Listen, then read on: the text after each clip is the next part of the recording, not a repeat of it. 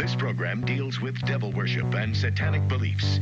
It contains explicit scenes and descriptions of violent crimes and rituals. Americans are asking, who attacked our country? You have declared a subliminal jihad against the United States. Can you tell us why? Everything pertaining to what's happening has never come to the surface. The world will never know the true facts of what occurred, my motives. And night fell on a different world. And Iblis is thinking, I should be getting this position, not Adam, and this guy is created from dirt. And how does the army feel about you being head of the Temple of Set? And the conspiracy theorists can say what they will, but I want you to give me power over Adam, and I want you to give me soldiers and minions and all of these things. The people have so much to gain and have such an imperial motive for putting me in a position I'm in. We'll never let the true facts come above board to the world. And I want you to be able to give me the ability to whisper into the hearts of mankind. And who was the grotto leader? Don't remember his name. You don't remember the name of a person who involved you in murder? Now, these people are in very high positions, Jack. Yes. Welcome back to Subliminal Jihad, episode 280. Sorry, to Subliminal Jihad. Episode 282. I'm your co-host, Dimitri. I'm Khalid. And today, we are sticking on what we were talking about on Monday. Apologies there for the intro cutting out. I know we like to have the synths slowly fade away, but regardless, we decided after our Monday episode of EPSTEINPOCALYPSE, we were almost going to do another Q&A today, and then we thought, well, did we kind of get everything? And should we maybe circle back a little more? Right. And I was like, well, there are like 2,000 pages of stuff here, so I feel like there's more than I certainly felt like I hadn't necessarily seen everything. I think now I've really gone around it very extensively, but I know you even found some stuff that exceeds the actual recent release. Yes. Of files. I went down some rabbit holes in the last 48 hours that, while not directly related to things that are in the emails, I would say I've developed some interesting working theories and leads about some stuff that I'm very excited to get into today. We'll probably save that for a little time in. It was hard to wrangle Dimitri to even start the episode. I almost got a private episode. I know. But the episode of Subliminal Jihad hosted by Dimitri about what you've been reading. I can sort of barely contain myself because things started to click in a way that they hadn't before. Things that were hiding in plain sight this whole time. Things that you could argue, things that made me feel wow, we have been an Epstein podcast this whole time. Every single episode somehow sheds light or fills in the blanks of trying to understand what this broader network actually is and what it's doing. And what its purpose is, and what it says about the world. That actually hits on, in a way, what I wanted to make sure to touch on at the top of this. Okay. Because which is coming directly off of our last engagement with this on the Patreon feed. Mm-hmm. Something I felt should be underscored is why is this important? Why is talking about Epstein a valuable thing to do? Mm-hmm. Not just because it's salacious or it's lurid, but because it reveals a hidden dimension of American politics. We received one comment, and I don't need to put this comment on blast, and with the sentiment of it, I don't find objectionable, so I appreciate this comment, with all due respect to the commenter. The comment was something along the lines of I think that there needs to be a sort of a nationalist popular bloc built, or sort of a popular front against transhumanism, because even as disgusting as Steve Bannon is, these transhumanists are like true sickos, and they make Bannon look like nothing by comparison, right?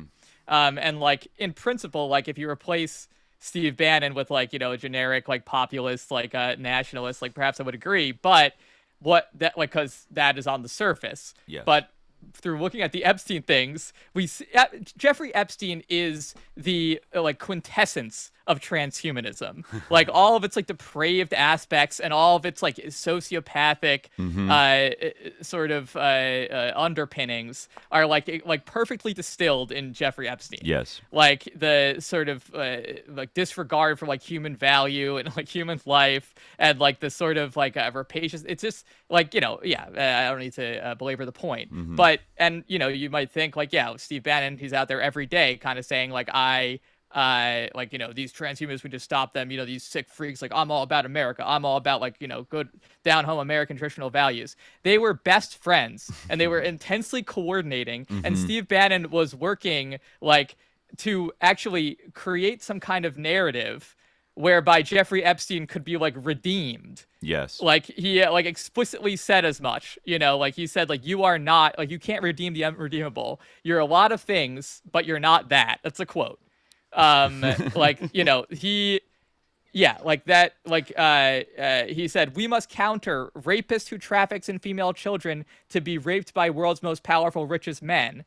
That can't be redeemed. That is why we let them blow up the argument while showing the 12 you redeemed. And I guess those 12 would be like people like Noam Chomsky and Woody Allen, you know, and like whatever, like all these like Jim Watson, the discoverer of DNA would come out to show, you know, and I guess some of the girls in Epstein's mind will be forced to testify on camera in this sort of elaborate thing. But anyway, the point is there that, like, yeah, on the surface, these two political tendencies might seem to be opposed. But in fact, when you go through this, you see how, like, these superficial divisions, like, are just that. They're superficial. And, like, actually, like, they conceal, like, deep imbrication, like, with you know, among these people. Right. Absolutely. And that's like why it is important. Yeah. I would feel similarly about that comment, though I know where like it's coming from. And I would agree with you. Like if we're talking about some other kind of figures that maybe are kind of on the populist right and are like very critical of like the Silicon Valley people, I might like be able to kind of like go along with it. Like, you know, we do need to like build a broad coalition to like crush these sickos. But like Bannon is way too problematic of an example because he's intimately involved with, and Jeffrey Epstein was involved with his project of like the based Pepe fucking populist uprisings across, you know, like the shift to the right across Europe, just at the same time as he's like hobnobbing with all these like lib figures, you know, and even as we'll get to today, some pretty out there lefty counterculture figures as well, and the transhumanists in Silicon Valley, like. He's talking to Ehud Barak, and he's talking to MBS, like, and El Thani. Like, he is talking to, well, I mean, even that is like, you know, the Gulf state monarchies in Israel. Again, you might think that they are on opposite sides, but honestly, if you go back decades, like the Safari Club, like there's always been a deep plane of cooperation between those two. And now we see with like the Abraham Accords and things like that taking shape, and they're in action in the face of the genocide in Gaza, that, you know, these guys are always kind of like, they're loyal. They're a part of a class that is loyal to one another beyond any loyalty to either like partisan side. They both kind of engage with the partisan side. Like that's exactly like what you see. Yeah, that's exactly what you see in this. And yeah, it's true. Like again, and that's why it is so important, because like, yeah, on the surface, like maybe like you do see like the appeal of that. Like, you know, you can identify like who is the most pernicious force, what force is the most pernicious in society, and like any ally you can make against that, you know, is like, you know, whatever it takes to take down this most pernicious force. But like that force is in fact so pernicious that like it disguises itself. You know, it can't like not everything is always as it appears. And that's like an important thing to bear in mind, that you can't always trust like appearances, especially like in the domain of politics, right? It kind of reminds me, it's not a perfect like analogy, because in a way like this is about the transcendence of class, but it reminds me of the play La Ronde by Arthur what was his name? Schnitzler, Mhm. Arthur Schnitzler, Okay. which is basically like it's this the format of the play is that like it starts off with one couple having sex, and then like one partner from that couple goes and has sex with somebody else, and it goes like in this kind of daisy chain, like circling around, and it shows like it takes you through like all the different classes of I guess originally it was a German play, but it's known as La Ronde. So it takes you through like all the different classes of Viennese society, and like you see like all of these like people like sex is like what connects all these people who are like on the surface like so different, right? They're all connected by sex. And again, it's not a perfect analogy, but like Epstein in a way, like you kind of see that how these extremely different spheres, like someone like like Kathy Rumler, like the last person you'd think would have like something in common with Steve Bannon. She was having like lunch with Steve Bannon with Jeffrey Epstein, like Yeah, or such a stalwart of kind of neoliberal economic orthodoxy in Wall Street, sitting down with Epstein and crypto renegade Brock Pierce. What's like on the surface? Isn't Brock Pierce all about challenging the conventional systems to liberate everybody through Bitcoin and blah blah blah? And it's like, no, and he himself, great friends and former business partners with Steve Bannon, and you could just go down the list of like, oh yeah, like behind closed doors, all these people are cool with each other because as Paul Krasner's good friend George Carlin once said, it's a big club and you ain't in it. Yeah. Kind of ironic coming from a friend of Paul Krasner Right. who was in this club, it seems. We'll get to that later, but I think that really does come through. So even in terms of people talking about, well, what could you possibly do to combat or root out such a network? I mean, we see one thing that's changed in the last couple of days since our last episode is the House almost unanimously, with the exception of one like pedophile ring connected Louisiana congressman, right?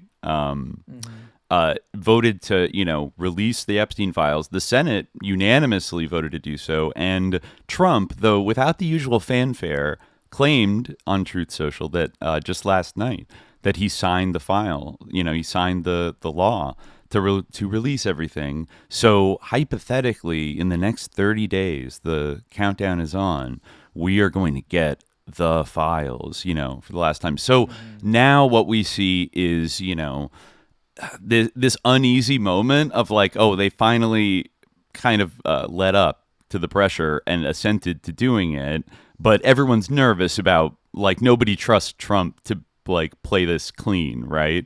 It's like how many redactions has he instructed people to make already? How many things are going to be withheld for reasons of national security or blah blah blah? Like what version is actually going to come out? Meanwhile, you have Trump releasing this, but almost like to save face, completely politicizing it. It's like this is like Democrats are the ones implicated. Democrats, they were all best friends with him. Like look in the files, it was all fucking Democrats and blah blah blah. And then meanwhile, Democrats are chomping at the bit that this is going to finally reveal something about Trump and Epstein that will, if not drive him from office, maybe lame duck him, terminally for the rest of his term, or lead to an impeachment, or yada yada yada. Yeah. Like they're dreaming is this finally as Epstein called it, the silver bullet that will kill that will kill the dogman of American politics. And they think like what you just said is a kind of a necessary like addendum to both those kind of urges of like either side is going to get like primarily implicated and then justly sort of punished, and then there will be like a return of like law and order, and like the slate will be kind of wiped clean, because I think at the end of the day the whole system is implicated in this. And that's exactly what has been the problem with like the reason why like it has been like objected, and like kind of hasn't been dealt with, because like so many are implicated, not only like in politics but like in these kind of like parapolitical in another sense domains, like in Silicon Valley, like in the health sector, right? Like all these, like, if we really had like everything, which I don't think we even have, like we were talking about yesterday with like all these tapes and all these films. Like if we had like everything, then like this would go like really, really far. A lot of people are implicated, like academia, like all these like sectors of society, and like foreign countries as well, right? It's not just in the United States by any means. Of course, you have Prince Andrew in the UK, but he was also like so deeply involved in like the politics in the Persian Gulf, right? Like he he was a trade representative for the UK, right? For a while, that was sort of like his job for a while. That's when when he went to Thailand and ordered like 80 hookers or something like that. Like that's something we didn't actually bring up in terms of ramifications. One of the few, people to like suffer any material consequence for this was Prince Andrew. Just, like in the last month, he was stripped of all like royal titles and kind of kicked out of his house, and, which did feel at the time kind of like nothing specific had just come out about anything, so it was like, oh, they must know something's like gonna be coming, and they like King Charles wants to fucking just like get it over with and get get ahead of it so that it won't be worse later. But then I guess the things about him and like the hookers and like things were kind of leaked through the British media that seemed to justify, it wasn't, I don't even know if it was like specifically Epstein related, but it was just like general ludicrous, like bad boy behavior, around the disgraceful behavior, around the world going on for decades. And so that's one of the few examples of somebody, facing consequences. We just also had Larry Summers, R.I.P. Yeah, he also, is finally going to be stepping down from all of his positions. I actually didn't, shame on me, I didn't fucking realize he was on the board of OpenAI. Yikes. This whole time? Really, bro? Like, we knew he was friends with Epstein, like, before, probably back in, like, 2018 or 2019. Like, that name had been going around for years. That was very well known. I think, I forget if Virginia Roberts Giuffre had specifically, like, implicated him abusing her, or anything like that. But he definitely flew to the island, like, we all knew on the flight records and stuff. And, this guy, like, more than any other, represents, like, the awful, like, neoliberal economic decisions that were made in the Clinton and the Obama administrations that have taken us to like a pretty shitty place socioeconomically and politically, and was done, and meanwhile enriched Wall Street and all of his fucking friends and all their little foundations and everything else, while like the country decays from within. And I think, like, if you want to talk about something like transhumanism, of course, this is something that's like very difficult to define, but like, I mean, obviously you can recognize its features, like in many cases, but like, still it's a not like formally defined thing necessarily. But like, I think there is an ideology that like unites these people. Like, I think about what Ehud Barak said about Noam Chomsky. Like, Noam is like so sharp, or something. I forget what he said. Like, Noam is so like cogent, like intelligent, like a smart guy. Like that's the thing. Like, it's kind of like, it really is in a way like a cult of intelligence. Whether like natural or artificial. Right? It's very interesting how these two preoccupations actually weave together, where on one hand, they believe like in the manufacture of intelligence, or in like the sort of CRISPR type of like genetic engineering and eugenics in that way. But on the other hand, like you'd see these discourses being like, all through Epstein's emails, like from this guy, Joe Sabach, who I find probably one of the most loathsome people to appear in the Epstein emails, which is really saying a lot in terms of like his professed views. But maybe we'll get to this a little bit later. But yes, like this, basically like kind of like a racism. I guess it goes hand in hand with this eugenics thing. But this is an ideology that can unite all these groups. That there are some who are simply great, and even if you disagree with them on your like opinions or your politics or your views, like you said, there's this solidarity between them. I mean, you could argue that like the actual like and there's, I think, a very good argument to be made, this is the case, that like there's a base beneath that, or a substructure, which is simply like their class and their economic interests, right? But I do think it's something more discreet, like beyond that, of almost like they are a vanguard uniparty of like a transhuman, like a bourgeois transhumanist elite, or if you want to say techno-feudalist kind of elite, because they do have such contempt for democracy at the end of the day. And seem to, like, given their collaborations with Bannon, seem to be like happy to chip it away bit by bit, like from a little from the center left and from the far right, primarily. But it's that I think it's more like productive maybe to look at these people, like somebody like Ehud Barak and Noam Chomsky, these are like people that are on the left and the right wing of the same party, and they have internal disagreements and they don't agree on everything, but they are in the same party, like this sort of vanguard of the ruling class that has decided to pursue the maintenance of their power and prestige in a specific direction, which is, I think, it's kind of emerging, this kind of like techno transhumanist direction. And I think other people have said it before, but I do think it's like valid to say that if you really scratch beneath the surface, transhumanism pretty much looks a lot like just 21st century eugenics.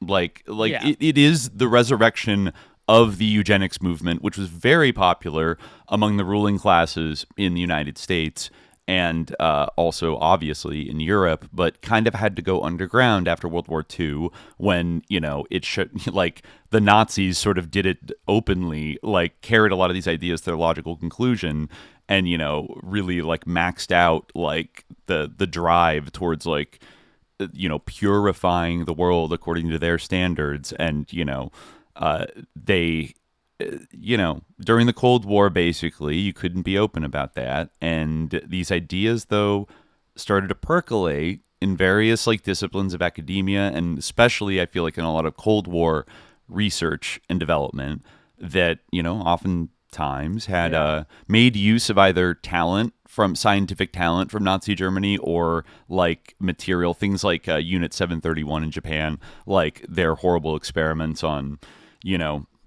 with biological weapons and torture, like concentration camp experiments with the Nazis, Mengele, who was protected by U.S. intelligence, like a Colonia Dignidad, where they would do experiments on, South American dissidents and, in a Nazi pedophile cult, compound. So, even the overlap between like child sex abuse cult and insane, like eugenicist, fascist, kind of beliefs about the world and being like plugged into high levels of power in society, basically being backed by very wealthy people with very patrician elitist ideas about, that there should be a ruling elite.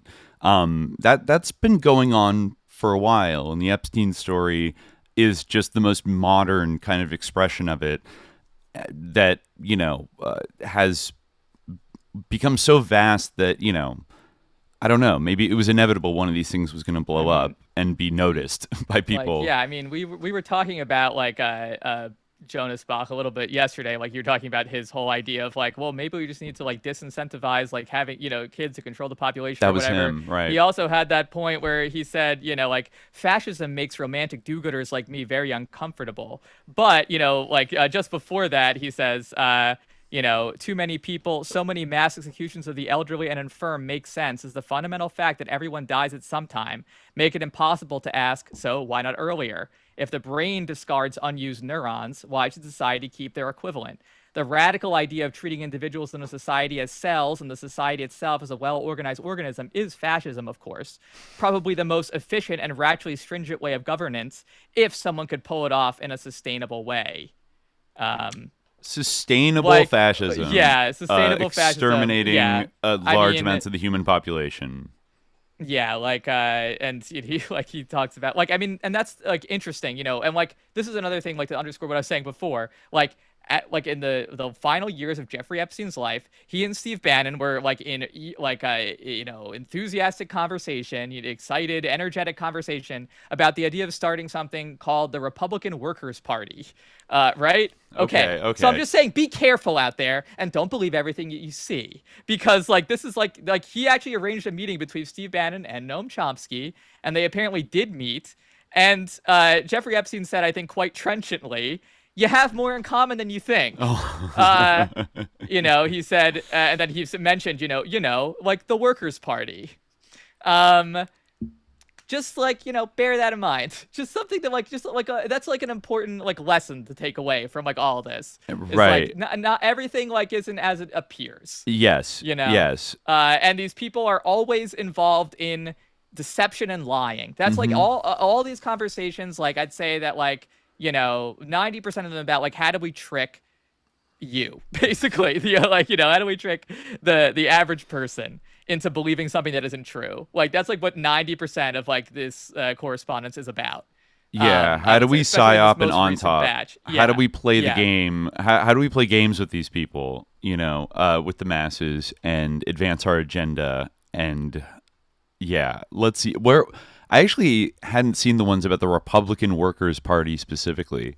That was is that mentioned by name in the current batch? Yes, it is. Epstein asked him. Well, actually, it's very interesting because first they kind of frame it as like that. This is the counter movement to Me Too, which I think is very important. This is like the sort of subliminal aspect of it. Is that like they're complaining about like Kavanaugh and like they're having solidarity over this, and like Epstein obviously feels like a kinship with Kavanaugh because like all these people are being unfair to him, blah blah blah, cancel culture, etc. And Bannon obviously is sympathetic with Epstein, and Epstein says like there needs to be a counter movement. If Me Too is a movement, there must be a counter movement. It's like, well, this is going to be our movement. Epstein says every guy can visualize himself sitting in that chair. Being harangued by Harris, Feinstein, etc. Did you grab, grope? How many drinks? How often? Can you categorically deny it didn't happen? Yikes. The victim must be heard and believed. But as a political move, do the Dems get a good move, sir? And then, Bannon didn't answer. And so then Epstein says, are you going to champion Citizens Party or Workers' Party? And Bannon writes back, yes, the Republican Workers' Party. And then there's also an interesting comment where, I think we talked about this a little bit, but Epstein says, if you have time, give some blood before you go. The results will be waiting for you to return. You cannot put your head in the sand. Sorry, I'm aware of the superstition and the desire not to confront harsh realities. That's what friends are for. So it's like, make sure that we have your blood on file or whatever, so we know, right. Make sure that we're and then Bannon says, yes, yeah. Mother. Yeah, exactly. It all goes to shit if you are not healthy, Epstein says. Yeah. I know. What the? Oh, yeah, and then a little bit down there, Epstein says, Lucifer with a stroke, bent horns and all, doesn't look so good. And then he says, you and I are both relentless. Hang on. Needs 2 functional arms. Like, that's a revealing line right there. Like, needs 2 functional arms. And then right after saying Lucifer with a stroke, so he's kind of comparing Bannon to Lucifer, and then also saying, it's also like hang period on period needs 2 functional arms. And so he's talking about like the entity that they are, that they represent, like their project needs a left arm and a right arm. You dig? That's an interesting way of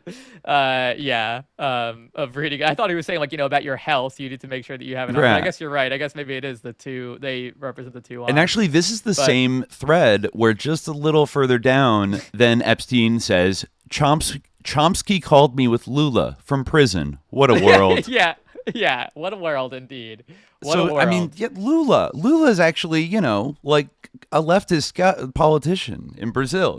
Like he's not even like a Dem. Like he's a little more left wing than that. But then Chomsky, due to his sterling, spotless reputation as being the most radical academic leftist in the Western world. I assure you, I only met him one time, and it was simply So please tell your simps online that I did nothing wrong. Yes, sir, Mr. Chomsky. But it's funny. And then in the same thing when they're talking about the blah blah blah, like they're talking about Lula, Epstein saying during Thursday's press conference a message from Lula to the Workers' Party regarding the organization's militancy was revealed. And then Bannon says, actually Epstein first says Bolsonaro the real deal. and then sends an article, and then Bannon says Bolsonaro is the all caps real deal. So like Bannon is very like supportive of Bolsonaro. Yeah. Meanwhile, exactly. Epstein's he told talking him to go Lula. easy on the Bolsonaro stuff with Chomsky's wife because she's Brazilian. Interesting. I actually didn't realize his wife was Brazilian. Yeah, I guess according to Epstein. Yeah. Wow. Yeah, I mean, so yeah, like there's definitely then going down there, like people are Bannon actually writes very stable genius, like making fun of Trump, a little bit later, and then the last thing in a little cryptic here, Epstein says in this thread is, "You girlfriend is coming for lunch? Questions." What is that? Like what? Steve Bannon's girlfriend is coming over for lunch. I feel like that might be. It's unclear because I do feel like a Bannon sarcastic has multiple girlfriends, but it might be about the Rumler because he calls her your girlfriend a couple times. Like sarcastically because she's like the Obama lawyer. Because she's the. Do you have any questions for her? They hang out together. Okay, I would buy that for this. Yeah, because they do that kind of like homo like. Joshing or whatever, Yeah, exactly. Yeah, that your girlfriend's gonna be. The homosocial ribbing. Yeah. Exactly. They're on that hot couch together, but they are definitely. So that's an indication right there that they are aware that they're playing the left and right side of various political situations, and massaging them to their advantage, and that is, I mean, that's one reason why I think they've had to slow walk this thing. And I'm still kind of surprised. I mean, we all know even if they release all these documents that are in the bill, that the photo evidence, the video evidence, etc., there's going to be stuff that's not released probably ever, or we're never going to be explicitly told what it is even. And we also we live in that world now where we have to accept, unfortunately, it sucks, but we sort of are forced to speculate a little bit and use inference and make educated guesses because you're never going to get it handed to you on a silver platter, right? It's worth assuming that. Now, and that's the same thing we were kind of talking about last time, where if these files, when they come out, it's this is it, all the files, and then they don't contain Epstein saying I am an Israeli agent or whatever, that doesn't mean that there isn't another dimension to this, right? That's it's, you gotta read between the lines, or in fact just read the lines at some point, because he says multiple times I don't want to text about this. We need to talk about this face to face. It's over and over again, you see these things. So there's a side to this that the paper trail isn't going to reflect, right? So it doesn't necessarily, mean that, because you just know, when things come out, there's going to be something that can't be definitively established, beyond all possible doubt. And people's standards for evidence with regard to this are insanely high to begin with, but right, some people's standards are insanely high to begin with, but I just already can tell that when more comes out, it's gonna be see, this thing wasn't explicitly in there, Epstein didn't confess to XYZ, therefore that means that it can't possibly be true because these are the files. Yes, and even though that when you say it seems completely incoherent and ridiculous, people are gonna do that. The Nothing Burger Brigades are gonna say that. Yeah, exactly. Seems like a Nothing Burger. I'm sorry, he's a little bit too stupid for that. He's a little too stupid. I don't think he could be manipulated by intelligence agencies. Yeah, exactly. Yeah. But yeah. So with that in mind, though, I think perhaps there are some inferences that we can make, based on this information and jumping off of it. You found some stuff that I actually haven't been able to review yet, but it does look interesting at a glance. You just kept writing in our notes what the fuck.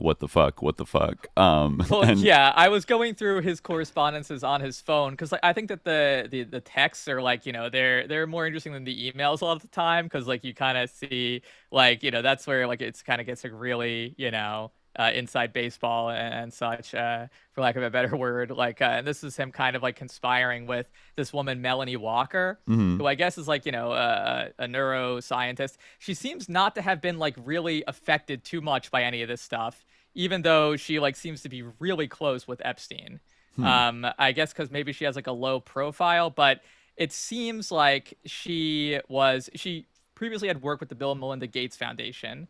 And it seems like possibly like she had a relationship with Bill Gates that of some kind where that like Melinda Gates didn't like. But yeah, she even mentions another email that she was introduced to Jeffrey Epstein by Donald Trump, like 28 years, around 28 years ago. So like they've known each other for a long time. And he basically like she started out kind of, it seems like, as one of his interests or projects when she was like a younger woman, and eventually she like kind of got into his like preferred intellectual field of like basically like brain implants and stuff like that. And all this like kind of stuff like neuroscience and like what like Epstein calls like in their exchanges health information security. And a lot of these texts that just came out are about Epstein and Melanie Walker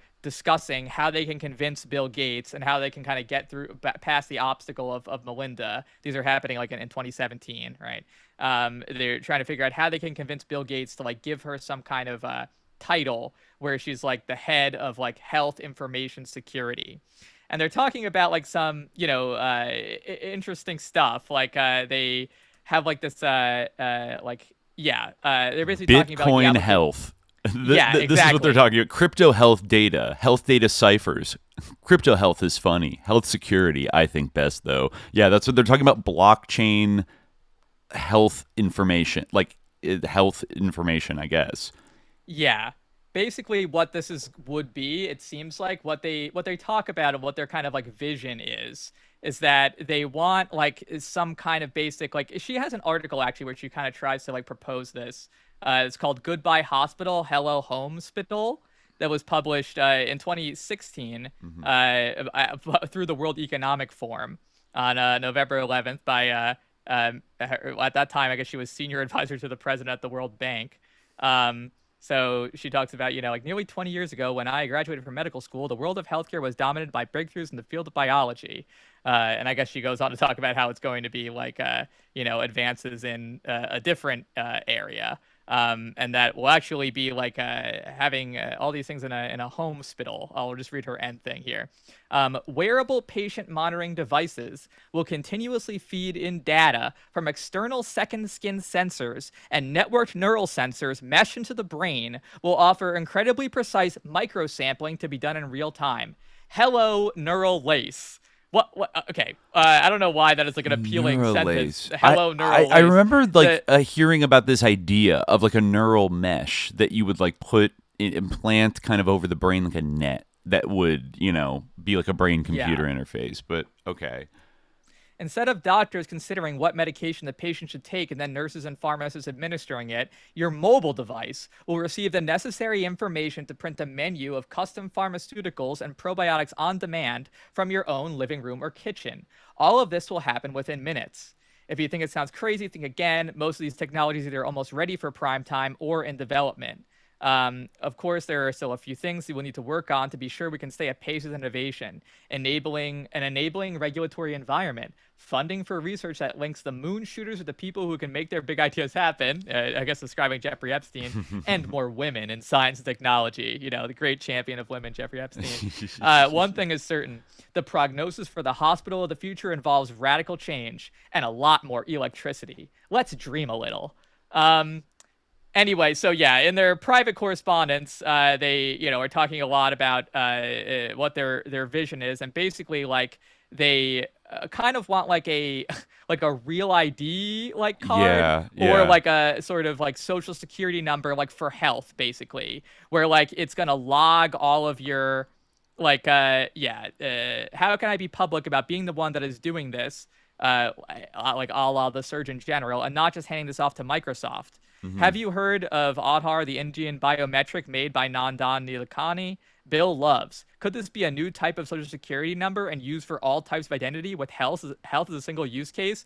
When I was reading this, I was a little bit like, folks, like, like reject the national ID card. A little bit. Well, it's like also a little bit prescient. Like you're gonna be getting healthcare in your home. Telehealth. Like you're basically like your social security number is gonna become like a health number. Yeah. It's like a little bit like it was sending me back into like the days of 2020. DARPA winter. Yeah. Yeah, well, I think actually like it was like the Hopkins program for health security that ran that, wasn't it? Like, so it was actually in the exercise. Yeah. Melanie Walker mentions like getting an award that she was nominated for by like some people at Hopkins. But yeah, so like, he like one idea for their title is like director of the Cryptographic Health Data Initiative. Like this is kind of like in a way like the essence of like biopolitics, like Foucault for all his faults, like described it pretty well. He did like, have a that's few like bangers. the last frontier of like surveillance, like just everything about the body being surveilled all the time. Already, like all of our data, like all they're already like coming for like our thoughts, like our expression and our words and our language. Yes. Epstein's, the big interest of Epstein, and now it's like your body has to be like constantly like accessible. Like they even say like it'll be like a way for you to get healthcare like right immediately, while also helping the government solve medical problems. And I assume the way that you would be helping the government solve medical problems would be by like having your like health data constantly accessible to in some kind of like data bank that like then they could like collate. Yeah, exactly, a blockchain. Like that maybe it would be like secure in some way, but basically like the same way OpenAI can read all your chats with like your AI boyfriend or girlfriend. And a wearable now with there are billboards all around my part of LA for the Friend device, that your snarky AI companion that you wear around your neck that just like talks to you throughout the day, like the movie Her. Like all these things are coming together. Somebody, because credit to Foucault, but somebody needs to write a book called like Bioimperialism, the Final Stage of Capitalism, or something like that. This is bioimperialism. Yeah, definitely. I mean, I feel like there are like there probably are. Things like somebody's that. probably done that. Yeah. But I mean, well, I'm thinking of like Jasbir Puar's book. I mean, like she talks about like the kind of like medicalization of like the sort of apartheid in Palestine, and like the sort of the stealing of organs and things like that. She was like heavily criticized as like that's blood libel, but like there actually was like a fair amount of credence to those accounts. So it's actually now that you mention that, I think we would be remiss not to mention that isn't the first subject on this thread like the title of it. Or at least one of them. Oh yeah, like the title of one of the messages that starts out this thread is Israel/MIT. Right. So and then followed by somebody saying, from a Wired article, seems like folks are trying, and then sending a World Economic Forum, link, and then sending this is one of the other World Economic Forum councils. ... Could ask them. And then I guess saying after that, no one on council, very clever. Very clever. Yeah, I remember him having a really depraved exchange about her with her about this. I think this is Melanie Walker, I believe. Like they're talking about Trump, and they say like a peace meeting with Jared and Tony Blair and all those folks. Not sure Bill Gates is interested in the peace process mostly. Melanie Walker writes, he says he speaks to Jared a lot. Epstein writes back, peace boring and not happening, period, all caps, grow up. And so she says, oh Jesus. Lord, 21st then, what to discuss? And I guess she writes back, more war. And when was this written? 2017. 2017, March 2017. Yeah. Grow up. Yeah. More war. That's what's happening. Yeah, and Epstein writes back, cyber. And Melanie Walker said, agreed, that is a better approach. Israel best at that. Okay, so they're talking about Iran? I mean, I don't know. I think they might be talking about like in general. Yeah. But yeah, I don't know if like Israel bested that is just like a general comment or if I it's guess a conflict. It's best at cyber. Yeah. Right, and they need to focus on cyber. Yeah. Rather than on the peace process because Israel best at that. That sounds like they're talking about Trump walking out of the Iran deal and then, ratcheting up, tensions with Iran and him saying that we're going back to war. Meeting with Jared and Tony Blair, I guess. Yeah. Grow up. Yeah. I mean, Jesus Christ, these people. Yeah. It's the first time Epstein's ever told anyone to grow up, I guess. But he the Mr. Peter Pan himself. Yeah, interesting. I'm looking a little further in this thing. I got a pretty big award. This is I think, Melissa. Yeah, exactly. I got a pretty big award nominated by the folks at Hopkins and I have to make a speech in Philadelphia on Monday, and I'm so nervous.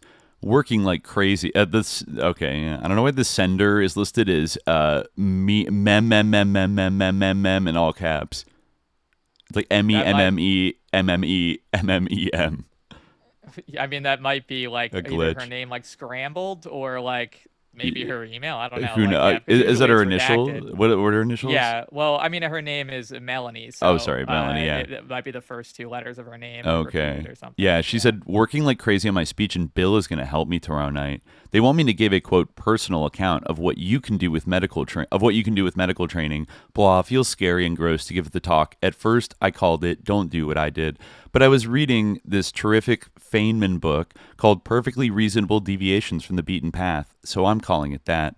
Helps to think about this instead of Larry and Melinda. Maybe Larry Summers. Let's talk tomorrow. I have to respond to the Gates Foundation legal team on my separation package that Melinda is personally managing because, quote, I am so valuable and a role model for other women that they want to be super, quote, generous and respectful. Talk tomorrow. Can't think about it anymore. And Epstein says, desperation from what? Is she firing you from Foundation and Bill giving you a 6-month pre-retirement at BC3? And she says, pretty much. And then she says, she has been trying for years. And Epstein says, that sucks. She says, Bill intervened and said, 6 months with him. They say it's not firing. That I've been gone 3 years and the org is a different place. And Epstein says, now I understand. Wow. How long were you there?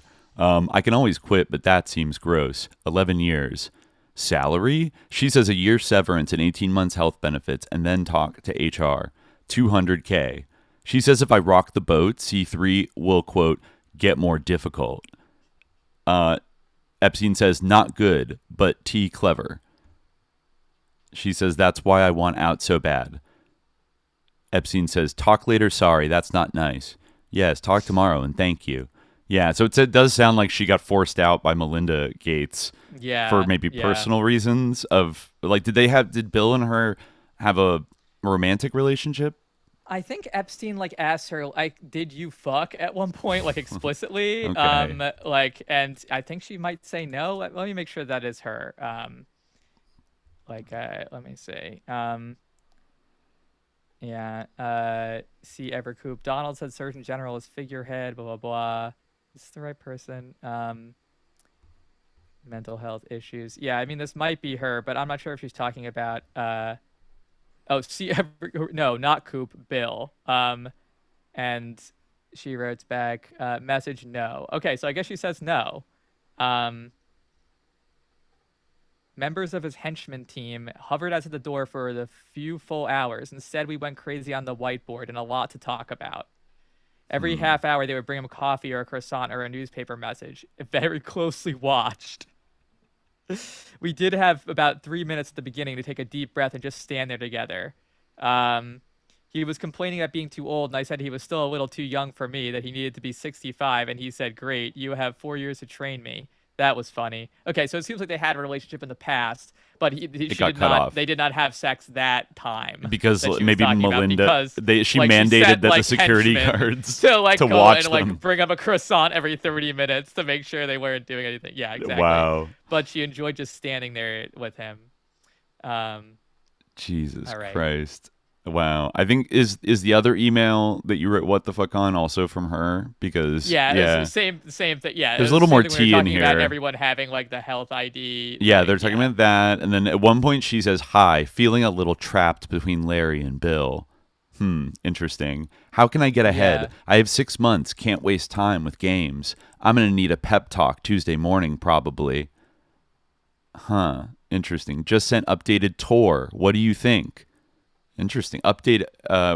Unless tour is an acronym. Like I think it's like terms of review, research or something. Term of research. I don't know, something like that. Like it's like not her Tor proposal for like how. No, I thought that Okay. too at first, but like I was like, no, this is like a document, and I think it's like basically like how long, like she's basically her contract kind of with like Bill Gates or whomever,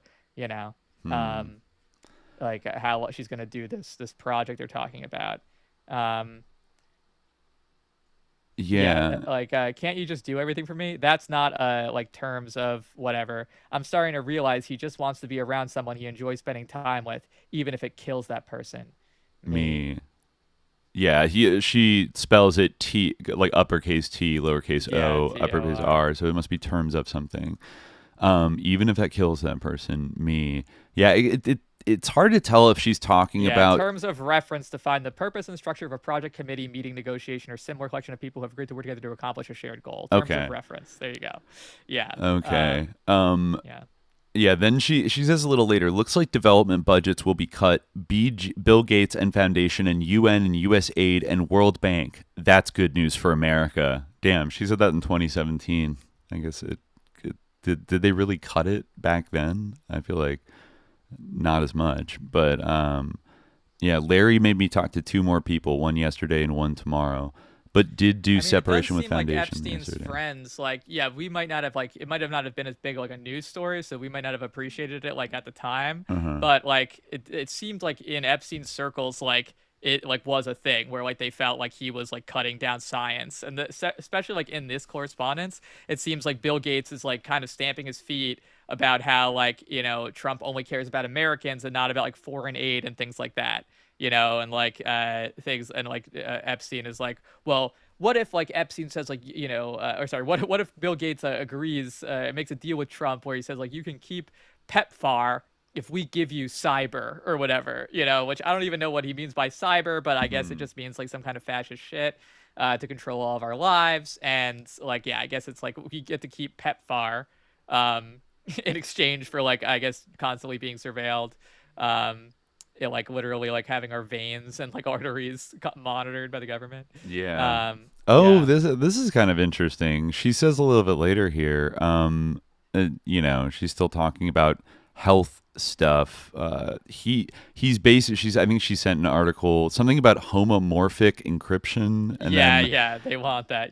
She said he's basically saying that all the stuff Bill told me to say is already being done by others, and that healthcare has an advocacy strategy, parentheses, without this, etc., etc. Should I reply Larry only and copy Bill and say, great, looking forward to the conversation, or just have a bunch more conversations, or what? It's getting ridiculous. Then she says, and Ariana Huffington just started a new org called Thrive with money from folks like Jack Ma, etc.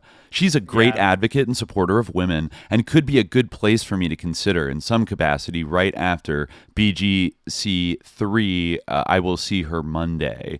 And maybe it's like Bill Gates Conference 3 or something. Ari, one of Epstein's like possibly strategic typos. But I think that's her typing about it. But Ariana Huffington is an interesting name to pop up. There is, she's been a left of center media figure, right? I mean, she essentially sort of copied the format of Matt Drudge and made like a center left version of it in the 2000s with the Huffington Post. Remember? And she actually has her own kind of connections to another like network of abusers, a little indirectly, if you do recall. Back in our Den of Damons episode, Michael Huffington, her husband at the time, who I think they eventually got divorced and like he came out as gay. But in the 1990s, he was a politician, right? Wasn't he a congressman? and or no, he was a businessman who like ran for Congress. Let me double check. But he was one of the wealthy investors. He was an heir to a large fortune. I want to say maybe an oil fortune. Yeah, he was a congressman for one term, like, back in the 90s. Right, 93 to 95, exactly. So he was the son of Roy Michael Huffington, founder of the natural gas exploration company Huffco, and then moved. I guess he started a merchant bank, and then actually. Had like a oil, gas, and real estate firm that was sold to Taiwanese interests in 1990.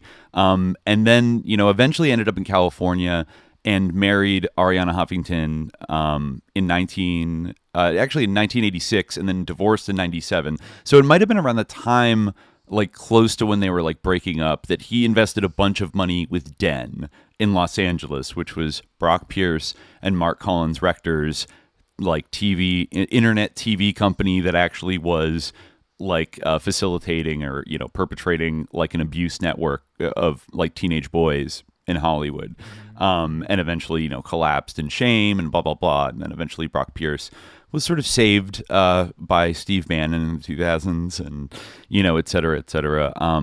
But I'd be curious to know if Ariana kept up with like, I feel like she's pretty friendly with like Bill Maher. Somebody who doesn't understand why we're talking about these fucking emails. He was a pervert. Get over it. He had he said at one point like he had pussy power. He had pussy power. Like he could just you ever met a guy like that? Like there's guys, they just have it and they can just get women to do anything for them. Like he's kind of saying it a little too like with a little too admiration on it, I would say. He also has his production company is called Kid Love Productions.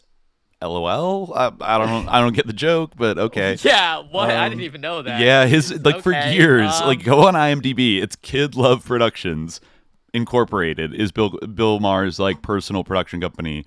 Is that supposed to be like LOL? I'm a pedophile. Like, is that the joke? Like, I don't know. Like, I actually don't know if he's ever like explained or been asked to explain why he chose Kid Love. But for a guy that was like so kind of like flaunted, kind of like kind of going to like sex parties. Remember there was that weird kind of there was like a private sort of club called Sanctum with like, it was all caps with no vowels, kind of like Nexium, and it was like you had to pay like $50,000 a year to join, and it was like an elite club in the Hollywood Hills that would host these like elite like sex parties. And Bill Maher was like a lifetime member where he got like a big amulet, like because he paid like $200,000 to like get to go to every event forever, and was like bragging about it in the press. This is like probably, I don't know, it's like around the time of Me Too, or like right before, when he was still just kind of like, he's very proudly like never been married, hates kids, like he's going to be a bachelor forever and date like way younger women, and and is a big Zionist, been a very stubborn Zionist throughout this.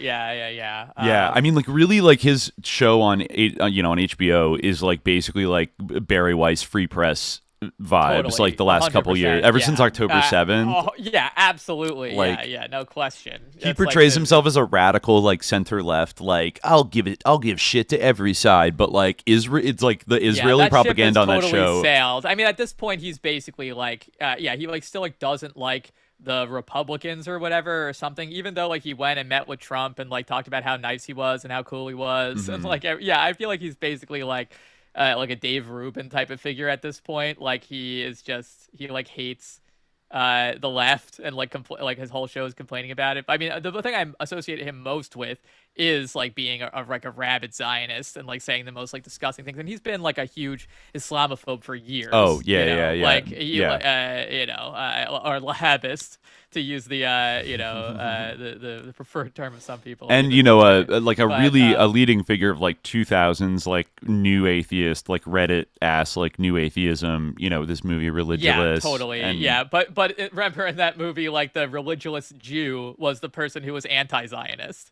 Like the example of the religious Jew was someone who was like an anti-Zionist Orthodox rabbi. I see. Like, you know, that's the true. If there's any Jew that's religious, it's the one that he sort of lip-washed it. So but no, it is important also to remember that he's like a total creep. And like he just like radiates like sex pest energy. I remember there was Club Random he did with like some like way too young actress. I forget who it was, but it was like very uncomfortable. God, I forget who that was. It was Sydney. What did Sydney Sweeney go on? I forget. Maybe it was. No, I remember there was something creepy with that. I just remember like I interned on some like shitty like PBS show that like and never even like went on air. It was like a weird job, like right out of college in New York. And I worked with some like older woman who had worked with Bill Maher at some point. This is probably, I don't know, this is like 2009 or whatever. And I always remember her saying like, Bill Maher, he's a fucking pig. Disgusting fucking woman, like misogynistic fucking piece of fucking shit. Like she like went off on him, and I always like, I mean, it's not exactly hard to tell like when you look at how he behaves on television. The chat is clarifying like the episode I was thinking of. Hawk Tuah, that was girl. right. Yeah, he was like being a little weird about Hawk Tuah. It was incredibly unpleasant to watch. It was very, very disturbing. Right. But before we move on from this particular email thread, there is another mention of Ariana Huffington from this woman, and she says that they're talking about like blah blah blah, that she sends an article about telemedicine, predictive diagnostics, wearable sensors, blah blah blah, apps will transform how, that's just in the URL. Epstein asks funding, NIH grants, and she says that's built around peer review and incumbent networks of power in each field. That's also why smart people and ideas are now chasing VC and private equity instead of grants. And then she says, have you seen Ariana Huffington's new effort? Media-driven platform for health and wellness. Money from Jack Ma and Jeff Bezos, with connections into Amazon and Alibaba. She wants to talk to me Monday, and I will be in NYC. Might be another path to Surgeon General in the sense of being the consumer-facing health and wellness guru, like a more evolved Dr. Oz or Oprah, but linked to products. Interesting concept. She's got reputation and money, and the whole thing dedicated to health and wellness, being on her leadership team and the head doc is cool. Jack says I could do Alibaba pop-up shows or anything, health, wellness, and sell a zillion products of whatever kind, and also as a doc present the evidence. Bezos could do something similar on Amazon. Both are outside Bill's space, but he likes them also, is profitable, and builds credibility towards America's doctor / presenting best evidence on products and also education on certain topics, like headaches or sleep or obesity or whatever. Of course, I'm still going to work with Bill a few months, but maybe start with her right after, or, all caps, sooner. More Monday afternoon. Then Epstein says, just left medical advisory, lots to do. I have zero interest. Yeah. Maybe he means about she says zero interest in medical advisory. Yeah. Oh no. Like I guess he met with Bill Gates, and Bill says he has zero interest in doing anything helpful on health or tech for US until Trump stands up on international development and aid. So it seems like, Bill Gates is like taking a stand on like how he's not going to help like the US health until, Trump does something about international, because that's his biggest priority, I guess. Interesting. Yeah. Then, he seems like, Bill is mad about overseas development aid. That's his number one priority, right, in 2017, is keeping that high. And it seems like she's kind of pleading with Epstein to, like, she has to convince Bill Gates to, like, back, like, this plan with Alibaba and Bezos where she's going to become, like, America's doctor and, like, sell, like, biotech products on... Yes. By the way, when did Jack Ma get, like, fucking disappeared in, like, China? Remember that? Remember how he was, like, the hotshot, like, kind of, like, Silicon Valley guy from China that built this, like, Amazon-type company, then just one day he's just like, no, you're gone. Yeah. Interesting. I don't know what happened to him. Like, I don't know if he was disappeared or what. Like, but I think he came back and then was like allowed to have like a lower profile. They halted the anticipated initial public offering of digital payments company following his criticism of China's financial regulators for prioritizing risk control over innovation. I see. So he was like kind of hobbled because he was like too critical. That's the But I mean, seems like he deserves it.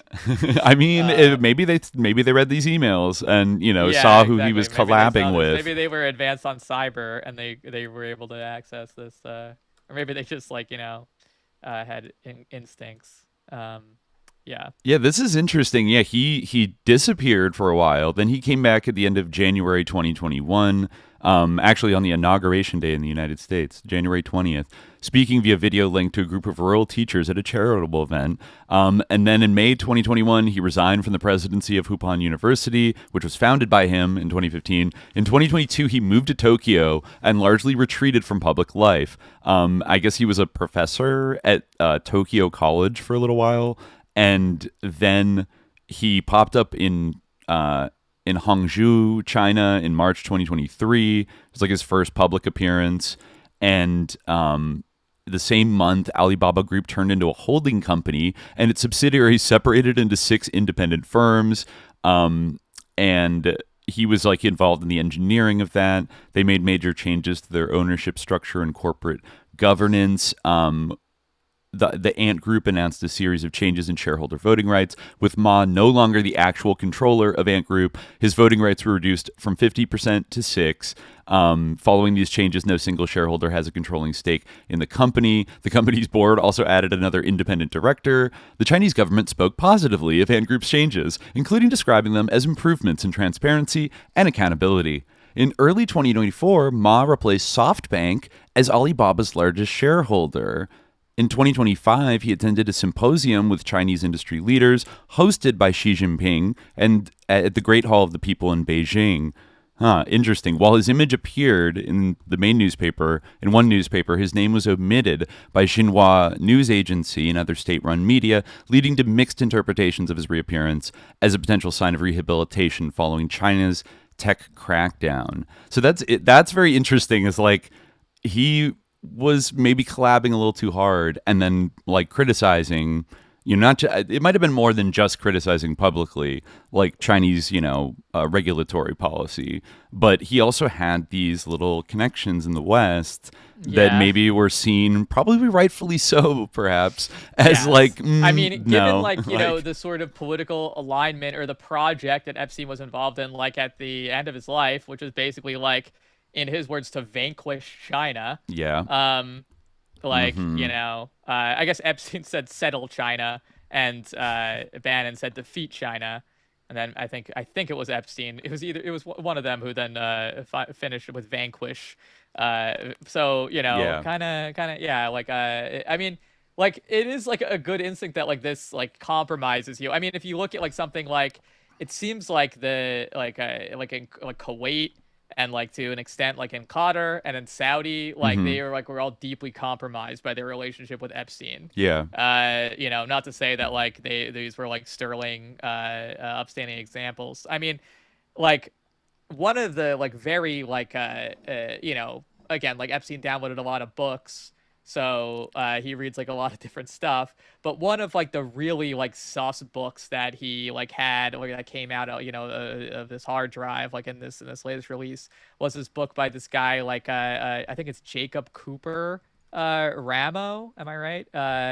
It's I think something Cooper Ramo. Let me make sure. Okay, right. I think Joshua Cooper Ramo. Joshua Cooper Ramo. Okay. Yeah, who wrote this book, The Seventh Sense.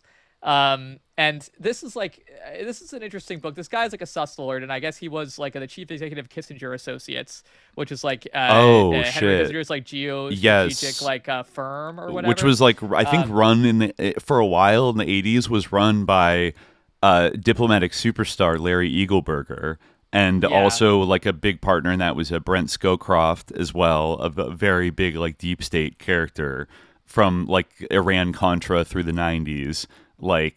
Who's talked about actually as part of the one of these Aspen meetings that Epstein is invited to, has Brent Scowcroft and some of these other Kissinger Group people, veterans there. That's a tight circle. Yeah. Also connected to CSIS, which we talked about last time, which Epstein brought up a lot, which was chaired by, it's at Georgetown. It's always, I think, had it was either co-founded or it's always had a strong connection with Henry Kissinger, CSIS. And other people like Ray Klein and other big founders of the CIA kind of people. And then Tom Pritzker was the chair of it for many years. He might still be.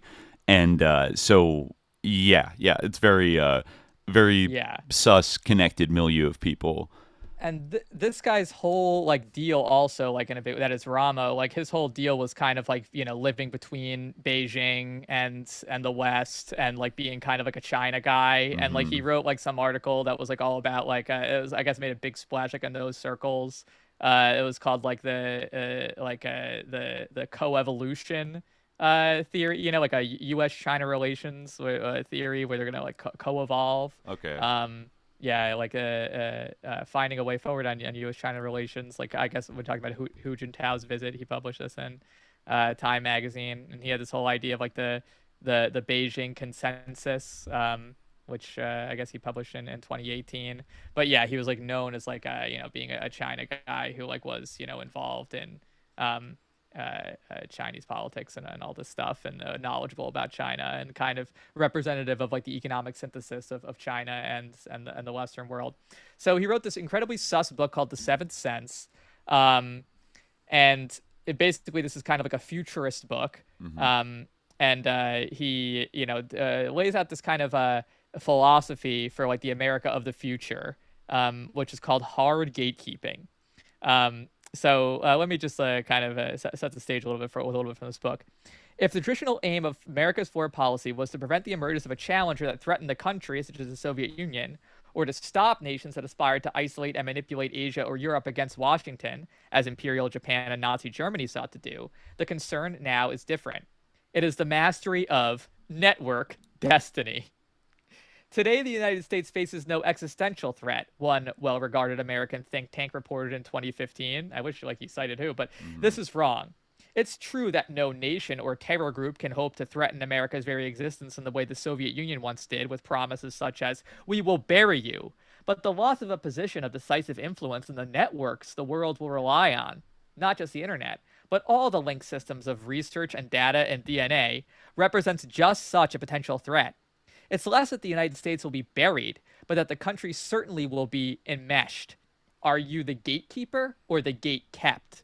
This is the fundamental question of self-determination and power that emerges from the nature of our age, and it calls for Americans to consider a new approach to national security, one that might be called hard gatekeeping. Hard gatekeeping means the construction and development of secure, carefully designed communities to manage everything from trade to cyber information to scientific research. You can see like how this is like right up Epstein's alley. Network state kind of, and Thiel's alley too. Yeah. Also, I mean, Thiel, like, it should be like stated that like he was also like in communication with Epstein, like in these, they have correspondence and they were meeting in person throughout this whole thing. Yep. So, a lot. But, yeah. Anyway, so so he says some of these will be for Americans only, gatelands. Others will include allies. Each will be developed fresh, tuned for principles that reflect how network power operates. Today, we're very nearly at one extreme, a world of few gates and walls. Groups like NATO or nations on the internet or Sunni states all represent potential gatelands, but they operate now with little coordination. It was as if Americans thought Postel's old law of the early internet, be liberal in what you accept, fit every network. In the years since the end of the Cold War, this instinct has helped encourage globalization, but the world is finding it is connected now in surprising ways. Forces that are inimical to the interests of the whole system are jacked into and using the technologies of the system against itself. It's not just terrorists or hackers who are gaming the system. Nations are also pushing at the roots of the global order. The imbalance is easy to spot. That American research universities are training figures who will use what they learn to erode an American order suggests a kind of misplaced investment. It's crazy, like, this is prescient in a certain way. It definitely, like, distills a certain philosophy perfectly. But anyway, just to finish, the goal shouldn't be to shut essential systems down or to wall them off. That would kill them. Rather, a wiser strategy will make them run more tightly and in a better coordinated fashion. Gatelands. It's clear, anyhow, that ideas like soft power aren't providing any sort of order for the world. The don't do stupid things assumption that history will just take care of itself, that capitalism and democracy will produce more capitalism and democracy, has not matched the facts. So That's a telling comment right there that, like capitalism doesn't just naturally win by like how good and efficient it is. Certainly not in the 20th century. Like No, it and was it's directed strategically. It's And also very interesting. Like, yeah, it dovetails totally with what like we are seeing now with like kind of the like repudiation of the abandonment of like conventional forms of soft power, which actually Epstein in that, or I guess actually it was Melanie Walker, she criticized like in that email exchange where she said like, how do these foundations like spend American tax dollars? Like how generous would they be if they had to spend their own money? All laws that apply to U.S. foreign policy should be applied to charitable orgs spending U.S. tax dollars. So this is the same kind of like thing where it's like, no, we need a different model of this where we're not kind of, this is like kind of within like the Trump world. It's very established wisdom or like kind of the consensus that like, yeah, like this kind of these forms of soft power aren't real. And of course, the fixation with gates and walls and like surveillance and control of like things like scientific research, trade, and cyber information. That's all like, very consistent. I mean, like, I want to hear what you were going to say, but this is the last thing from this that I want to read, which was the historian Arnold Toynbee once recalled passing a moment with the British Prime Minister Lloyd George during the 1919 Paris Peace Conference as the winning powers were deciding how to best arrange the world. Lloyd George, to my delight, had forgotten my presence, Toynbee wrote, and had begun to think aloud. Mesopotamia, yes, oil, irrigation. We must have Mesopotamia. Palestine, yes, the Holy Land, Zionism. We must have Palestine. Syria, what is there in Syria? Let the French have that. This sort of charmless arrogance, the Holy Land, we must have that, doesn't much suit our age. This is the author talking again. Gatekeepers, after all, depend on the goodwill of the gate kept. But Lloyd George's comprehensive view should be a model. What oil and irrigation we should have Suez, that. That attitude of like this doddering old man, like musing out loud about how we must have that. And he says, what oil and irrigation and the Suez were to the British Empire, finance and data flows and gates are to our age. Finance, data flows, and gates. Yes. Cool. Yikes. Yeah. Okay. Cool. So this guy is he's a member of the Leaders 21 Project, a term member of the Council on Foreign Relations, least shocking thing ever, a young global leader and global leader of tomorrow of the World Economic Forum, a Crown Fellow, as in Lester Crown, for the evil Chicago family, a Crown Fellow of the Aspen Institute, and a co-founder of the National Committee on U.S.-China Relations, U.S.-China Young Leaders Forum. Wow. So this guy is a big WEF. Once again, it's like, folks, like, this guy is a globalist, but, obviously, there's sometimes, when Alex Jones says globalist, it's a pretty confused version of the term, but these people do have a certain version of globalism that I feel like they're aspiring towards. It is definitely a Western dominated one, and it is like an elite dominated one, with certain, kind of semi-sovereign like network states around the world that might have like a smaller regional influence, like say the Gulf monarchies or Israel or, South Korea or Japan, things like that. But still dominated by a kind of like, Western Europe, American kind of web of like foundations and non-governmental institutions and financial and technology institutions that monopolize data and capital flows and still control like the largest and, at this point, still incredibly lethal military force and, abilities to kill and like overthrow countries that, kind of and box out countries and engage economic warfare, etc., with anybody that stands in their way. So it still is a kind of like northern imperial, like northern kind of Anglo. I wouldn't even like say so much Anglo-American because I feel like the EU collectively has become more of a partner than specifically like the United Kingdom, even though they're still along for the ride. But kind of Euro-American dominion over the distributed empire over the world.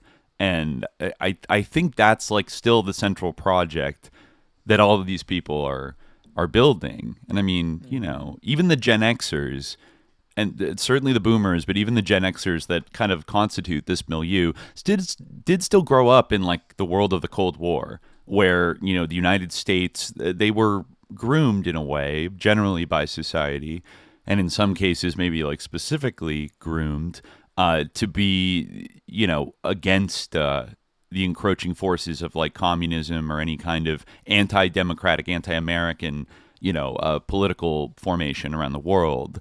And I would venture to guess almost all of them, greeted the end of the Cold War with like cheers and optimism and thinking it's the greatest thing ever and the good guys won.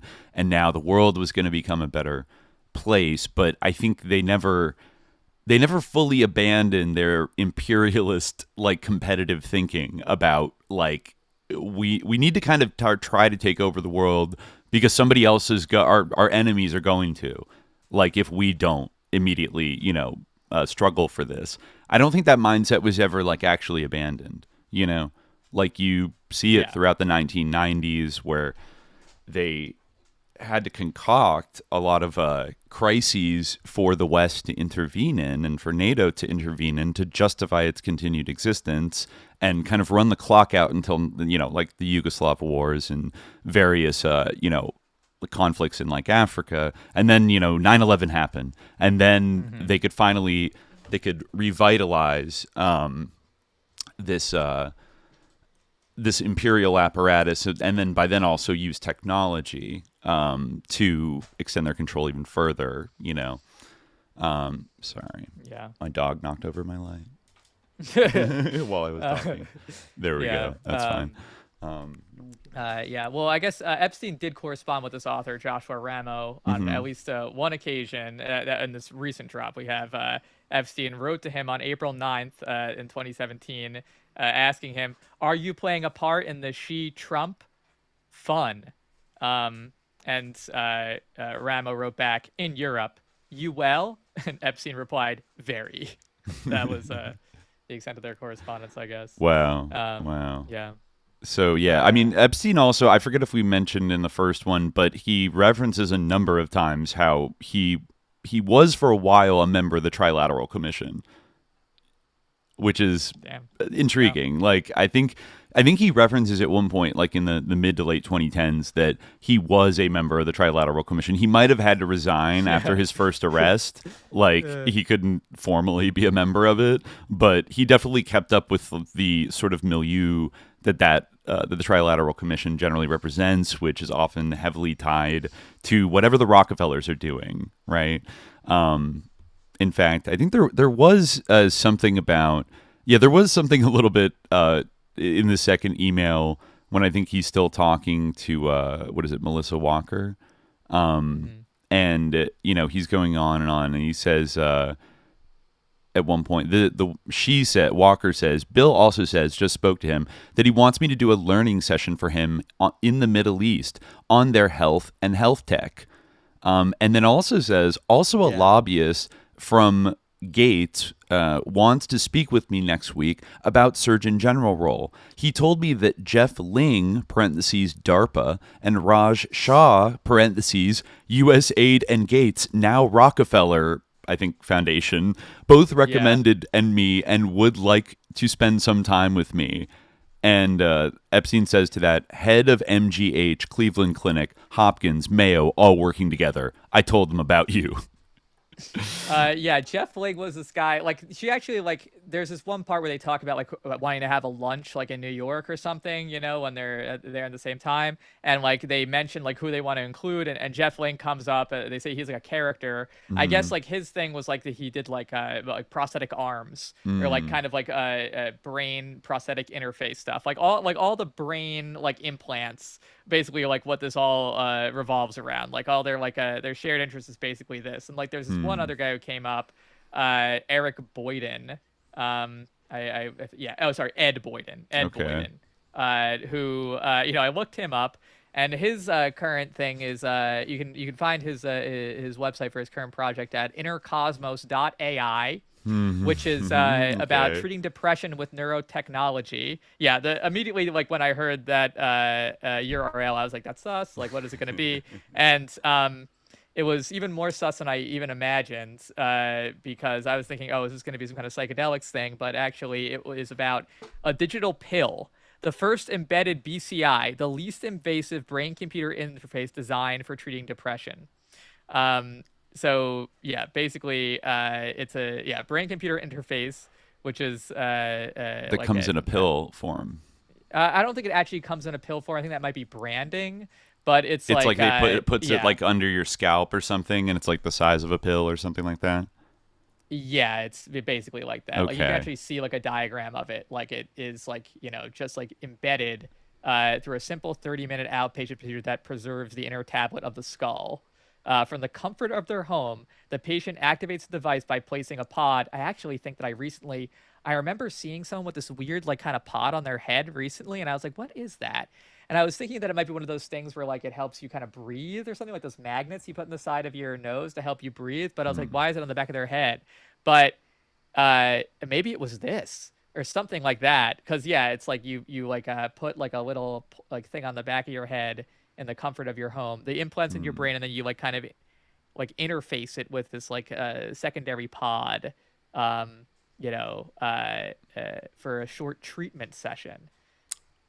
So they're zapping like binaural beats into your brain or something like that. I don't know. It stimulates brain networks, bringing them back into balance without invasive surgery.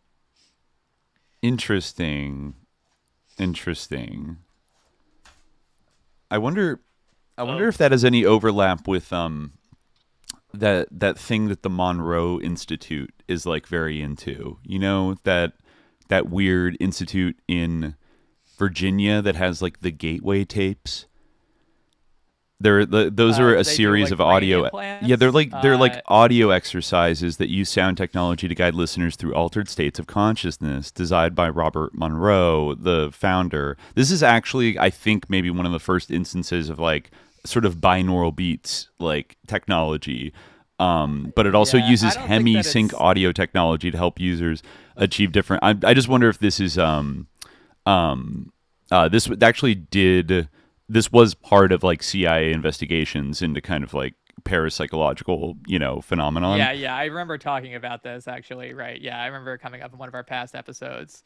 It has a proprietary technology called hemi-sync, which uses sound frequencies to help synchronize the brain hemispheres. So, but I think I've read some like threads about it on like, I think there's like an r/gateway tapes. And I mean, a lot of people talk about it kind of the way they talk about like MAPS, like psychedelic therapy, of just like, this is the greatest thing like ever. Like once you get to like level 20, you really understand like why the Gateway tapes are like the greatest. It's like they have like conferences and stuff, and it's very kind of new. It's that new agey, but mixed with like cutting edge science and blah, blah, blah. I guess, in the 80s, the CIA had studied the Gateway process to understand its potential for consciousness expansion. They have a 29-page report on CIA.gov. But anyways, that's just something that like reminded me of. I don't know if this is like audio based. I think it's more like kind of just like based on like electricity like, pulses. Yeah, like electrocorticography. I guess that's just for measurement, but yeah, like you EEG. also have magnetoencephalography, electroencephalography. Like intravascular BCI, neural dust, intracavarial BCI systems, that type of thing. Yeah, so I'm not sure if this is like audio based. Like, it's this is audio based. It seems to be based on like directly stimulating the brain through various means. Interesting and very interesting. It monitors, and it also like can treat by like stimulating the system into a certain way. Right.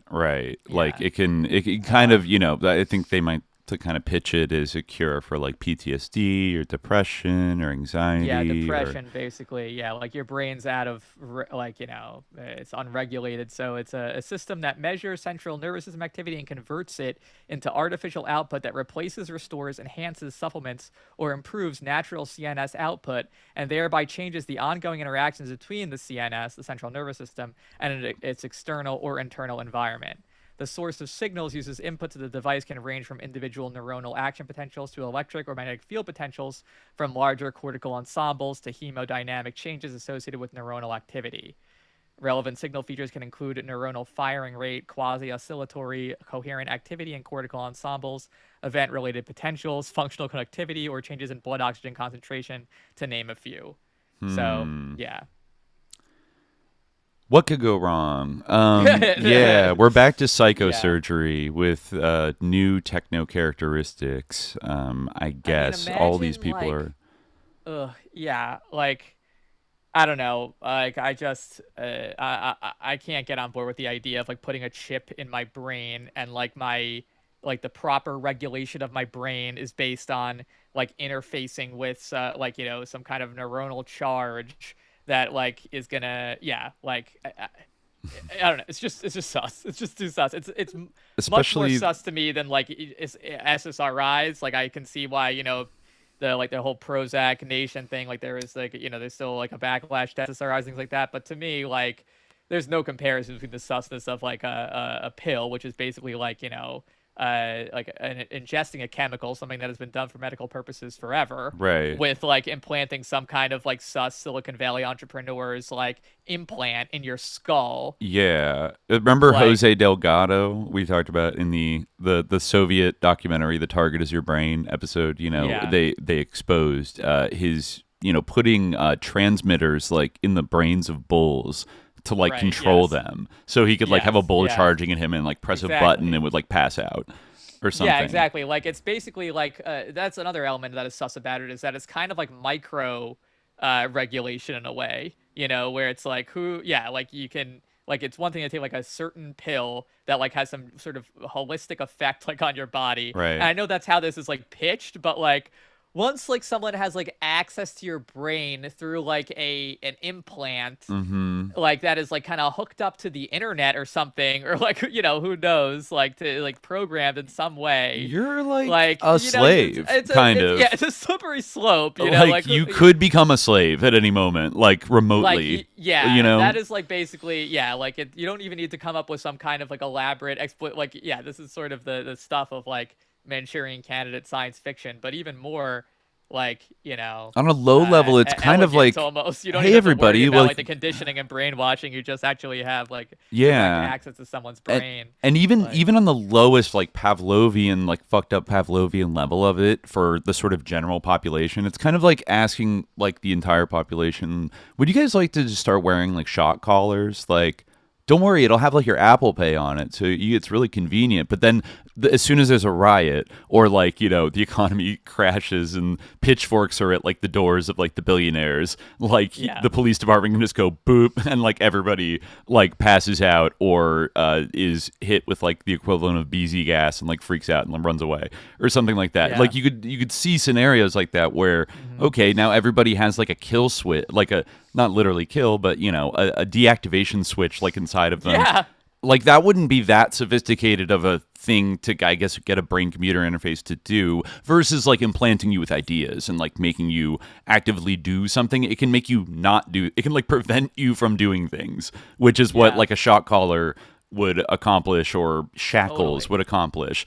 They just like prevent you from taking action, or even just the knowledge that you could get shocked. Dogs can understand it. Humans certainly can, like you'll get conditioned to like not do a bad thing. Cause if like, oh no, if the cops come like raining down on you, or if they think you're like doing something bad, they will, they'll press the button. And like, that like relationship already exists, especially in the space of, it's very funny that it's like has a .ai thing, because like AI basically amounts like a marketing strategy in a lot of cases, but like definitely like this sort of logic of like kind of this dopamine addiction is something that like has been exploited by like tech entrepreneurs, Silicon Valley types, like extensively, right? Whether it's in social media or like in internet gambling, or which the we see, gooning like, subculture, which like is a dark omen of, it's just simply like pornography is like definitely an example. Like dopamine hijacking. Like you seek this kind of like when you get stressed out. It's basically a similar thing. When you get stressed out, you sort of seek this kind of like release. Dopamine hijacking, exactly. So they already can get us without actually even like zapping our brains with a little thing. But if they were able to do that, all those dynamics are and now of course yes, as the chat says, Ellison says everybody must be on their best behavior. He did have a weird quote like that where he said like, in the future, like all the data is going to be kind of like scraped in real time and like everyone's going to have to be on their best behavior. He said something kind of like haunting related to the data centers that he's now building and all the media companies. I kept hearing it announced today that he was going to buy Warner Discovery, Larry Ellison was, and thus like two of the biggest studio conglomerates in Hollywood are going to be owned, and TikTok are going to be owned by this guy who has all these data centers. He sucks. He's just quickly like replacing Elon as like my most hated of these people. He's another one. There haven't been. I think I remember like looking up Larry Ellison, and I feel like unless some of the Larrys mentioned are him and not Larry Summers, I feel like he doesn't quite come up. There's only 3 hits. He might. I wonder if some of the Larrys are Larry Page as well. Right, another Larry. From they definitely were at the Edge conferences together.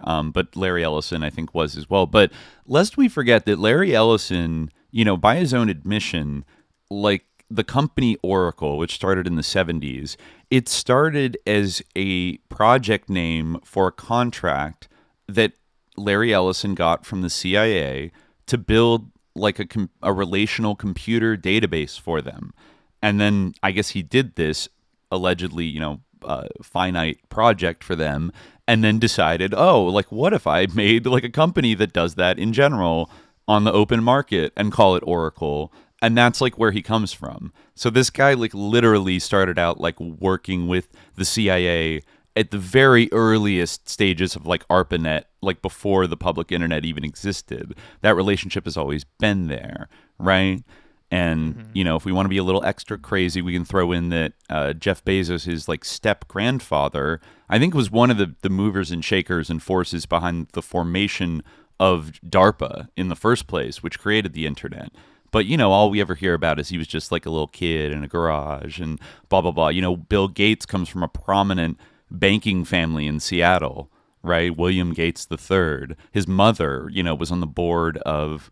what was it? United Way, I think. One of these national charity orgs with the CEO of IBM, if I recall correctly. And she like pitched to him that he should like hire her son to like make software for them or something. And that's kind of like the seed of Microsoft getting started. So like, go down the list. Like none of these people really like came out of nowhere.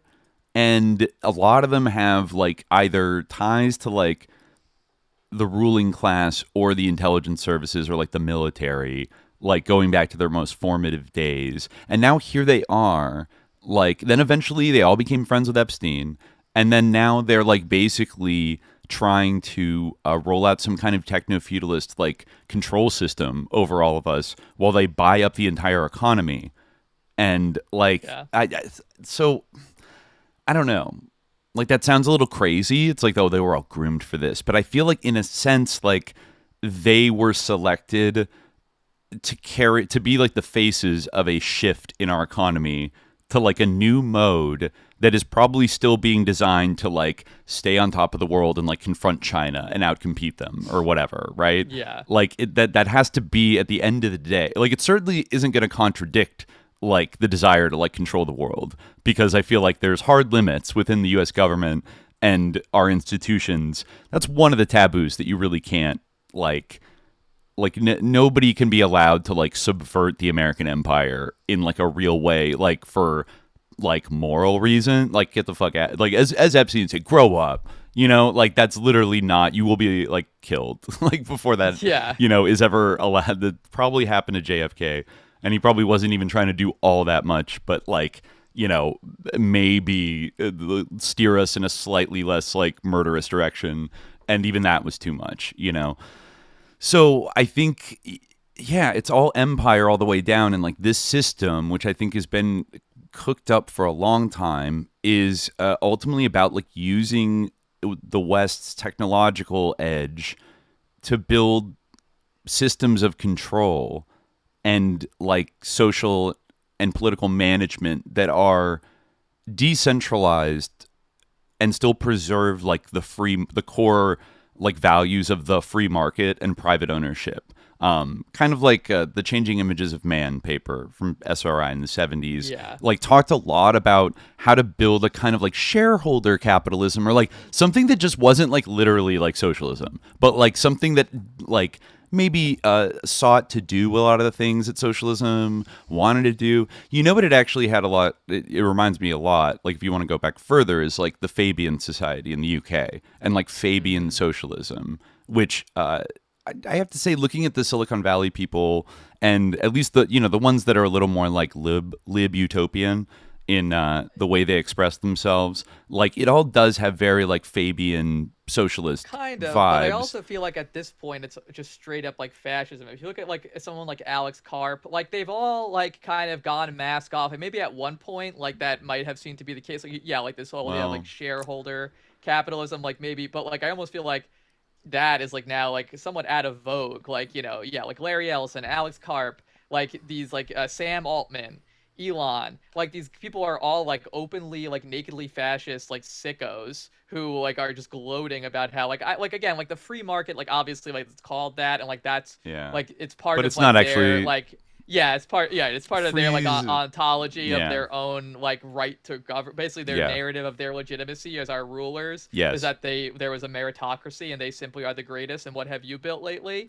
But like obviously it doesn't really exist, and it's actually just an oligarchy. And so I mean, the worst. It's kekistocracy, really. It's like the absolute worst. Yeah, an aristocracy of thieves and psychopaths.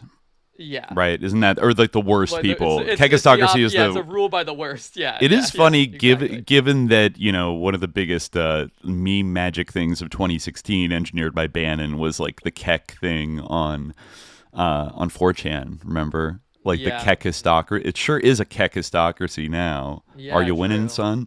You know. But you know, I hate to bring up. It's almost there was one old man that perhaps predicted this almost 100 years ago when he said that social democracy is the moderate wing of fascism. And, you know, people made fun of him at the time. Maybe, you know, is a little bit of a spicy statement to say. But there's an element there that is like even like the sort of Fabian types, or, you know, somebody that might have flirted with them like Aldous Huxley. The big problem with like Fabian socialism is that it, at its core, it is elite driven, and it believes in like that an aristocracy guiding the rabble towards socialism is definitely is the only way to do it, and that like giving democracy to the people will just end in like, you know, massacres and chaos and anarchy and blah blah blah. So like you have to have an enlightened elite, you know, that can guide. But if you kind of like if the socialist, you know, goal that you're driving towards gets kind of warped along the way,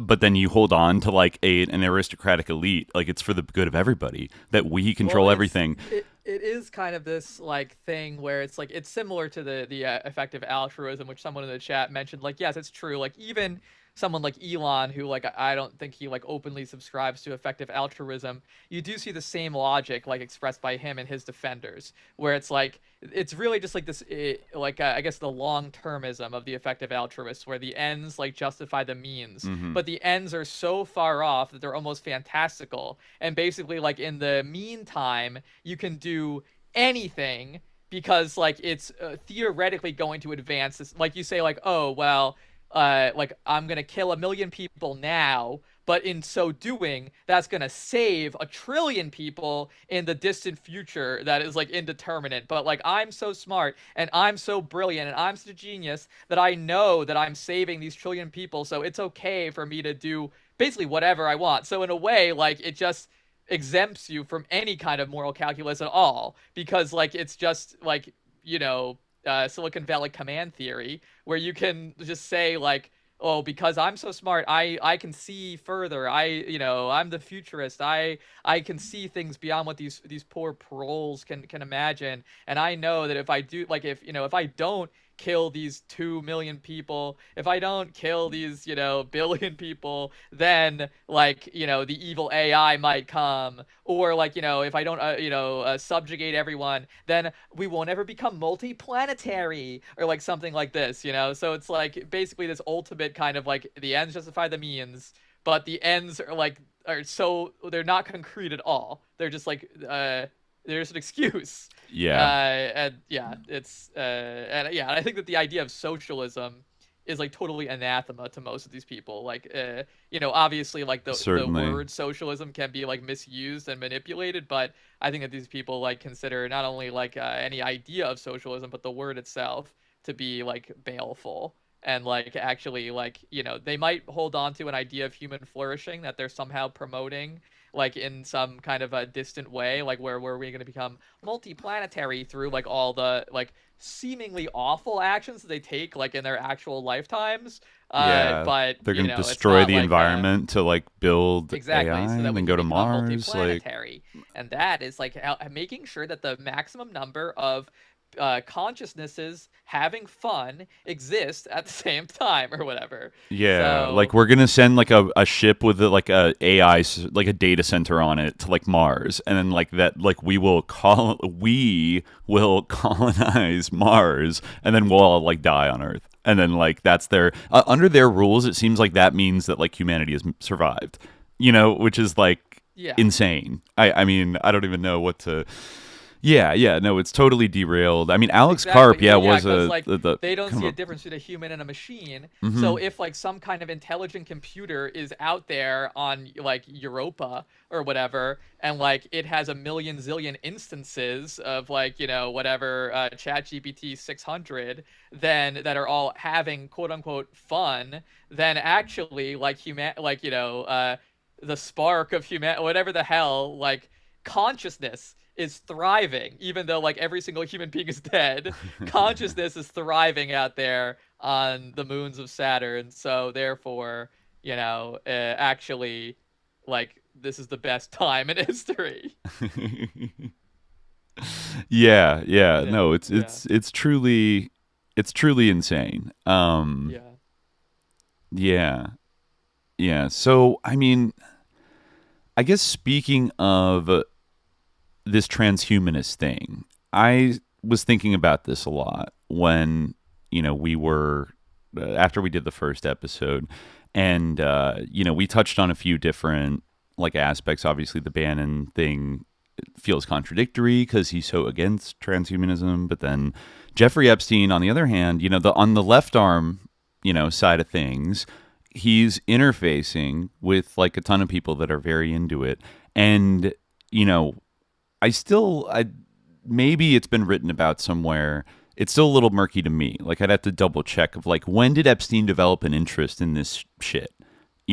Like the transhumanist stuff, because certainly in the 2010s he was like very, very into it up to his death. Mm-hmm. Right. But then there's kind of, shadowy reports about what his interests were. I guess, in the late, people that talked about going to have dinner with him like in the late 90s to early 2000s during his kind of first big run did say that he would often talk about like physics and mathematics and geopolitics and kind of like all around kind of this sort of like TED Talky Esalen mishmash of like topics. He loved to, he was bringing around these kind of like scientific and very smart people. But one thing I would like to pin down, I don't know off the top of my head, if anybody in the chat happens to know this, please shout it out, is like, when did he meet John Brockman? That, to your mind, do you remember reading anything that like kind of states like when they kind of linked up? Because no, I don't know off the top of my head. Because I think it's worth stressing that like there's a you know, a lot of people are covering like different aspects of this big email dump, and there's a lot of people like worth focusing on. But I would like, you know, us to like hone in on maybe ones that aren't getting enough attention. I think John Brockman is somebody that like is very important to the wider kind of story of the Epstein network, or at least one, you know, very central aspect of it, which is this kind of Silicon Valley techno-feudalist transhumanist milieu. And Brockman is, like, in so many ways, the personification of that. You know, we did an episode in 2023 about the Unabomber and this German documentary from 2003 that you can watch on YouTube. I think it's called The Net, the Unabomber, the LSD, and the Internet.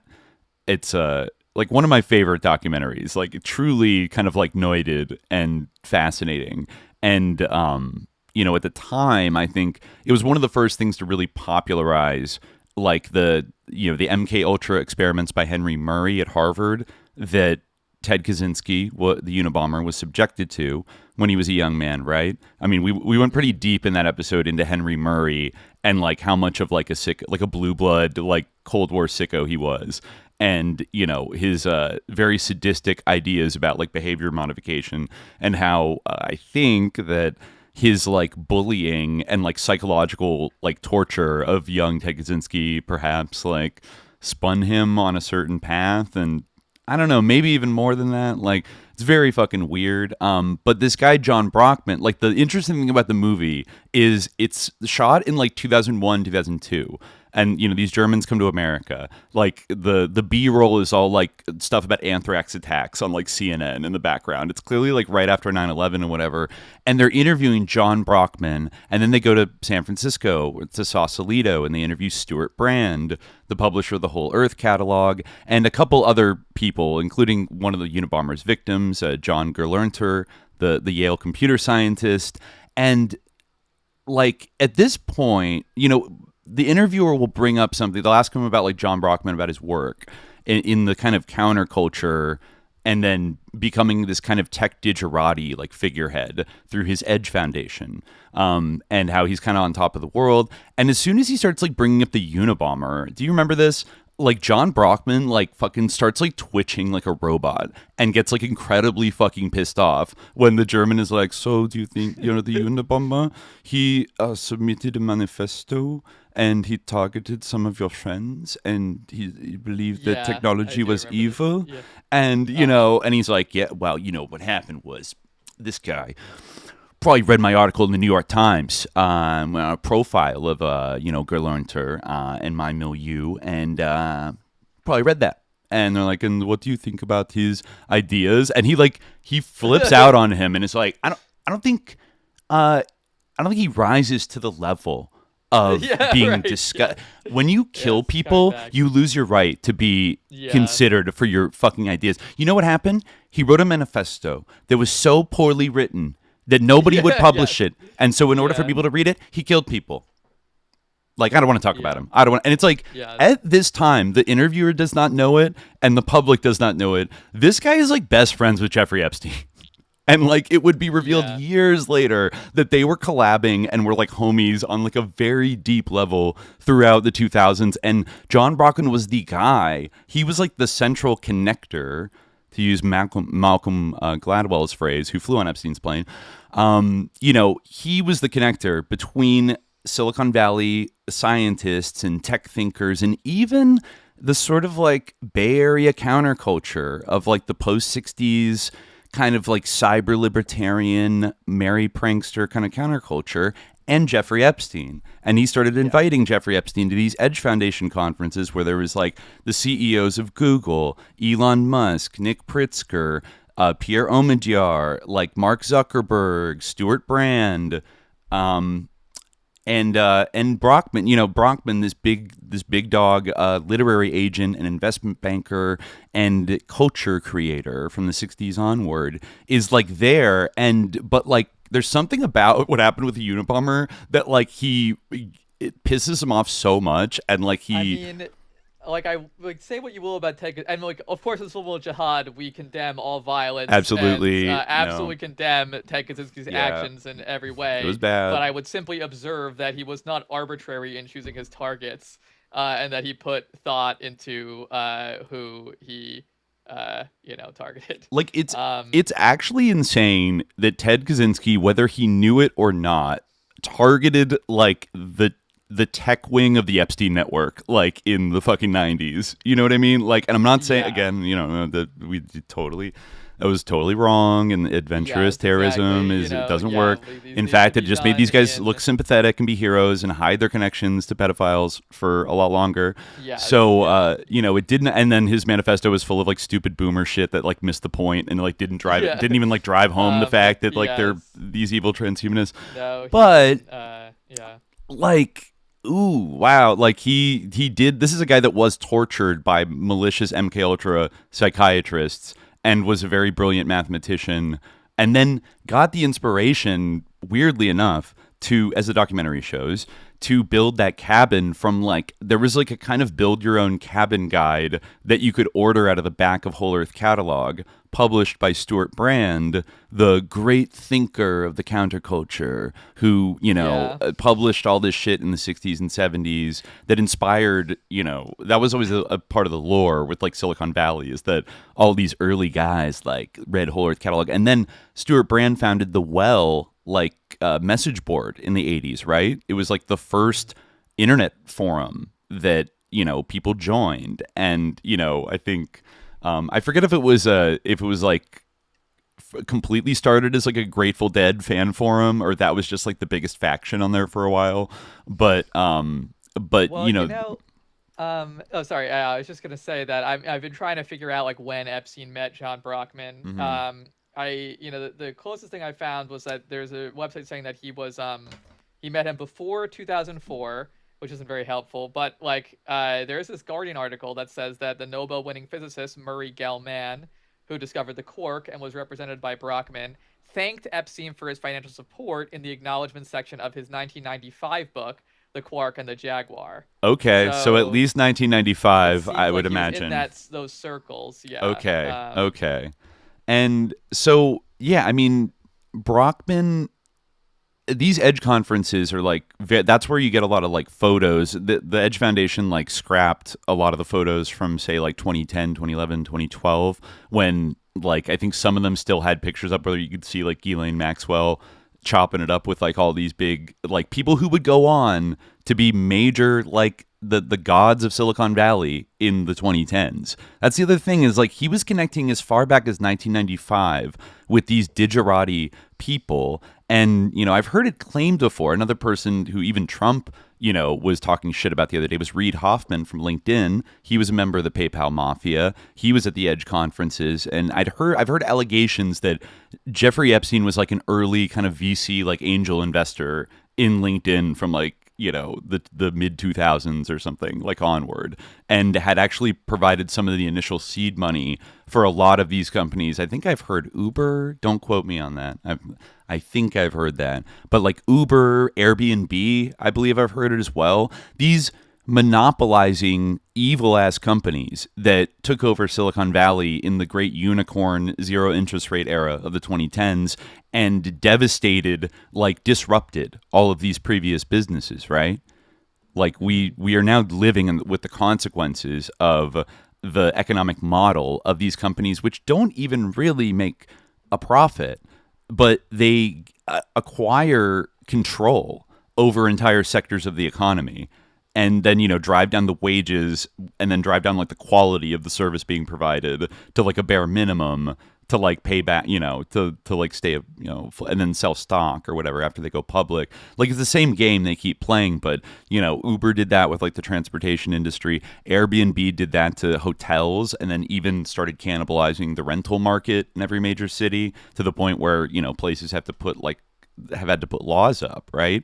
Because like people are buying out like whole apartment buildings and keeping them empty for like vacation Airbnbs and like, driving rents up everywhere. Like all this shit, and it's possible that Epstein was the good little angel investor hooked up by John Brockman and his Edge idealists at their conferences all the time, and hooked up with God knows what else on Epstein's island. But it paints a disturbing picture, And so maybe that's a maybe that's a good place to pivot to a kind of rabbit hole I tumbled down for the last couple of days. And this is a kind of an addition to what we talked about a little bit last time. But I have to say, like, I already apologized on the Grotto Discord for not going hard enough on this individual that I'm about to talk about, Mr. Paul Krasner. So, you know, we talked about him a little bit because I was surprised to see his name pop up directly in emails back and forth with Jeffrey Epstein in, let's see, up to 2019. I'm pretty sure he died at some point in 2019. So right up to the end of Paul Krasner's life and Jeffrey Epstein's life. They actually would die the same year. Though, you know, Krasner died of old age. He was, I think, almost 90 at that point. But, you know, I kind of said, I think I held back a little bit. I mean, obviously, anybody that's talking with Jeffrey Epstein is sus. But Paul Krasner has a huge reputation in the history of the 20th century New Left. And one thing that would predispose me to kind of maybe be a little sympathetic towards him is that through his magazine The Realist, which was launched in 1958, he eventually started publishing the work of Mae Brussell, one of the great research conspiracy queens of the 20th century. Right. You know, really one of the realest ones to do it. Somebody we've cited on the episode, not somebody who's 100% everything they, you know, every theory they ever had was 100% on point, but somebody whose hit rate was very high for somebody who just kind of got interested first in the JFK assassination and then in the sort of years of lead deep events of the late 60s and 70s in California, where she was from.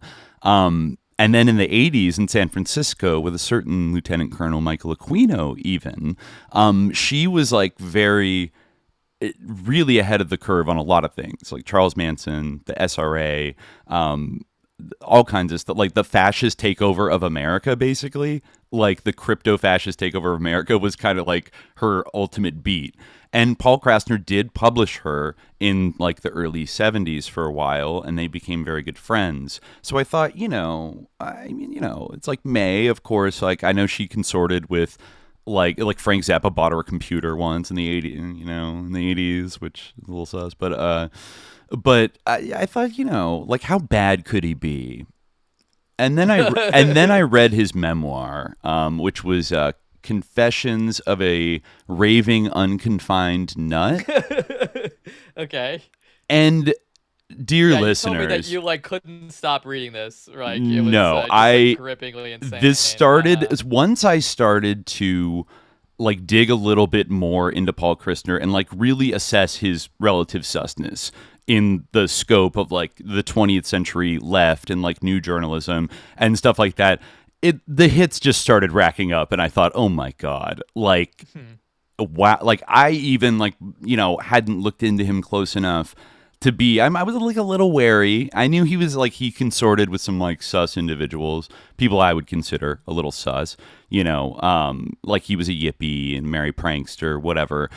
But it actually he's kind of like a Forrest Gump of the sus 60s and 70s and up to the 2010s, where he capped off his long, strange trip by being best buds, emailing back and forth with Jeffrey Epstein. And I thought, holy shit, if Mae Brussell were still alive today, oh my God, I would love to know what the fuck she thought about this, you know? Because, I mean, to be clear, you know, Mae, you know, I think she was sincere in what she was what she was writing when she was putting out. Paul Krasner, on the other hand, is a little bit of a trickster, a little bit of an irony guy. In fact, I would argue that he is the patient zero of leftist irony guy, influencer. That, you know, attains a lot of power and influence by just being a little guy and making up stuff here and there, but then also mixing it with hard-hitting truths, but not telling you the difference, you know? Yeah. Right, yeah. Mm-hmm. Gonzo type of... Very much, and he was, you know, friends with Hunter Thompson. He was friends with, literally everybody. He, at one point, was asked by by Stuart Brand, who he'd befriended, to like edit the sort of definitive like first edition of the Whole Earth catalog with Ken Kesey. And, you know, then they spent like months like editing. So, you know, he was like deeply involved even before like the 60s. You know, he's like a silent generation guy. I think he was born in 1932 in New York. And so he was probably in his late 20s when he started the Realist magazine. I think it was in like 1958. And then, you know, it kind of like picked up a small but very fervent subscriber base.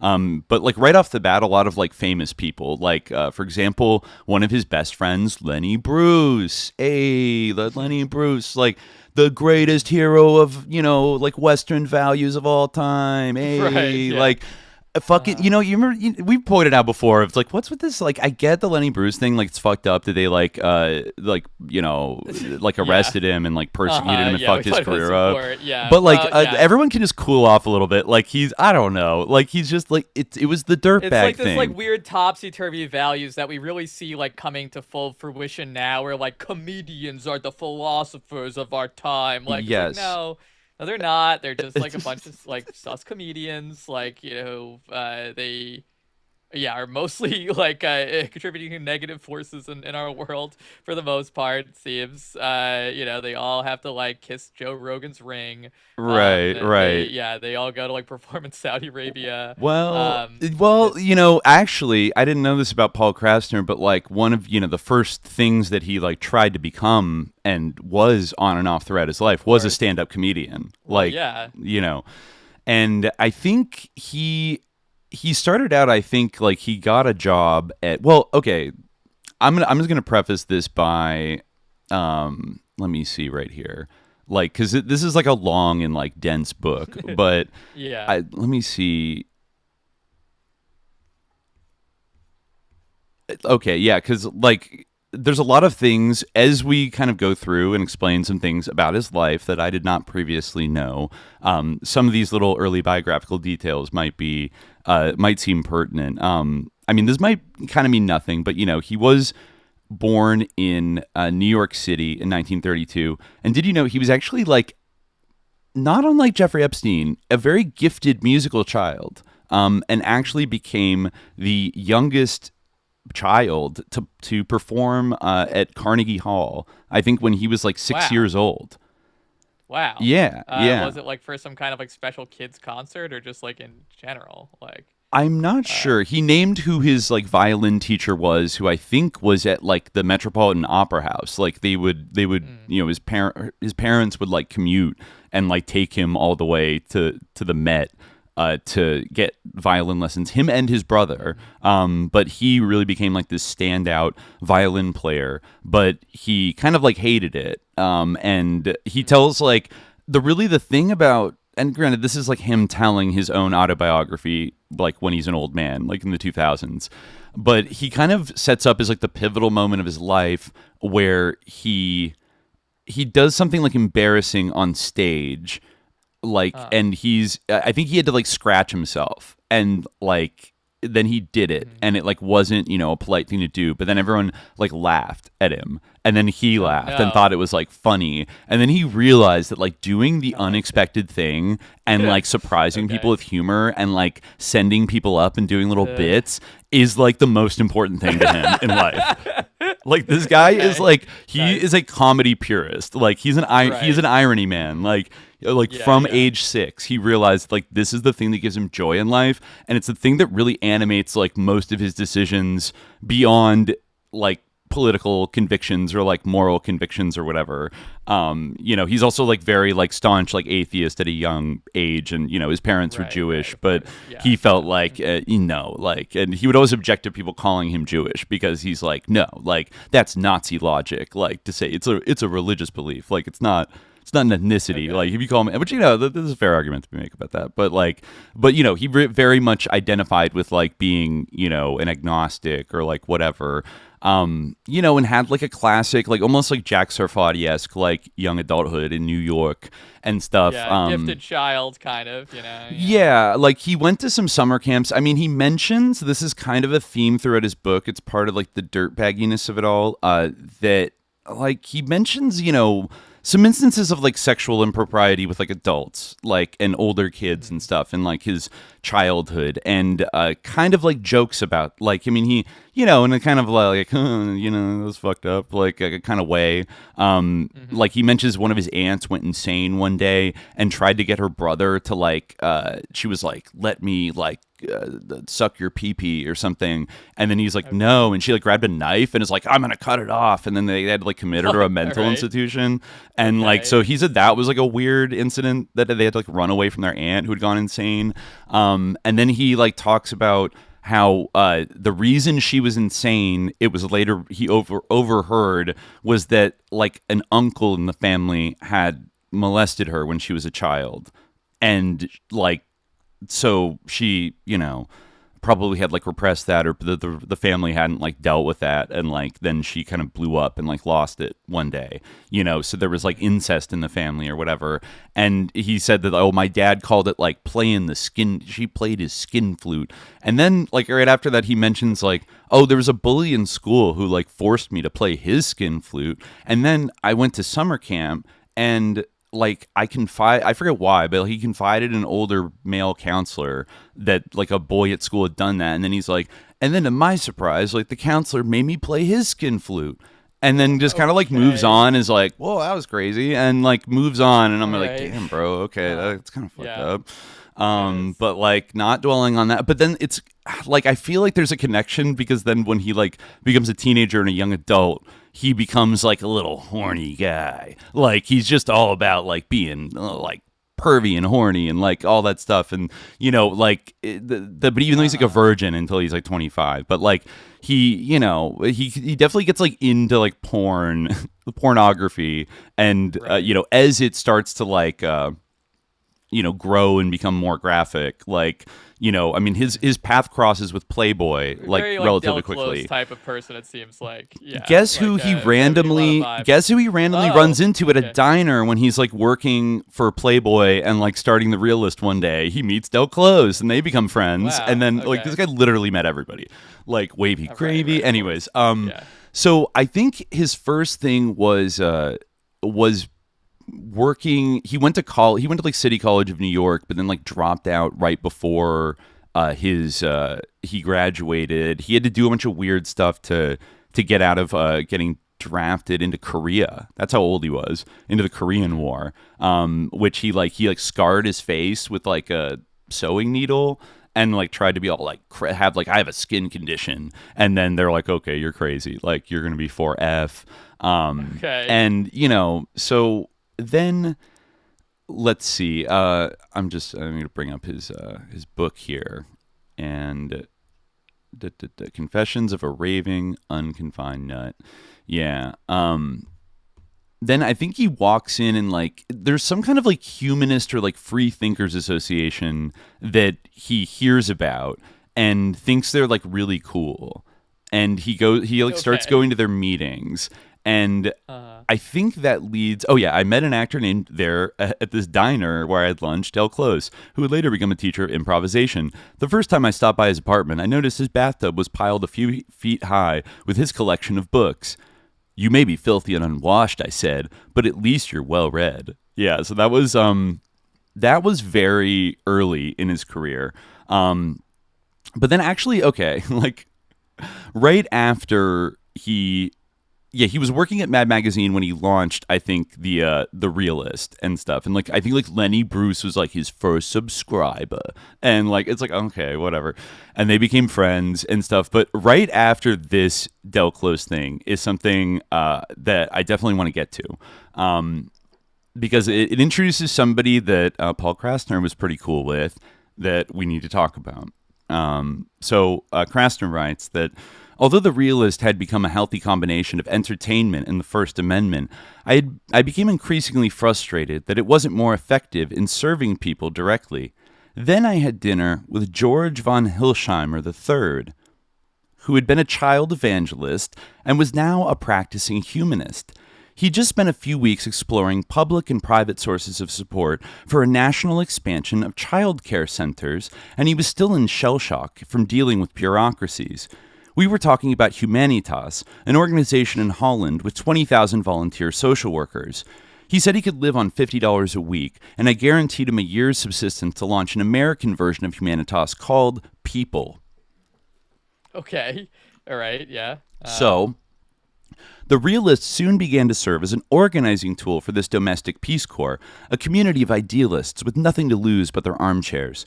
With my Playboy salary, I was already supporting the free birth control clinic, the Neighborhood Pilot Project, a remedial reading room run by John Davis and Aggie Dodd, the Lower East Side Action Project, and a judo center run by Larry and Michelle Cole. Now I made arrangements to do a benefit at Town Hall for people. Meanwhile, I didn't have a steady girlfriend. I was lonely for my other half, but I didn't want to be celibate while I was waiting. Early one morning, I was in bed with a girl I met at a party. Then the phone rang. It was her boyfriend, a lower echelon mafioso. I thought of them as Judy Jewish and Gary Gangster.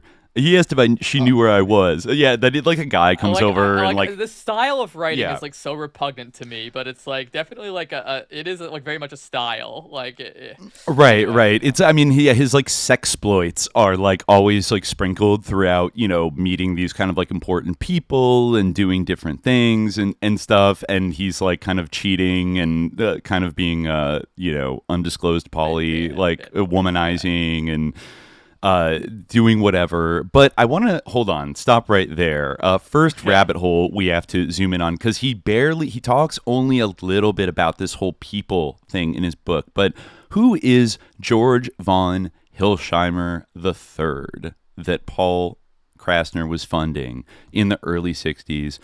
For that, I would like to, jump over to... That's where I saw this thread right after we did our episode on Monday. Shout out to Dana, a.k.a. Rotting Jules, at Dana Duda on X. Great noted researcher.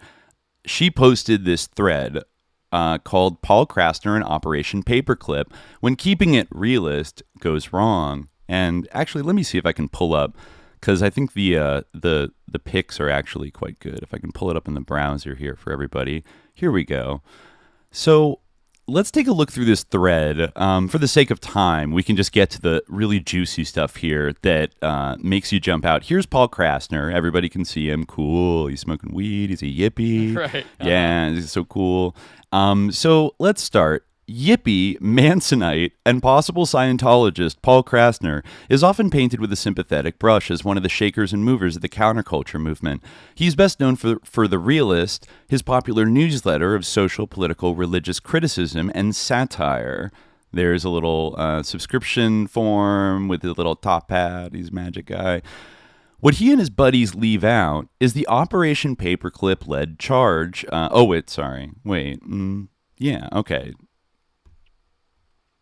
Okay, here we go. What he and his buddies leave out is the Operation Paperclip-led charge ultimately resulted in exposure of the Pentagon and Department of Defense funding a, quote, school rampant with abuse that harbored a satanic cult who tortured and murdered one of their fellow students. So let's get into that. This is, apart from the his memoir, where Krasner meets with Reverend George von Hilsheimer, proponent of the humanist movement, offering to fund a domestic Peace Corps ran by the Reverend with the Realist as its organizing tool. So, yeah, this is what we just read right here. Now, this is where this gets interesting. Who is George von Hilsheimer? A self-proclaimed boy evangelist, psychologist, director of religious education at the Ethical Society of St. Louis, group organizer of the American Humanist Association, and former Army officer studying counseling and social programs in Europe. So here's a bunch of news clippings about him bouncing around the country. I think he was originally from Florida, but very tied in with a lot of different organizations like, the American Humanist Association, the World Union of Free Thinkers in Brussels. I think he was heavily associated with the, what is it called? Society for Ethical Culture in New York is another humanist offshoot of that. Or the New York Society for Ethical Culture. He's a member of the ACLU, the Southern Regional Council, Unitarian Church of the Larger Fellowship, and the Society for General Systems Research. Interesting. He basically, he decided to start this school thing, in the early 60s after serving in the army in Berlin after World War II. But let's keep going. The truth is, George was an Army intelligence officer for the Defense Scientist in Immigration Program, DEFSIP, also known as Operation Paperclip. The study and integration of the European, quote, humanist movement was cover for recruiting Nazis. Now let's see here what we've got. George von Hilsheimer, blah, blah, blah. In the Army, Mr. von Hilsheimer served as administrative assistant in the Defense Scientist Immigration Program for 2 years. This is the branch of the Army which has recruited foreign scientists for various armed services projects. While in Europe, Mr. van Hilsheimer traveled widely among humanists. He was in Holland, Norway, Sweden, Scotland, and England. His topic for the evening is European Humanism, a Dynamic Faith for Today. Wow. Yeah, so he was traveling around the country giving these, kind of speeches to different humanist societies. Let's see. Yeah, I guess this might be a direct quote from him. I was the director of JIO. Oh, actually, this might be from somebody else, but they're saying I was the director of JIOA from 1955 to 58. One of our operations was Project Paperclip in 1956, renamed the Defense Scientist Immigration Program. So here we have a military intelligence officer that personally was involved with Operation Paperclip, bringing Nazi scientists and war criminals to the United States to work on top secret things. Going on here, George got married to Diane Kirk, a former employee of the FBI in Washington, D.C. Below they are pictured hosting a J.C. Wine Festival in 1965, held at Green Valley School. All right, which became his big school. I can think of another famous J.C. Is this John Wayne Gacy? Or is the person with John Wayne Gacy? No, this is Carter. Isn't this Rosalind Carter? I know. I guess you can't see it. You're not on the screen right now. I can see it because I'm they can't see me, but I can see this. Yes. Okay. Cool. Yeah, because I can see the stream. Okay. Yeah. Yeah. I'm on mute, but yeah.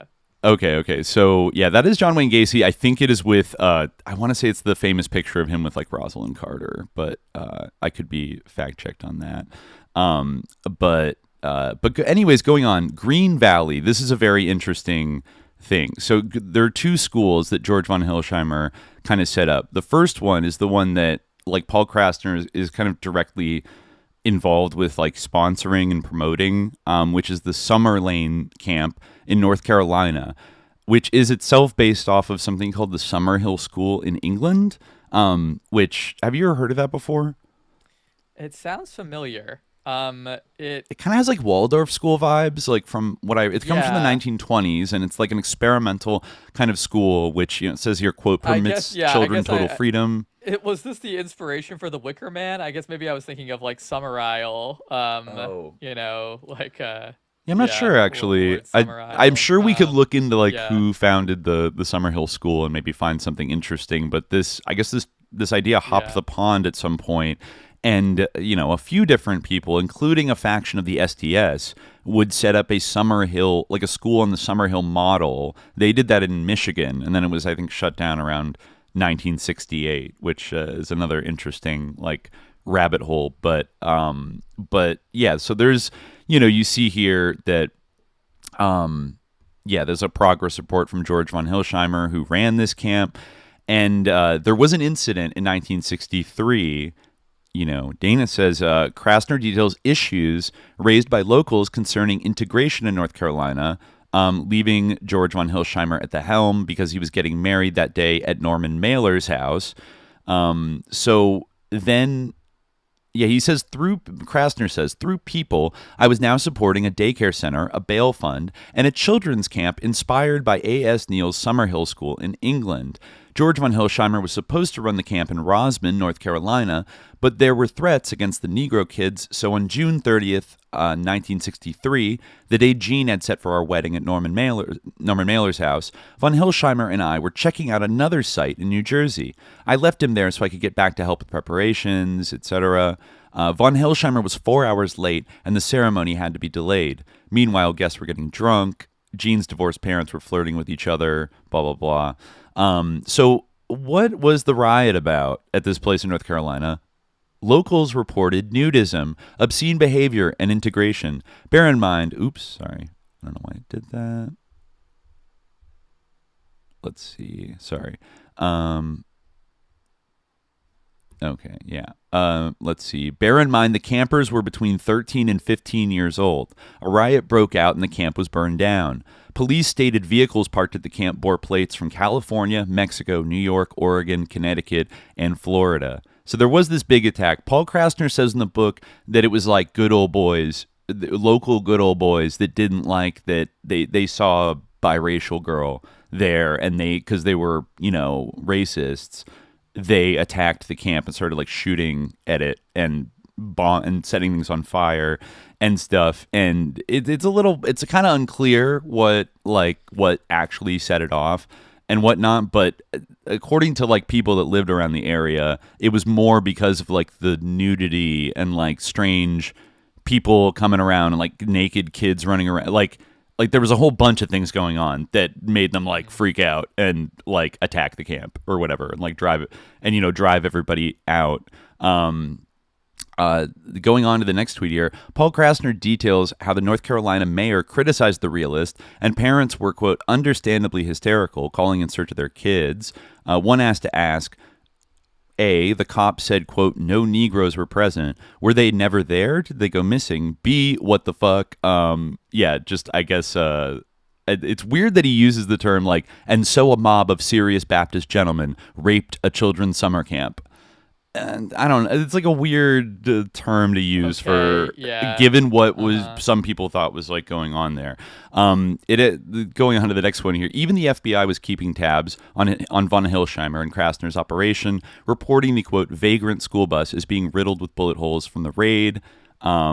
And as an aside, I'm sure it's a total coincidence that the SDS Weathermen Underground were operating a school using the very same method of education at their children's community school in Michigan, which was eventually shut down for not having standards.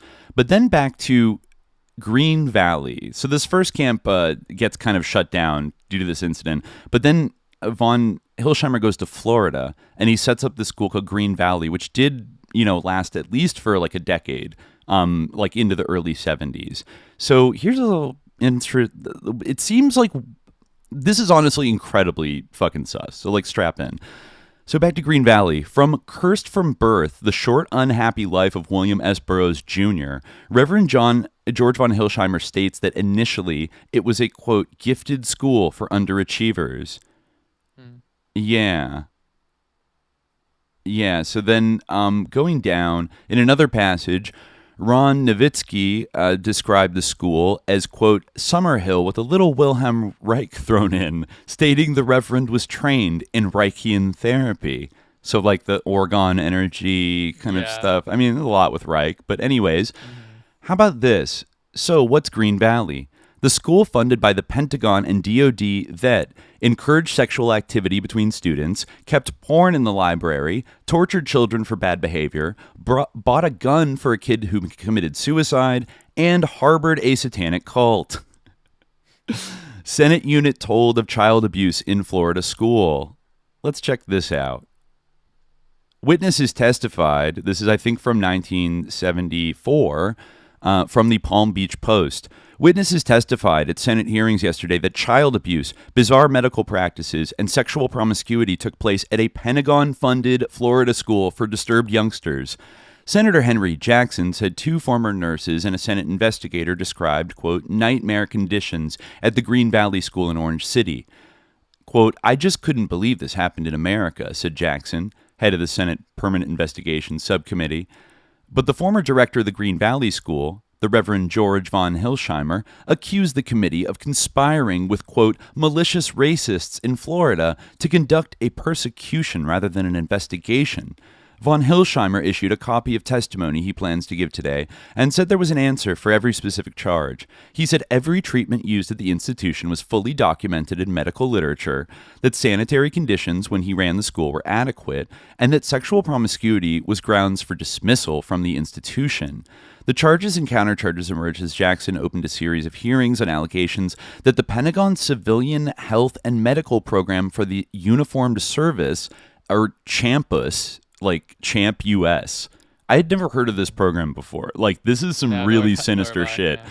Like, this program was giving out money to schools like this for, like, troubled teens, like, back in the early 70s. And so let's see. Yeah, this program, Champus, had paid for psychiatric care of military children in institutions where they have been abused. It does make me think of like Dave McGowan's like thesis about military brats in Laurel Canyon. Like they're allowed to, like you could fund programs to like experiment on kids if they're military brats. And just the thought. The nurses said sexual promiscuity was widespread both among the students and the school staff. The investigator John J. Walsh of the subcounty staff produced a statement and a detailed chronology alleging that one student committed suicide with a gun that von Hilsheimer had permitted him to buy, and that another ex-student was beaten to death by members of a satanic cult led by students still in the school. I mean, and apparently the story behind that is that eventually this school was raided in 1973, as you can see here, by law enforcement officials after, I believe, receiving a tip from a resident of the school, Michael Cochran. He was a Green Valley student, and his statements formed the basis of the raid. And it does look like that raid happened in February 1973, but the state attorney later dropped the criminal charges resulting from the incident, citing a lack of evidence, then filed a civil petition to shut down Green Valley. During the nearly 10 months the suit was pending, a series of articles in Today pointed out a number of holes in Boyles' case and showed the petition could never be acted upon. The civil suit was also dropped. So the raid happens in February 1973. In April 1973, Michael Cochran, the kid who whistle blew about it, was found tortured and murdered. Ken Francis, a member of a satanic cult in Daytona Beach, was convicted in Cochran's murder. But Green Valley School never was closed, although it now operates with less than half the 90 students it had at the time of the raid. Attorneys for the school have filed suit against an Orlando television station for its broadcasts of the raid. Okay. All right, so we have what appears to be a little bit of an MK Ultra behavior modification camp run by a hecking humanist, like cool influencer guy that worked for Operation Paperclip and is best friends with Paul Krasner and is funded and supported and was like, people like sent their children to this guy because Paul Krasner like advertised it and like talked it up and promoted it in his magazine, basically The Realist, and Krasner does not talk about the Green Valley School, but it seems like the milieu of people actually let me see here.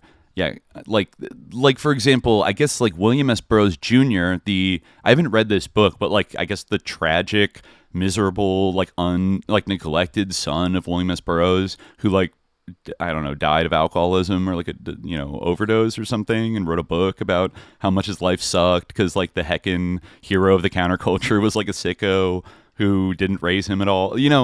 I think he spent time at the Green Valley School. Okay. And, so, yeah, also, yeah, Ronald Nowitzki, or Nowicki, people would say, was the headmaster who, I guess, suit claimed school heads okayed pupil sex and sadism.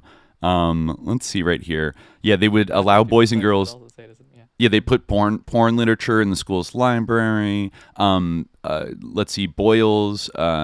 The prosecutor said children are subjected to cruel and depraved punishment, including being chained and shackled, locked for days at a time in an enclosure known as the bomb shelter, and poked with an electric cattle prod called the bull shocker. Adult supervisors strike and beat the children about the head and face as punishment, he added.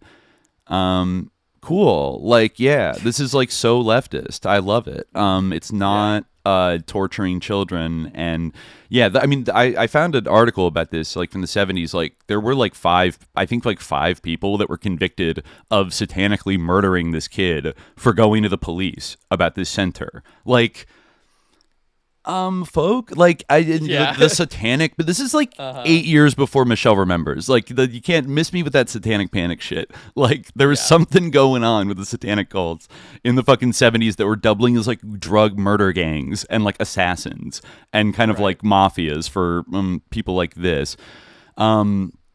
Okay, he was also running a school in Ann Arbor, Michigan. We don't know if he was working with the SDS and the Weatherman Underground, but they do have overlapping interests. Oh, yeah, here's a sus quote from the William S. Burroughs Jr. book. It says, I guess he stayed there for a while, and the son of William S. Burroughs, who himself is an heir to an early computer fortune, lest we forget, but which afforded him the trust fund to just hang out and like do heroin and be like, I'm a sicko all day for his entire career and get famous off of it, and then like not get arrested for killing his wife. But I digress. Right. His son, who had a miserable life, because his dad sucked, says, when I got back from Alaska, I was feeling healthy, responsible, and vastly sexual. I was now among the elite at the school. Oh, so I guess he attended this school. Especially among the girls. I was fucking regularly, wantonly, joyfully. A young man's fantasy, the absolute run of the harem. 4 girls on my couch staring at me every night. My choice. The Reverend George von Hilsheimer, who conned some millionaire into buying an old Spanish monastery in Orange City and starting Green Valley there, said to me, quote, God damn it, Burroughs, I founded this place so I could get laid, not you. Telling comment, I would say, for a head, like a founder of a school for underage teenagers. I don't think, you could be, he's just talking about the counselors. I don't know about that. Like, yeah, he said George was large. George was large, loud, lusty, but compassionate and driven by an uncontrollable hatred of ignorance. A marvelous man, a warrior. Yeah, and then he talks about hooking up with all these girls and blah, blah, blah. Yeah, he talked about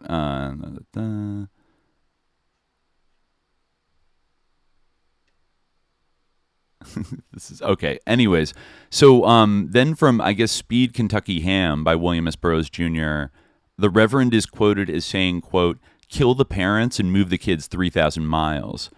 Makes you wonder what happened at he and Paul Krasner's camp. The Reverend never lost his license. This despite buying a gun for a student at Green Valley who later used that gun to commit suicide.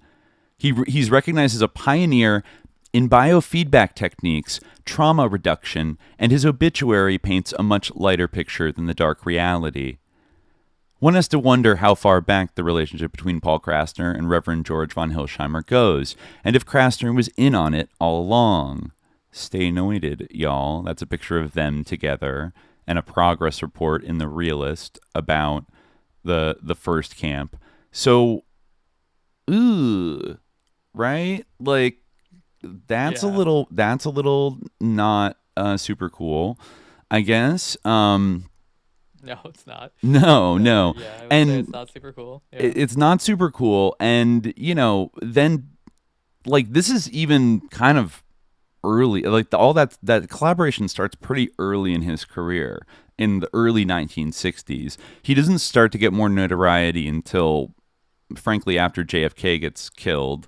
And then he publishes a notorious, this is a big thing in his career that got him a lot of notoriety, but made him way more famous and like beloved. After being friends with Lenny Bruce, and then Lenny Bruce like dying, despite the fact that like Lenny Bruce like slept with his wife behind his back, like he loves him because he's so cool, so like he still holds him up as like his icon or whatever.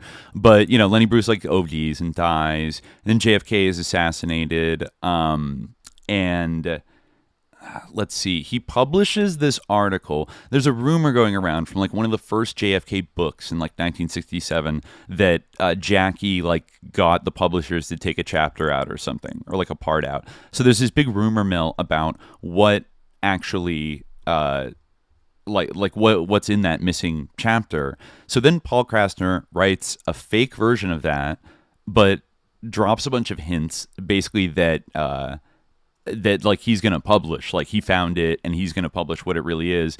And what it really is a story about how, like, when they were flying away from Dallas on the day he died, like Jackie walked in a back room where the casket was and saw like LBJ bent over having sex with the bullet hole in JFK's neck and like cackling.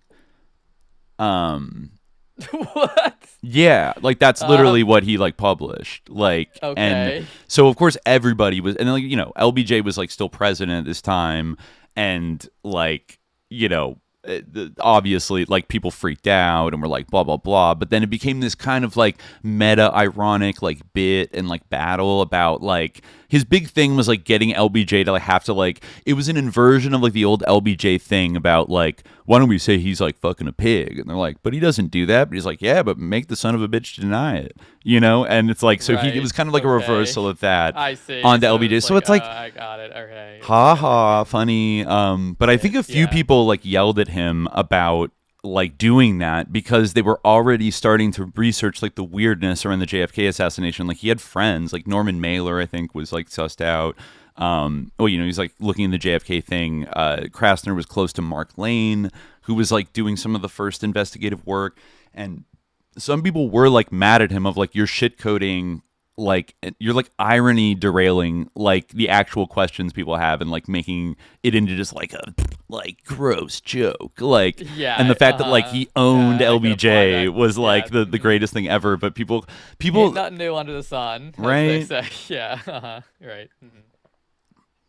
And but that was a big like irony victory for him. He was so thrilled with himself that he got to like do that, and it did raise the profile of their magazine among a certain, you know, demographic. And then like around the, you know, the same time, like the 60s start to hit, and you know, he's already got like a little bit of an underground following going for a little while.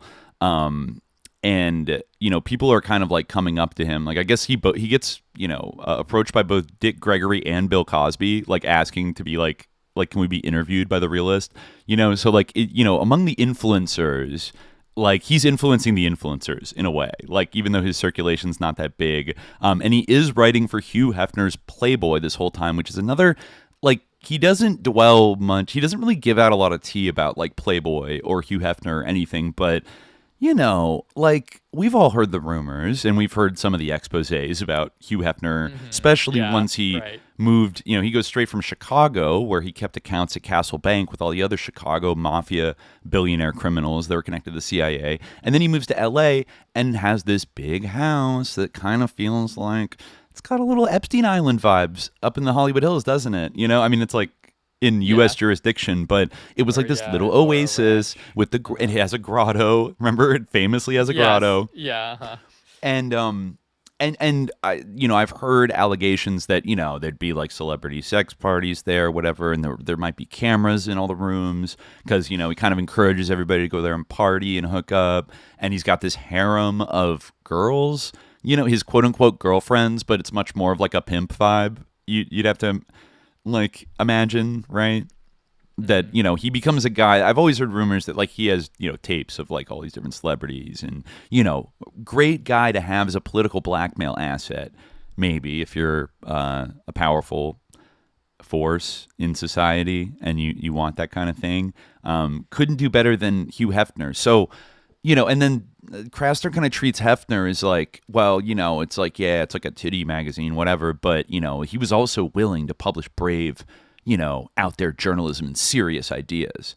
You know, he was, you know, remember, you know, the Playboy guy, he buys it for the articles, you know, that kind of thing. The sophisticated, you know, professional man that the readership, you know, that was the aspirational leadership or readership of Playboy.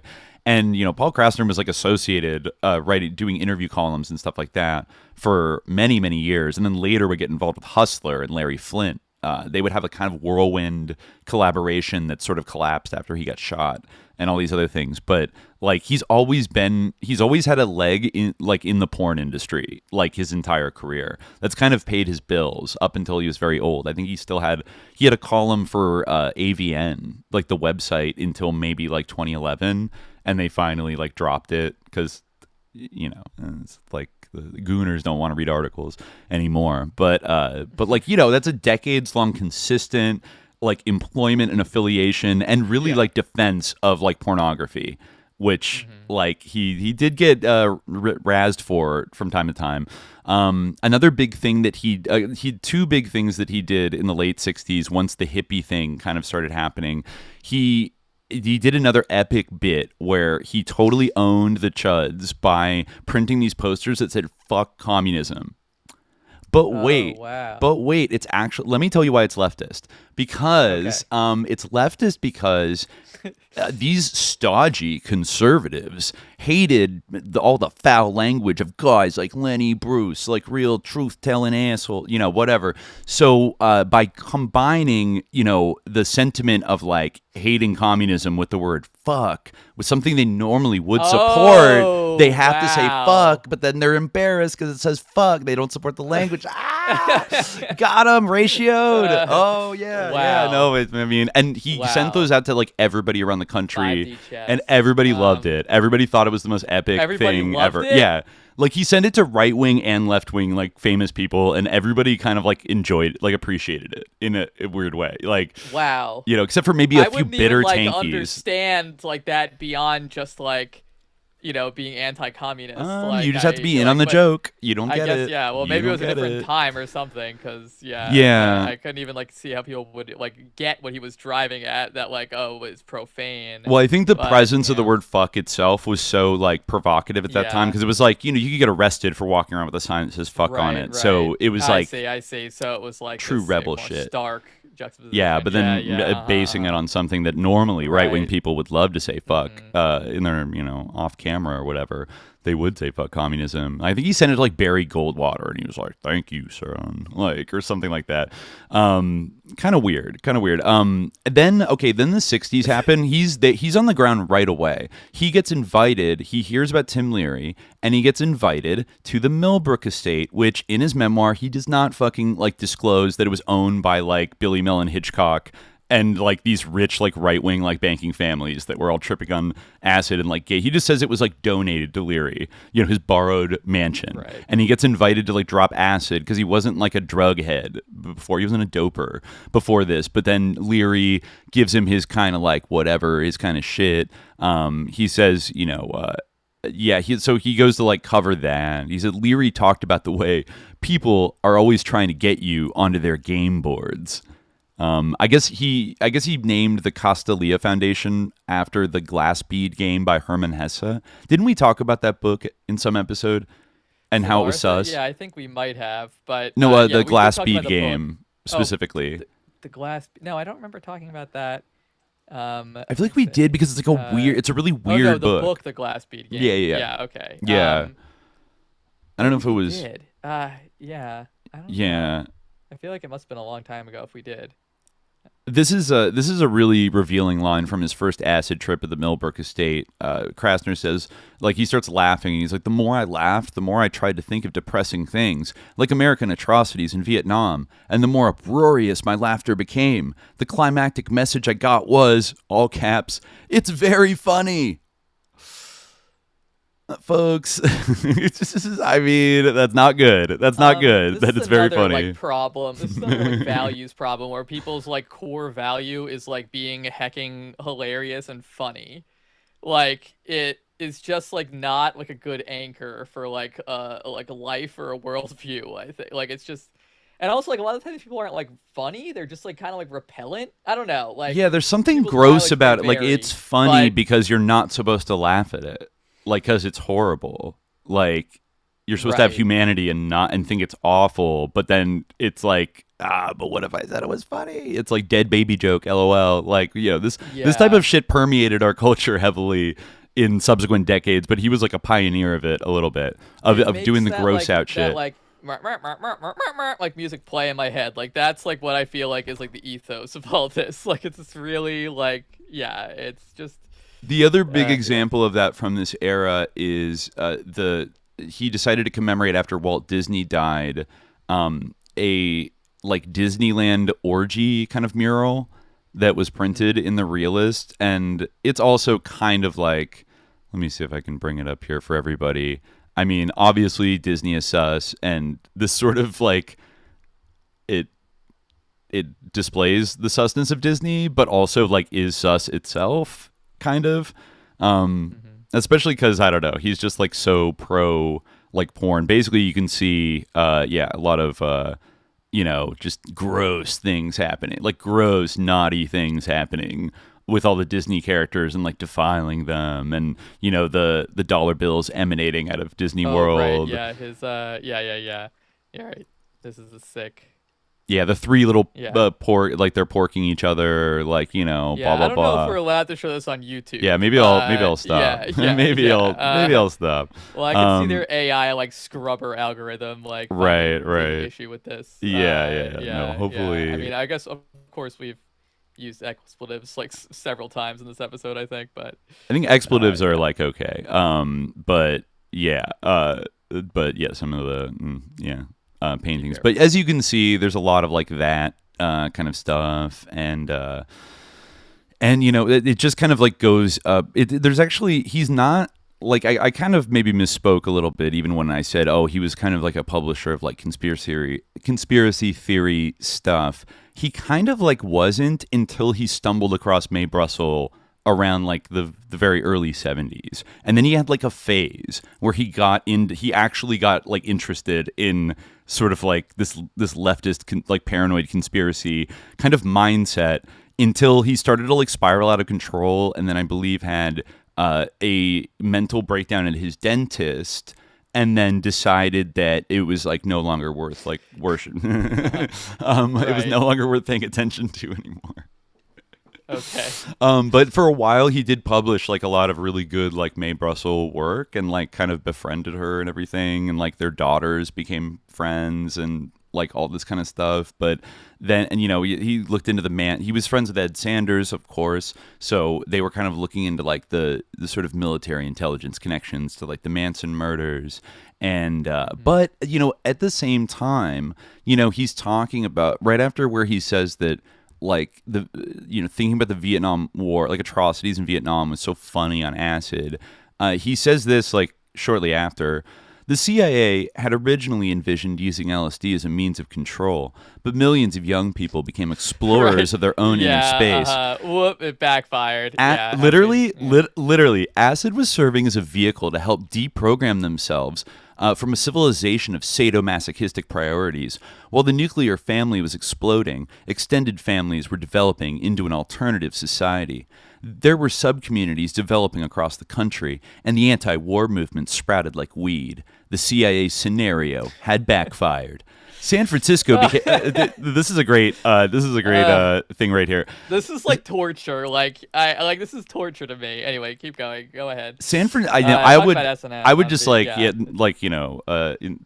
would stop right there and be like, no, bro, you got psyop. Like you either got psyoped or you're part of the fucking psyop. But he goes on and says San Francisco became the focus of this pilgrimage. A whole new generation of pioneers was traveling westward without killing a single Indian along the way. In January 1966, on one of my trips to the West Coast, folks all over the Bay Area were ingesting LSD in preparation for the acid test at the Longshoremen's Hall, organized by Ken Kesey and the Merry Pranksters. The ballroom was seething with celebration, thousands of bodies stoned out of their minds, undulating to rock bands amid balloons and streamers and beads, with a thunder machine and strobe lights flashing, so that even the Pinkerton guards were contact high. Kesey asked me to take the microphone and contribute a running commentary on the scene. All I know, I began, is that if I were a cop and I came in here, I wouldn't even know where to begin. First of all, why Pinkertons? I didn't know that. We talked about that party in our Secret Machine Music episode about how Buchla was like kind of like debuting his Buchla synthesizer at this exact I forget, the acid test at the Longshoremen's Hall in San Francisco. And I mean, maybe it was like normal back then to like hire Pinkertons for like party security, Del Close but was like doing this too. Yeah, the gang was all here. Del Close was there. And at that point, he like runs in. He falls in just naturally immediately with the fucking like merry pranksters, and like they all love him and think he's cool because he has a cool little newspaper. He has a cool Substack. So they invite him along into their cool wacky world. Then eventually he goes to like some big ceremony at the Millbrook estate where there's like a bunch of people like doing acid, and like I think it's like their graduation kind of ceremony or whatever. And he said, I don't know. Leary says there's a reporter talking to Leary. Leary said something creepy. Someday people won't ask what book you're reading. They'll ask which level of consciousness you're in contact with. We've read this exact quote before, like on the show. Krasner notices that on the floor inside, the Holy Bible and Scientific American lay side by side like the proverbial lion and lamb. I thought that had major John Templeton Foundation vibes of like reconciling these two things together, and like all these transhumanists being like very interested in it. They also talk about like Tim Leary is hanging out with neoconservative nuclear war planner Herman Kahn, director of the Hudson Institute, who had gotten into like taking acid, and along with his assistant Anthony Weiner, no relation, who Krasner says casually had been a conduit for CIA funding of the MK Ultra project. So like that's like 2 MK Ultra people now, like 3 if you count Tim Leary, and probably more, that like Paul Krasner is like floating around amongst, just kind of casually. By the way, people don't usually say this about Paul Krasner, but I think his brother George, his older brother, went on to become some kind of like engineer, or I think he became like an engineer for NASA and personally worked on like missile programs with Wernher von Braun. And like one guy became like a super straight, like top secret, like weapons engineer, like working with paperclip Nazis. And then Paul Krasner, the other gifted violin child, went off to be like, I'm a hippie freak, like, and was also in a very powerful position himself, like despite, maybe having a couple thousand subscribers on his little thing. Yeah, I don't know. Like, he's doing acid with all these people. They think it's so great. He hangs out with Phil Oakes a few times, and they do stuff together. He has a funny encounter. Oh, yeah, he did a funny thing where he would post in The Realist a photo and label it softcore pornography of the month. And it would always be like a picture that looks like, I think there was one of like I forgot, like a politician or a businessman, like standing behind like a disabled child at like a charity, like an Easter Seals like event, and like it, from a certain angle it looks kind of like bad, and then like he almost got sued over that. And is like, what? Like, it's just like, I don't know. I forget what epic point he was trying to make about censorship. He's like, it's people's minds that are dirty. It's their own imagination that makes it.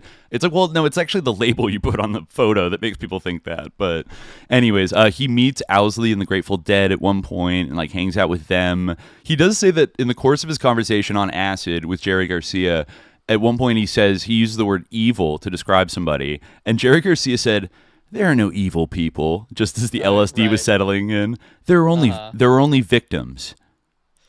Okay. And I said, what does that mean? If a rapist is a victim? Not necessarily mutually exclusive. But anyway. Yeah. Like even Krasner thought that was weird.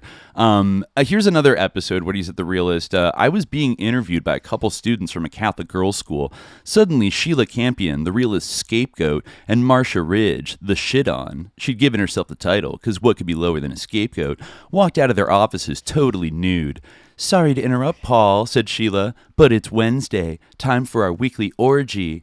The interviewers left in a hurry. Sheila and Marcia led me upstairs to my loft bed, and we had a delicious threesome. It had never happened before, and it would never happen again. Like, okay, like, cool. Like, you're freaking out like this, like, 15-year-old girls, like, by, like, being naked around them. Like, cool. He did acid with Groucho Marx cool. when he was going to star in the weird movie Skidoo, which I haven't watched yet, but you can watch on YouTube. Apparently a very bad pro-LSD movie from 1969, which features in its plot somebody dosing the water supply of a prison, and then when all the prisoners start tripping, all of their murderous and like rapist tendencies just completely magically disappear.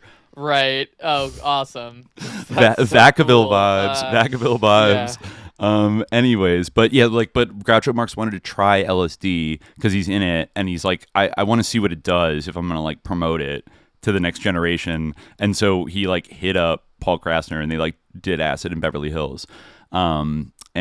Let's see. Oh yeah, they went on. He went on the Merv Griffin show. Somebody who also has had Me Too rumors and owned Resorts International briefly. He went on with Otto Preminger, the director of Skidoo, and it was guest hosted by Orson Bean. Okay, you want another It's a Big Club and You Ain't In It thing? At the very end of the book, he mentions Orson Bean a few times. He says like it's his oldest friend. Like he loves Orson Bean. And somewhere around like 2011 or 2010, he says, oh, I hit up Orson Bean. And he was also a libertarian Christian conservative, but we still were best buds, even though we disagreed on, whatever. And he like hits him up and he's like, Orson, I will convert to Christianity if you can get me an interview with Andrew Breitbart and like Dash, who happened to be Orson Bean's son-in-law. So he was like best friend. His best friend was like his best friend's daughter married Andrew Breitbart, and then he did get in contact with him, and they had like an interview, which is in the book, and you can read it, about how like Breitbart is like, like he kind of chafes about how like he gets persecuted way more than Krasner ever did because he's a conservative and the media's all lib. But at the same time, he fucking respects Paul Krasner. Like Paul Krasner was the goat. Like he was so fucking funny and he was a rebel and like vim and vigor and all that and shit. And they had like a great, I don't know, like there's just some stupid phrase like that. What? Okay. I just remember standing, I will find the tape one day, like standing 3 feet from Andrew Breitbart at Occupy LA in 2011, where he just kept screaming, "Stop raping people! Stop raping people!" I remember this clip. I've seen it. I have it somewhere, but it's not on my like drives. But I definitely, I mean, somebody else was filming it too, but I swear to God, I filmed my own version of it. And, but anyways, so that's another just like weird connection. Let's see. So yeah, he does the deleted chapter from the JFK book, which is a little bit sus. This is interesting. Yeah, after that JFK thing and the LBJ defiling the body, Ray Marcus was a critic of the Warren Commission report. He discovered a chronological flaw in his article. Like, this is back when he was pretending it's real. How could Manchester leave something out of his book, which was itself a report of something he left out of his book? Marcus deduced that the realist must have been given the excerpts by a CIA plant in order to discredit valid dissent on the assassination. Meanwhile, George Lincoln Rockwell, the head of the American Nazi Party, called him on the phone and said, "You got balls of steel. For a Jew, you should have been a Nazi." Well... And also, I think you're right. Old Ramparts lefty Bob Scheer, who he was also friends with, who was the managing editor of Ramparts at the time, complained that I had destroyed faith in the veracity of the realist so that articles like the one on CIA involvement in the murder of Malcolm X would no longer be taken seriously. But Ramparts editor Warren Hinkle sent a telegram reading simply, "Brilliant, dirty issue." See, that's the problem. I'm with Team Scheer on this. I'm with the two wolves fighting inside of the American male leftist. There's the one Bob Scheer, which I feel like is the wolf that should be favored.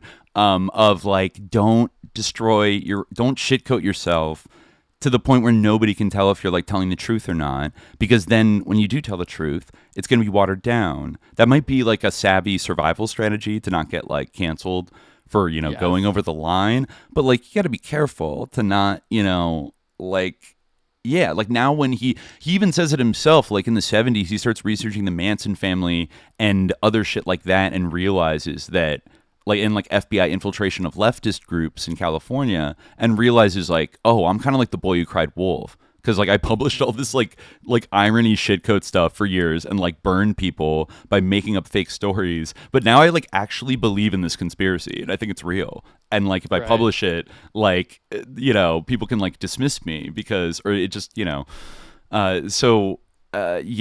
He actually helps Phil Oakes organize The War Is Over. Remember that bit that Phil Oakes did? Where he's just like, what if we just decided the war's over? Paul Kressner was deeply involved in the levitation of the Pentagon ritual with all the yippies. Yeah, Yeah. So then he also, of course, like falls in with the Merry Pranksters. And he mentions it one funny, like kind of anti-war, like counterculture rally where all these like radical speakers go up, and then Kesey, let me see if I could find the exact quote. It's like another kind of shitcoat moment of Kesey just being like a Discordian warlock. By the way, I think they were all friends. Krasner was friends with Robert Anton Wilson going back to New York because they both worked for Playboy. Like from like the early 60s. So they were actually, in a way, I found another article that is weirdly about like the Cannabis Cup some year, but like has this long digression about how Paul Krasner has intelligence connections and then just jumps back to like, I got to Amsterdam and then like they screwed me out of winning the Cannabis Cup. It's like who can grow the best weed. It's like this is on StephenHager.net. Shout out Stephen Hager. The Bubble Hash War from August 2023, where he's just talking about like the history of like the weed cultivation in like the 80s and the 90s and like the DEA, and I guess he had written things for High Times magazine and was probably definitely aware of like Paul Krasner. And this article just like kind of goes and goes and goes, but then suddenly it starts talking about oh shit, yeah, what does my thing keep doing that? About Paul Krasner. Let me see. Howard Marks, no. It's all about like Dutch law, and then it jumps to like 6-Day War. Like it starts talking about like the Mossad and something about that, and eavesdropping. Oh, it was about the USS Liberty. A Lebanese hash. Okay, that led to So this is interesting. That I'm just gonna read this because this summarizes a lot of things like suspicions about Krasner and people he were like down with. It says. After the 6-Day War, a fundraising campaign to support Israel's defenses flourished globally. Israel knew the Arabs would seek retribution someday. Every possible revenue stream was milked, and that eventually included enlisting counterculture Jews dealing red Lebanese hash produced in the Bekaa Valley. Some of this involved prominent rabbis in New York City, known to have young bohemians in their flock. This activity ratcheted up considerably after the Yom Kippur War. According to video testimony provided by Joe Barton, Tom Forcade, became involved with a Mossad agent moving red leb out of Beirut, but the agent sadly ended up committing suicide. Barton was a leader in the biggest hippie commune in downtown Manhattan, a commune with a connection to the Brotherhood of Eternal Love in Laguna Beach, the infamous hippie mafia moving the majority of LSD around the world. The network was comprised of peace-loving, blue-class hippies like Barton, and led by the charismatic John Griggs, a former gang leader who believed world peace would manifest itself if enough people dropped acid. Barton met very Forsyth. Widespread belief, I guess, to this day, I suppose. Yeah, and this is the guy who started, I guess, High Times magazine. Was like involved in this. I forget Tom Forsyth. I'm the old heads probably hate that I'm pronouncing it wrong. But then getting down here, after Timothy Leary was evicted from the Mellon estate in upstate New York and lost the support of Mellon heir Billy Mellon Hitchcock, he fled to Griggs's teepee near Laguna Beach, which exposed the secret leader of the hippie mafia to intense scrutiny because Leary had just been declared the most dangerous man in America by Nixon. Also riding Leary's coattails along with law enforcement was the mysterious Ron Stark, who claimed access to more of the essential LSD precursor than anyone thought existed. This is Orange Sunshine. But anyways, yeah, then there's a little thing about the Frankenspook, Charles Manson, and goddamn, like they're interesting. Yeah, the Red Brigades. Like Stark said, he was working for the Red Brigades. Okay, here we go. The Yippies were created in In 1967, December, Paul Krasner provided the name, and Abby Hoffman, Anita Hoffman, Nancy Kirshen, and Jerry Rubin attended the ceremony. Krasner had founded the most influential counterculture publication, The Realist, as a satire magazine in 1958. Krasner had performed a violin solo at Carnegie Hall at age 6. He would later say he had been brainwashed by constant practicing and never had anything close to a normal childhood. Inspired by Lenny Bruce, he launched a career in show business as a comic who carried a violin. In 1962, Krasner interviewed a doctor who performed illegal abortions. Then he became an abortion referral service. One day, a mysterious character showed up at The Realist and soon became a co-conspirator with Krasner. He called himself Reverend George von Hilsheimer. Apparently, before launching his own religion, he had been an intelligence officer in Berlin. Hold on, we're getting to the good stuff. Hilsheimer convinced Krasner to fund an experimental school to the tune of around $50 a month and deployed the magazine to recruit students and staff. His first attempt, Camp Summer Lane, ended with the entire camp fleeing in terror from gunshots, etc.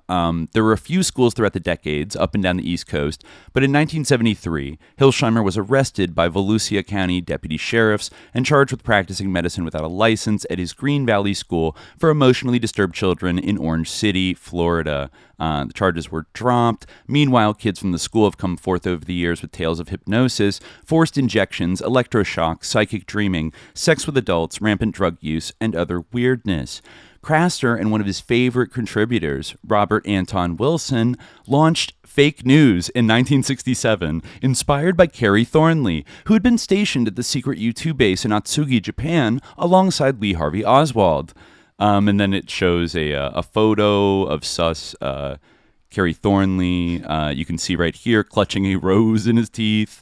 You could tell by the photo Thornley was a flower child influenced by the Beats, Merry Pranksters, and Maynard G. Krebs, among others. But after his Warren Commission testimony, which, quote, proved Oswald was a communist, Thornley attended at a spook-infested summer camp in Colorado popular with the Koch family, co-founders of the conspiracy-mongering John Birch Society, and upon graduation of that program, he moved to California to become chummy with Johnny Rosselli, parentheses, one of JFK's assassins. I mean, yeah, possibly. Thornley then moved to Atlanta and commenced a long correspondence with Wilson during a time Wilson was letters editor of Playboy magazine. Garrison was, which interviewed Jim Garrison, interestingly, they were so authentic. Wilson was heavily influenced by Thornley's tales of secret societies running the world, a cosmology that bore similarities to the suddenly popular Morning of the Magicians, a text published in France in 1960, released in America in 1963.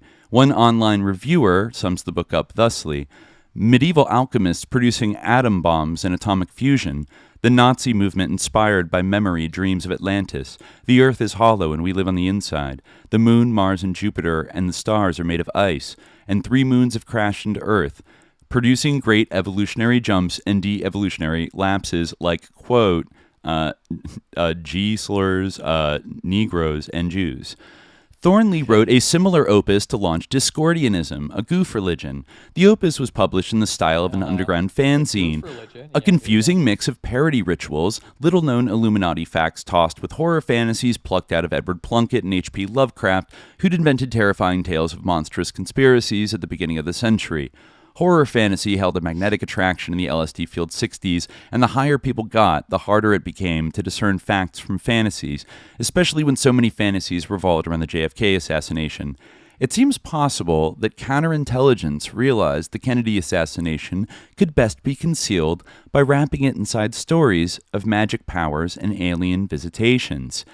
Mae Brussel came from a wealthy family. She was an heiress to the I. Magnin department store chain fortune, graduated from Stanford and Berkeley, and her father was a prominent rabbi in Los Angeles. She purchased all volumes of the Warren Commission as soon as available and launched a career as a radio host examining holes in the official story.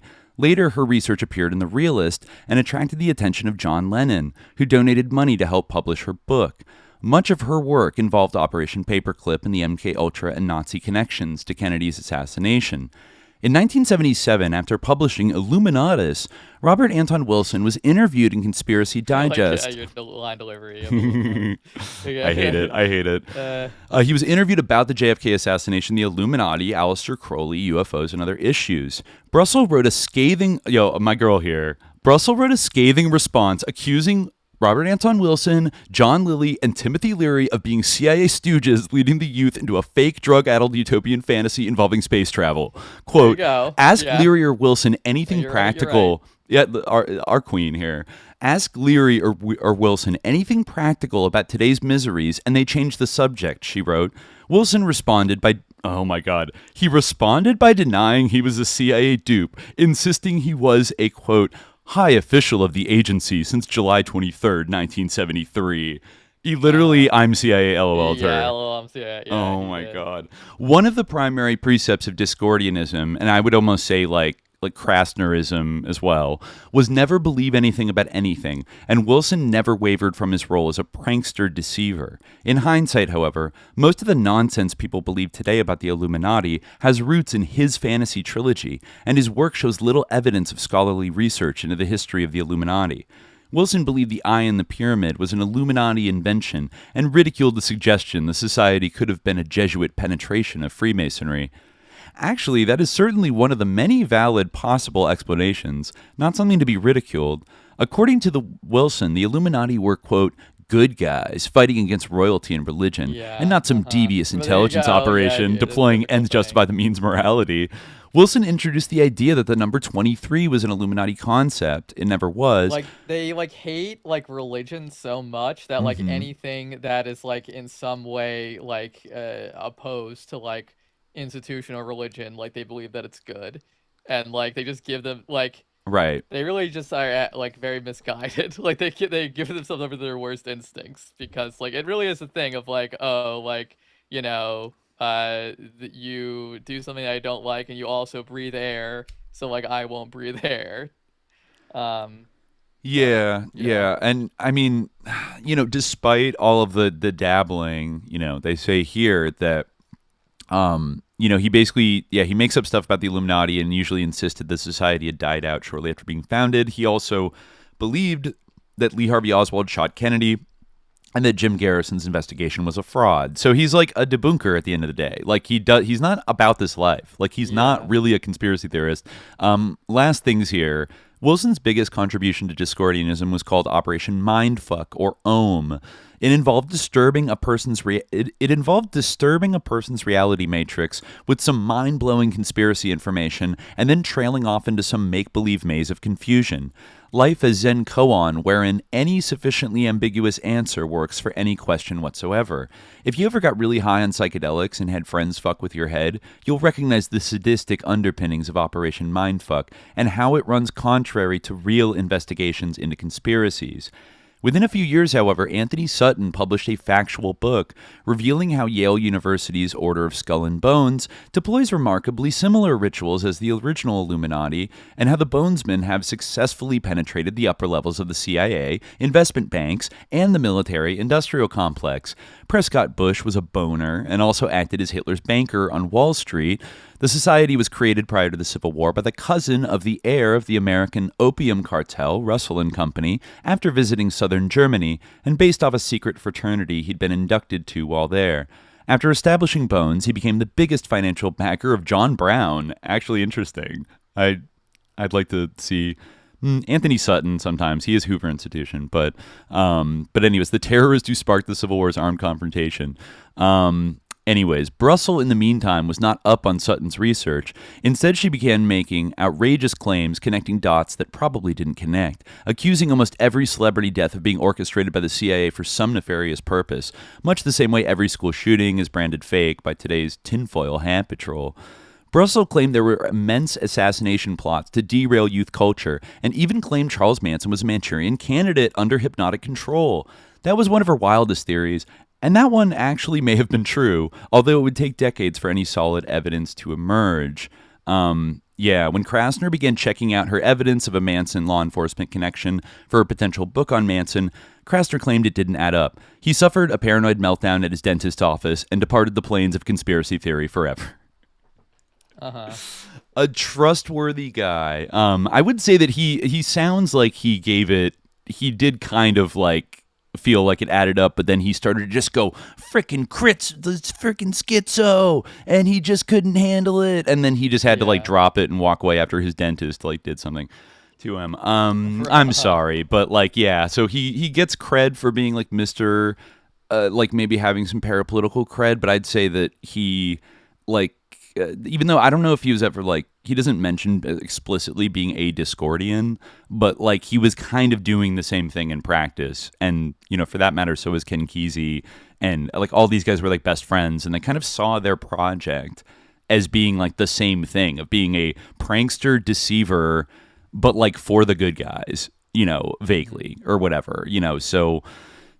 From there, I mean, these people are huge. They're central organizers of the Chicago protests in 1968 that turned into riots and all this other stuff. In the 60s, he's tight with like he's basically running the Yippies with Abby Hoffman and Jerry Rubin, and that whole kind of story goes on and whatever. Let me see my notes here. I mean, there's so many like little tiny things over in the interest of time. We should we don't have to go over everyone, but the main thing is that eventually, I don't know when, he actually doesn't mention John Brockman in his book at all, though maybe he met him through Stuart Brand, because starting I think in the 80s, Brockman found something called the Reality Club. The Reality Club in the 90s would basically directly morph into the Edge Foundation that Jeffrey Epstein would fund, like you found, as early as 1995. And that is how I presume that Jeffrey Epstein and Paul Krasner became friends, as evidenced by the latest email drops where they are like directly emailing each other. Jeffrey emailed him in March 2019, RE Media Magic, how a Democrat pedophile became a Trump scandal, and like forwarding him stuff from like Ann Coulter articles and stuff. It's just kind of strange. Like I think we mentioned that like Krasner seems to be like helping him out with like wording like defenses of his behavior, and it just like it. I mean, I bet if we went through the memoirs, sense. Like I mean, this is a guy who's hanging out perverts. Yeah, and he's hanging out with. Allen Ginsberg makes many cameos in this. They were very good friends, and he does not. He neglects to mention that later in his life he was a huge vocal supporter of NAMBLA. Instead, he's just like cool. He stood up for like peace and like never wavered from his convictions or whatever. Like he's very pro all these people. Like he doesn't. He's not really here to like talk shit about any of these people. He's here to like elevate them and himself by his, just this clout bomb of a memoir of like, then I met this person, and then I'm hanging out with Bob Dylan and blah, blah, blah. A lot of these people have like the same, it really does go back, like a lot, like misogyny, like kind of like unites like a lot of these people's like sentiments, they kind of, are... you can tell there's a little bit of like sneering, a little bit of discomfort when he gets to the 70s, and like some feminists like started flipping out, and they started women's libbing out and getting mad at us for like our dirty little toilet humor. And then like there was one feminist who wrote kind of like this takedown. I think she took over Rat magazine, Robin Morgan. And she wrote this like kind of call out essay called Goodbye to All That. She had a group called Witch, Women Inspired to Commit Herstory. And she basically calls out the Yippies for being like white and white male leftists in general for like, not checking their fucking misogyny and being like gross, like sexually gross and condescending and like dominating, being the leaders and the faces of all these organizations and expecting the women to go to work, and like do all kind of like the busy work of organizing while they get to run around and like, basically, she says at one point, goodbye to the straight male-dominated left, to PL who will allow that some workers are women but don't see all women, say housewives, as workers, just like the system itself, to all the old leftover parties who offered their women's liberation caucuses to us as if it were not a contradiction in terms, blah, blah, blah. Goodbye to the weather vane with the Stanley Kowalski image and theory of free sexuality, but practice of sex on demand for males. left out, not right on, to the weather sisters who, and they know better, they know, reject their own radical feminism for that last desperate grab at male approval that we all know so well, for claiming that the machismo style and the gratuitous violence is their own style by, quote, free choice, and for believing that this is the way for a woman to make her revolution, all the while, oh, my sister, not meeting my eyes because weathermen chose Manson as their and your hero. Parentheses, honest at least, since Manson is on the logical extreme of the normal American male's fantasy, whether he is Dick Nixon or Mark Rudd, master of a harem, women to do all the shit work, from raising babies and cooking and hustling to killing people on order. Goodbye to all that shit that sets women apart from women. Shit that covers the face of any weather woman, which is the face of any Manson slave, which, interesting, which is the face of Sharon Tate, which is the face of Mary Jo Kopechne, which is the face of me, which is the face of Pat Nixon, which is the face of Pat Swinton. In the dark, we are all the same. And you better believe it. We're in the dark, baby. You know. Yeah, I mean, it's certainly like, I think that Bannon's like comment like about you know, how this is like going to be the counter, like I'm building the counter movement to Me Too with Jeffrey Epstein, like that, you know, definitely there's something to that. Paul like, Krasner might have been on board with that. You know, like the gender politics is like a mobilizing force. Like it shouldn't be like understated. It's like in a way like one of the like oldest conflicts is that one. Yeah. I mean, it kind of kills me because Robin Morgan, like, she goes in fucking hard on him, on all these like yippies and these kind of like dirtbaggy guys, and makes a lot of like, you know, salient points. But then I feel like eventually she got either kind of like, I mean, they didn't exactly like change their ways that much. And eventually I think they, you know, kind of split off into like a different thing, and eventually she got a job at Miss Magazine, like CIA agent, proud CIA agent Gloria Steinem's like lib femme magazine, and then she wrote like some essay about like women, like feminist women in the USSR that were like standing up against the Soviet government, and then she got like 3 Ford Foundation grants in the 80s. And then eventually started like an NGO with like Gloria Steinem that like supports like Hillary Clinton, and this like became like a NATO feminist, you know. So yeah, it's like either you go out one way or they get you eventually. I'm not endorsing her personally. Yeah, but I mean, like, the principle. Right. No, her principle is totally fine. Like, it is totally valid, I think, in this case. Like, this is the paragraph about Paul that she writes. Goodbye to lovely, quote, pro-women's liberationist Paul Krasner, with all his astonished anger that women have lost their sense of humor, quote, on this issue, and don't laugh anymore at little funnies that degrade and hurt them. Farewell to the memory of his, quote, instant pussy aerosol can poster, to his column for the woman-hating men's magazine Cavalier, to his dream of a rape-in against legislators' wives. That was a joke he had. About that was a heckin' nice. Pro-abortion joke that he had. Like, what if we raped all the pro-life senators' wives and then they'd have to get abortions? Like, you know, and then like the feminists didn't like that. You know, to his scapegoats and realist nuns and cute anecdotes about the little daughter he sees as often as any properly divorced Scarsdale middle-aged father. That's true, actually. Nice. He basically bopped off to go be a fucking hippie and like sleep with people, and like his wife ended up like mostly raising their daughter.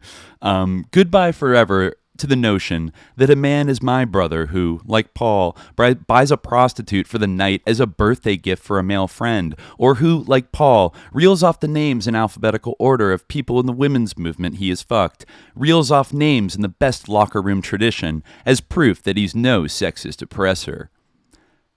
Yeah, like we all know this type of like guy, you know what I mean? Yeah, like sure. He just loves being, you know, like loves porn. He loves, you know, I think she quotes also in the essay that it's kind of a telling thing when like a lot of these hippie guys were, you know, where they were pitching like all the things, you know, we were going to get under the new hippie utopia. And they're always, you know, like free love, like free drugs, like free love, free food, right. Free women. And it's like, wait, what? Like, they're not like a commodity. Like, you know what I mean? Like saying free women as if like you could just sleep with whoever you want. Like, it's all good, man. Like, there's obviously so much of that when they kind of open the floodgates of like, you know, sexual repression, and then all these like, these guys, I mean, yeah, like they they just started behaving this way and lifting it up as like I mean, Krasner says it a lot, like going to an orgy in San Francisco and like getting it on, and like it felt like they were doing the revolution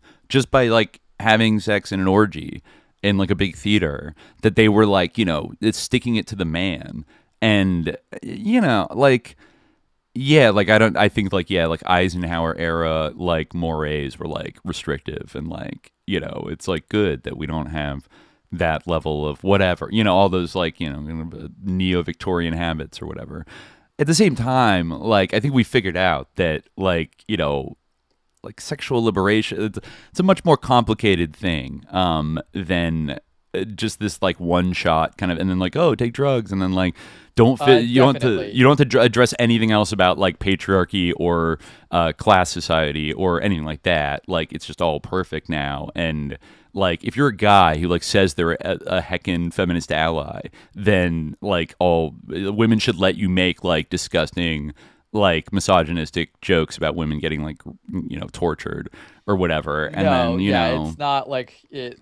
I mean, yeah, you're right. It is like much more complex. Like, it's not like so simple as like, yeah, if we don't have like a sort of very like rigid sexual norms, then everyone will be like free, and there won't be any like gendered oppression, or there won't be any like injustice. Like, it's absolutely like in many ways like there's a lot of I mean, Epstein is a great example. Like and like you can see like how like he's like great friends, like to go back to where we were talking about at the beginning, like Melanie Walker, talking about how like, oh, a great advocate for women and all these things, like talking about, I forget who she was even describing, but yeah, like it, you could see how like this or like there's that one line in his recent email drops where he says like, I no longer use terms like broad and things like that. I mean, that's kind of like that's a like a ridiculous example, but like still a lot of the time like this kind of like ideological pose is not like actually actualized in practice, and is actually like conceals like even worse abuses than your like traditional sexual mores. Right. For sure. And this is also a guy who was doing comedy workshops at the Esalen Institute starting in the early 70s, and was also attending lectures of Dr. John Lilly, who Mae Brussel called a fucking called a CIA agent. I mean, like he definitely was like an agent of like intelligence agencies. Like he definitely was like a John Lilly, government sponsored. Yeah, for sure. He's pretty sus. I mean, we talked about him in our dolphin episode, like, and some other subsequent episodes too.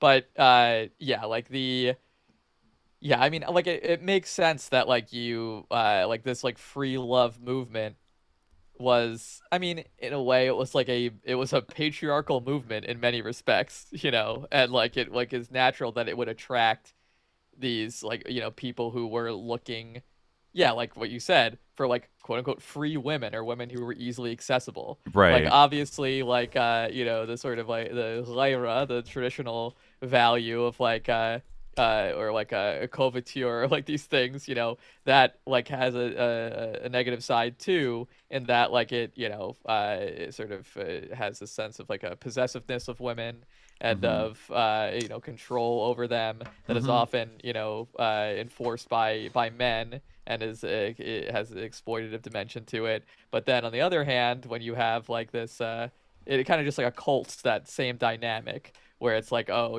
I because our values are free love, and that's for the revolution, and that's for progress, then like I need to have total access to you, and like I am entitled to you, so right. Rather than it being your father or whoever, who's like has control over your sexuality, or your husband who is entitled to your sexuality, it's just like, or the whole collective, man. Like, yeah, exactly. Yeah. Now it's just like the socialization of women's sexuality, rather than the monopolization of it. Right. Yeah. Yeah, it's pretty. Yeah, it sucks. And then someone McGill Clan in the chat says it's just being mad at your wasp dad. Very true. Yes. In many cases, it is. I think. Yeah. There's a lot of like weird things like that going on, or people rebelling but then wanting control. I mean, and this is a guy that like got involved in sponsoring. Like I found some old literature. I found like an old pamphlet, like a psychology journal that featured von Hilsheimer's like a review of his book and how excellent it is. It's something called like dealing with your like raising your special child, and it's like it was advertising his revolutionary Green Valley school that was like had an 86% like success rate and was amazing. And then in between are these ads for like what look just like literally like MK Ultra like like torture devices that are like biofeedback like rhythmic system XP 5000 like the greatest in biofeedback like blah blah blah. And it's just like it just looks like Jesus Christ, like I forgot this was still pretty normalized like going up into the early 70s like all this shit, and then to see him involved with it in an earlier iteration. And then to come back around to today, where this is like a phenomenon that's a little more understood, like these troubled teen schools. And there's like a few different organizations that have kind of like for maybe the 70s, the 80s to today that sort of built out like a corporate network of these places. Like one kind of faction is like an offshoot of the Synanon cult. Right, which I think Paul Krasner had written about back in like the 70s. Another one is probably more like evangelical Christian, like Baptist kind of coded. And then you had kind of like the new agey hippy dippy version, but which is still brutal, but like more like a weird like Reichian kind of Esalen vibe from von Hilsheimer, which is like another thing.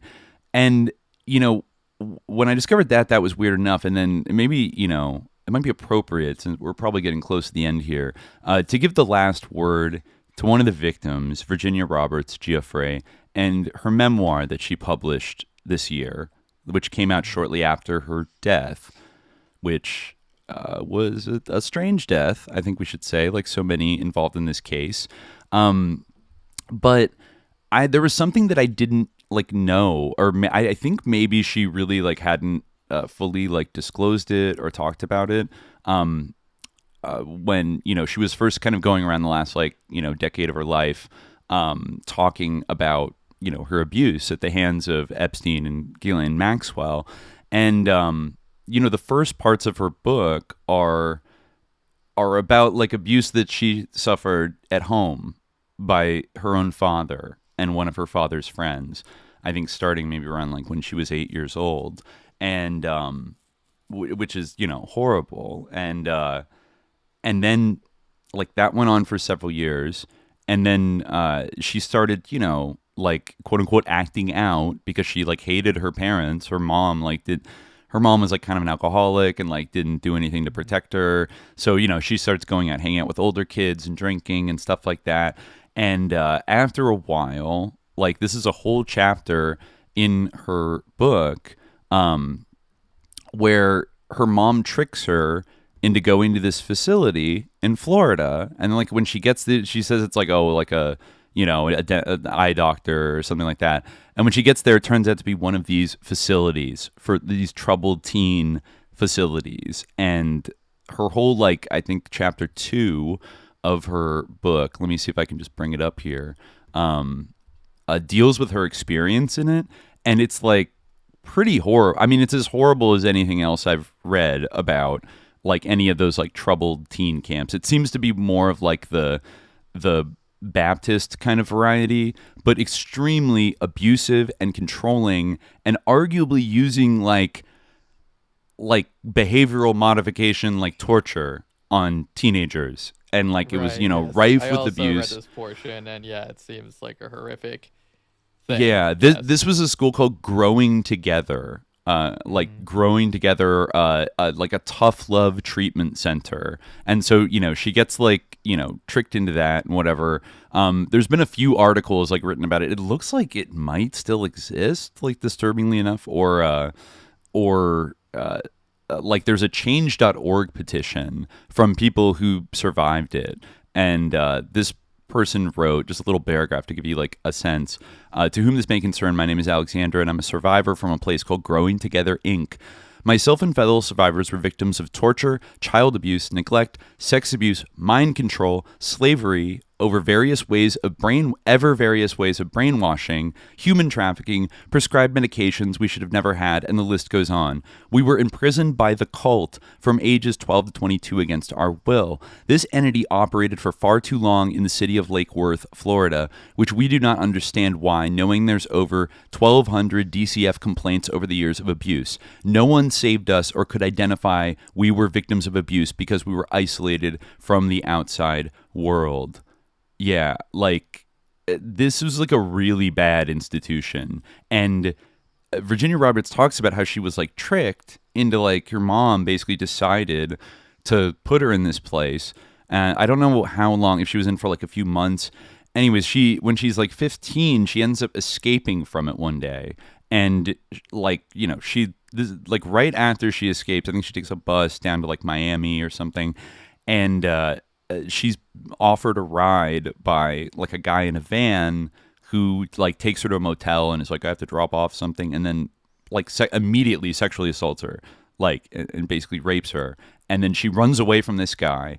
And then like that night, like she's out on the street, whatever, and she's very traumatized. And a limousine pulls up to her with like a fat, like middle-aged, you know, millionaire and like a 25-year-old like Czech escort, you know, in the car, and are like, oh, hey, like, you know, are you all right, whatever. And you know, she's like afraid the other guy's looking for her, so then she decides to get in this guy's car. He takes her to like his big mansion house overlooking the water. There's a whole stable of Eastern European girls there, and immediately the guy, you know, assaults her as well, and then adds her to like his like stable of escorts, because he's actually running an escort service.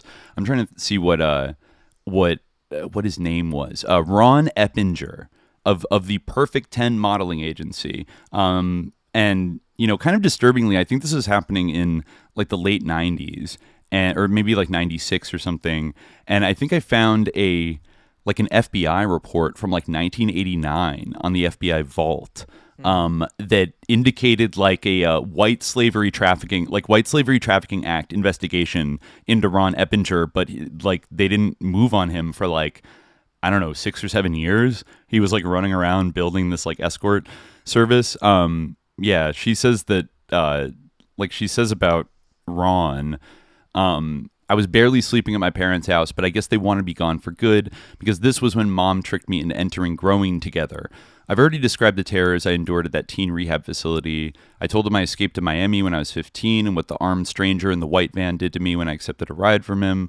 I tried to explain how that assault made me easy prey for the old fat man in the black limousine, Ron Eppinger, who was then 63. What I didn't know when Eppinger picked me up in his limo in December 1998 was that Perfect 10, the quote modeling agency he told me he was running, was in fact a $1,000 a night escort service. Federal prosecutors would eventually prove that between 1997 and 1999, Eppinger and 2 Czech accomplices procured young women abroad, then sent them to South Florida to work as call girls. So when Eppinger discovered me sitting on that curb and took me home, he made an exception. I was the only American girl in his stable. Yeah. And you know, she eventually did get away because like he got raided by the police and he got taken back. I think, you know, she got taken back by her parents, and then her dad, the one who had abused her as a child, was working at Mar-a-Lago. And he's like, you know what? I can get you a job at Mar-a-Lago. And right after that, she goes to Mar-a-Lago, and like maybe a week or two goes by, and then she runs into Ghislaine Maxwell and starts. So like, like this is the fucking world. Like I think I might have said before recording that like reading this book, I think everybody should read this book because I don't think it's being talked about enough. Like, you know, I mean, because she died earlier this year. And then it came out, but I haven't heard it like referenced or like combed through for like the anecdotes. And it's such an interesting contrast with the thing we read last time, the Paul Krasner article about Kathy O'Brien's, you know, transformation of America. And, you know, his conclusion that she probably was abused by somebody, but this seems like a carefully crafted hoax. Like, in contrast to Kathy O'Brien, and I'm not really certain what what actually was like going on there, but this feels like an extremely like believable almost like version of like a Kathy O'Brien story, like in terms of like her dad's in on it, in it to like up to a point. I mean, he's in on abusing her, and then there's this place where like they're doing modern MK Ultra on like quote unquote troubled teenagers. Like I really truly, now that I think about it, like that looks like the guy that Paul Krasner was working with, von Hilsheimer, in the 60s and 70s. It totally looks like that's what he was doing. He was like applying MK Ultra techniques to behavior, to experiment on children, and oftentimes ones that were from abused homes. And it actually reminded me also that there was another book, one of these books that popped up in the files a lot. There were like a lot of copies of it, but it was like an entire book that Epstein had sent to him. I don't know by who, but it might be The Nearness of Grace, A Personal Science of Spiritual Transformation by Arnold J. Mandel. And I just like it was long, so I just flipped through it. But there were like instances where the author was talking about like going to like a foster home or some kind of clinic center and interacting with kids that came from like very bad backgrounds. Like these are like, 4 to like 8-year-olds that had been very deeply like sexually abused as like small children, or or physically abused or whatever, and that their parents were drug addicts or whatever, and they had to be taken away from their kids. And it's kind of like a little like it's a little harrowing. I mean, it's very disturbing, like reading this guy's interactions with them, and like some of them are like hypersexual, like they don't understand like what it is, but like they're clearly modeling behavior. That there's another one that's like he's very clever about making up like lying about like staffers like abusing him because it's like worked for him before, and he knows that he can like navigate this to stay safe, and kind of gets to this idea of like the dissociative identity disorder aspect, which Virginia Roberts also talks about kind of having, and that these people have to adopt like such a kind of a hollow, they end up playing kind of hollowed out caricatures of adult authority figures, like in order to sort of like feel a sense of safety and navigate the world, but they're very like shut off and like but I was kind of thinking like, why does Epstein have this fucking book? Like, you know what I mean? Right. Is this a recipe book for him? And it's just like the pipeline that Virginia Roberts was subjected to, that I think I don't mean to imply that like all these different people that abused her were like in contact with each other, but rather that these predators are kind of roaming, and like they could spot a teenage runaway and know one when they know a teenage runaway when they see one, and are like, okay, they've probably been through some tough stuff. I can probably get to, like, Epstein was very excited when she revealed to him for the first time that she had been like abused before or whatever, and he thought it was kind of like exciting, like right.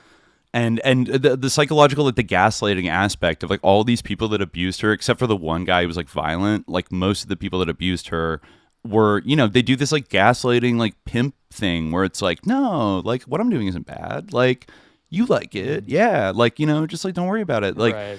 And it's very, I will say one little side note that is sort of left dangling that Virginia Roberts says in this is she doesn't know, she knows that the facilities, these troubled kid schools, are very expensive.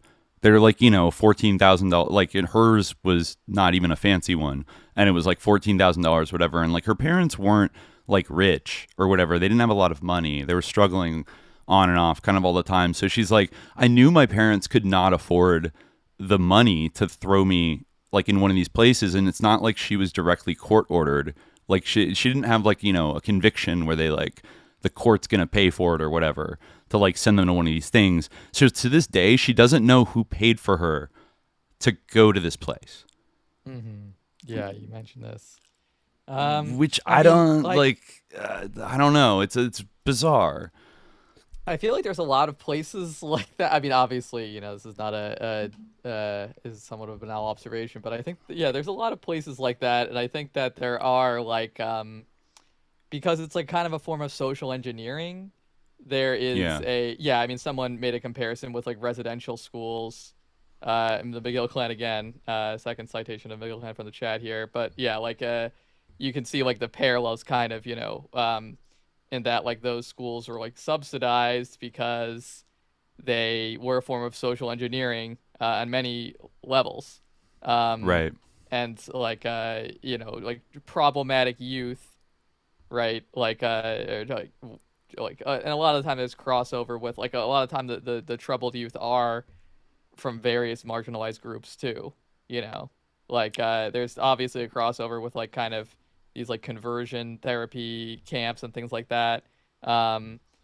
So right, yeah. right. Well, it's honestly kind of like a whole spectrum, like because I think you do have for the lower classes, and like the California had a program that was, and honestly, the Vacaville prison, where like the Donald DeFreeze came out of, they were doing weird psychosurgery kind of experiments on prisoners, quote unquote voluntarily, but like still like they were studying about how to like make people not violent, like with chemical means or psychological means and stuff. And I think that those types of experiments and that type of thinking trickled into all of these institutions for kids. But then the weirdest thing about it is that also like a lot of the people that go through it are like children of the ruling class.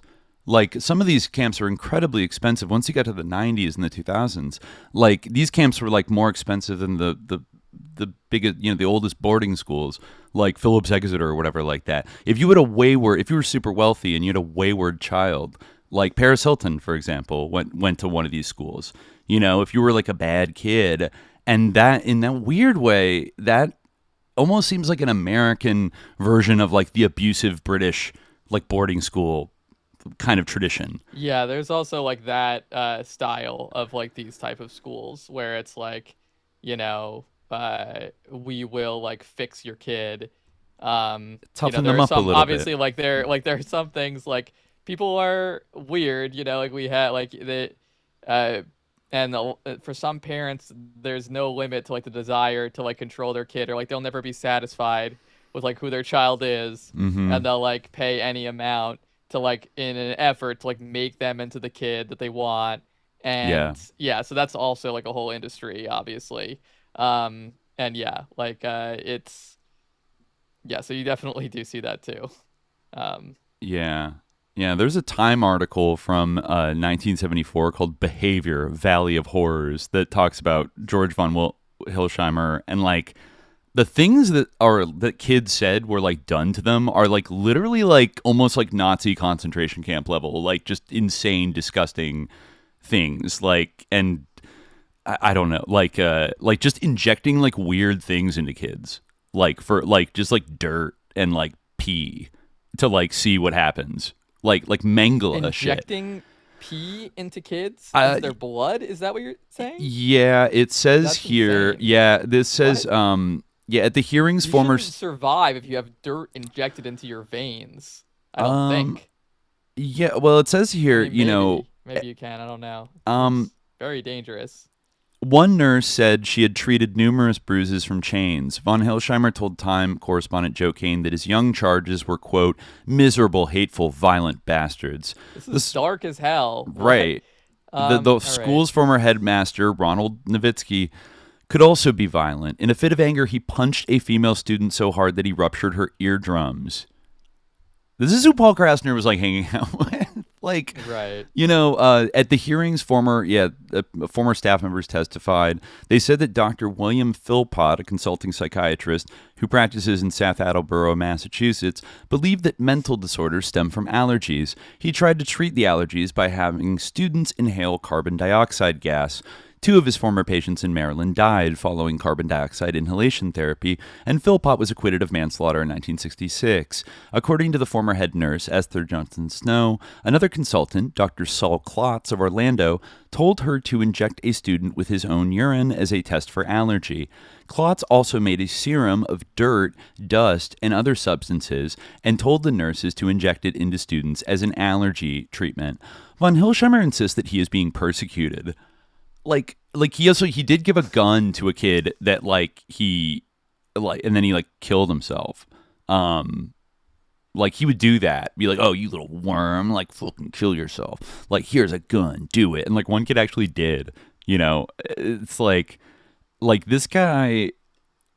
Yeah, he said Green Valley is not the only school to be scrutinized by the committee. During the hearing, Senate investigators charged that at the University Center, a residential psychiatric treatment center in Ann Arbor, Michigan, students who continually misbehave are locked for days or even months in a, quote, seclusion room.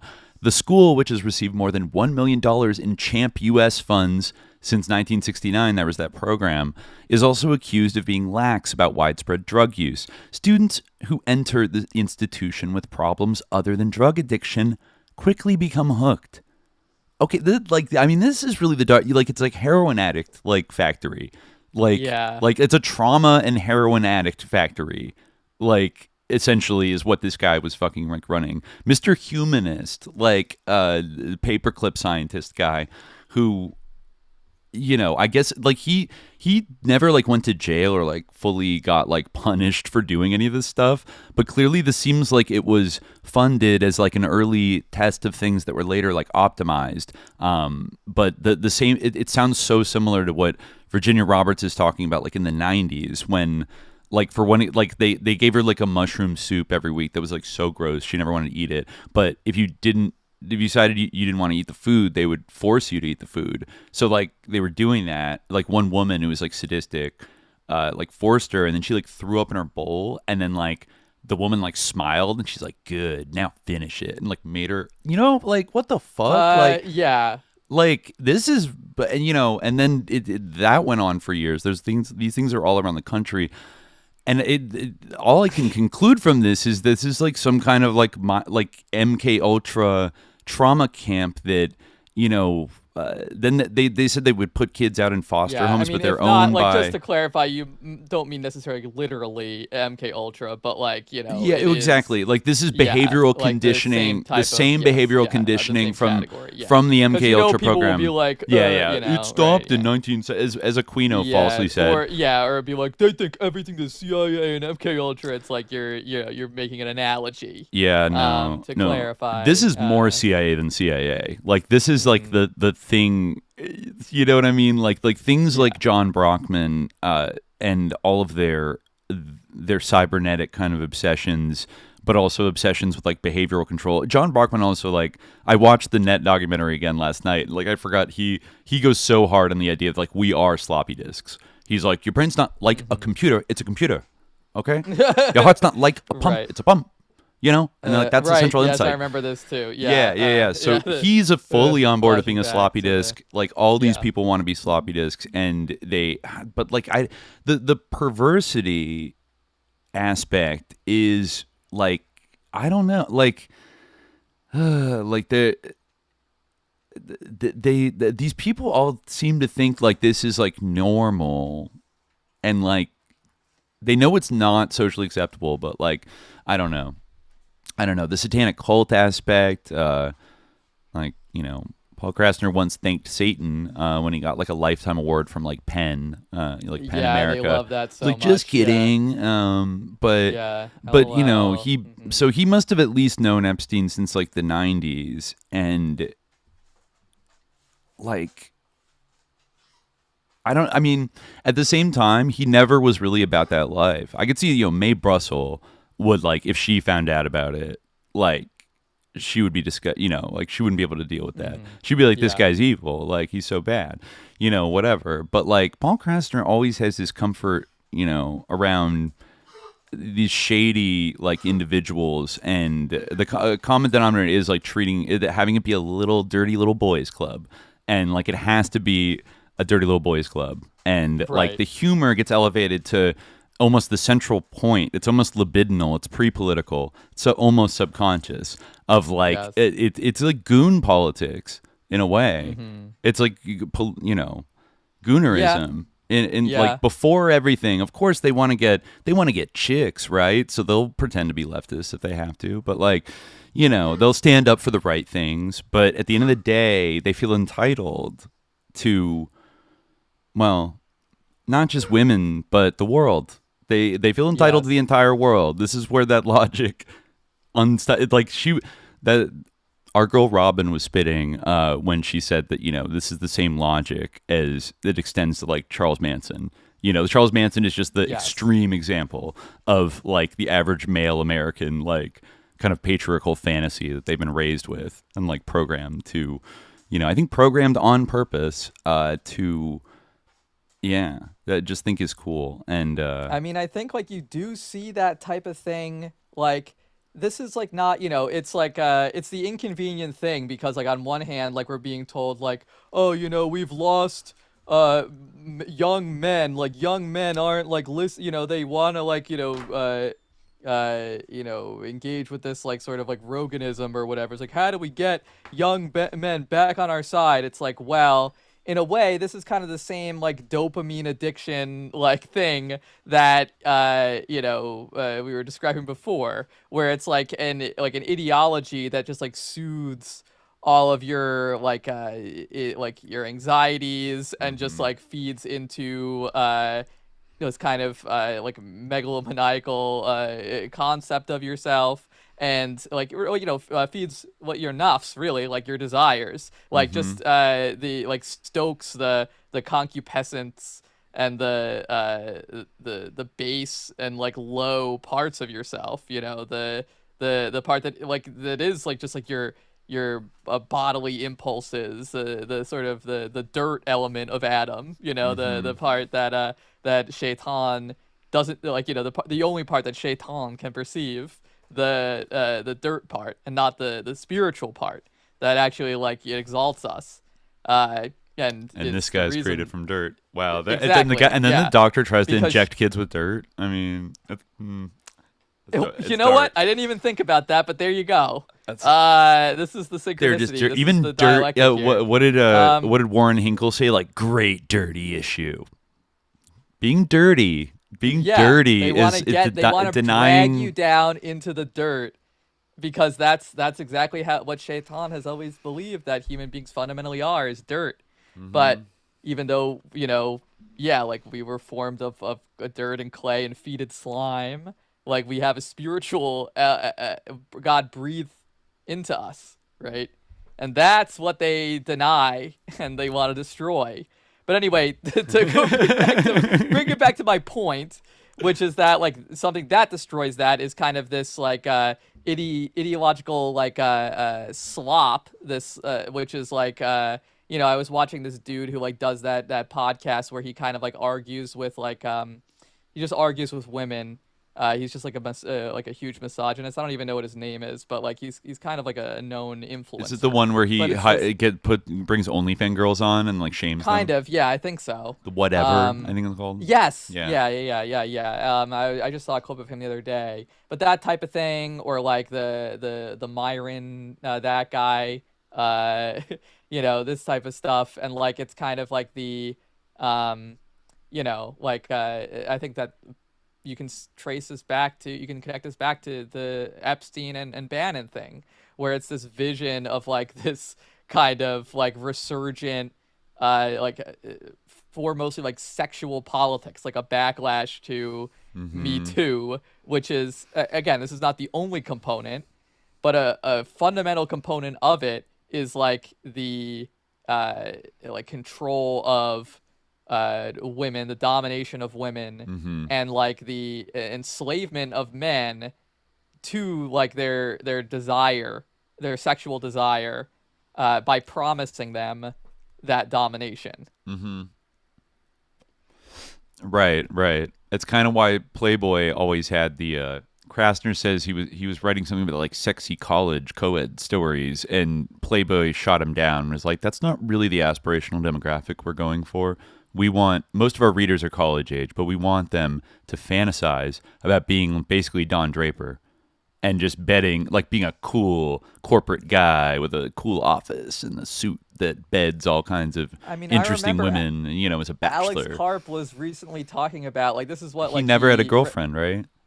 I don't know if he ever had a girlfriend. I wouldn't be surprised if he didn't, because he's, like, disgusting. Yeah. like not insulting his appearance. I'm insulting his personality and like truly what wretched. He's just disturbing individual. Like recoil from him. But he said this thing that was like talking about like the Palantir and their surveillance, and like he said like the fundamental right that we're like trying to protect, like, or like that this technology is going to be applied in a way where it won't affect like the basic right to like find someone hot and like take them home or whatever. Hold on, let me see if I can find the actual quote. Someone hot, Alex Karp. Yeah, he truly doesn't know.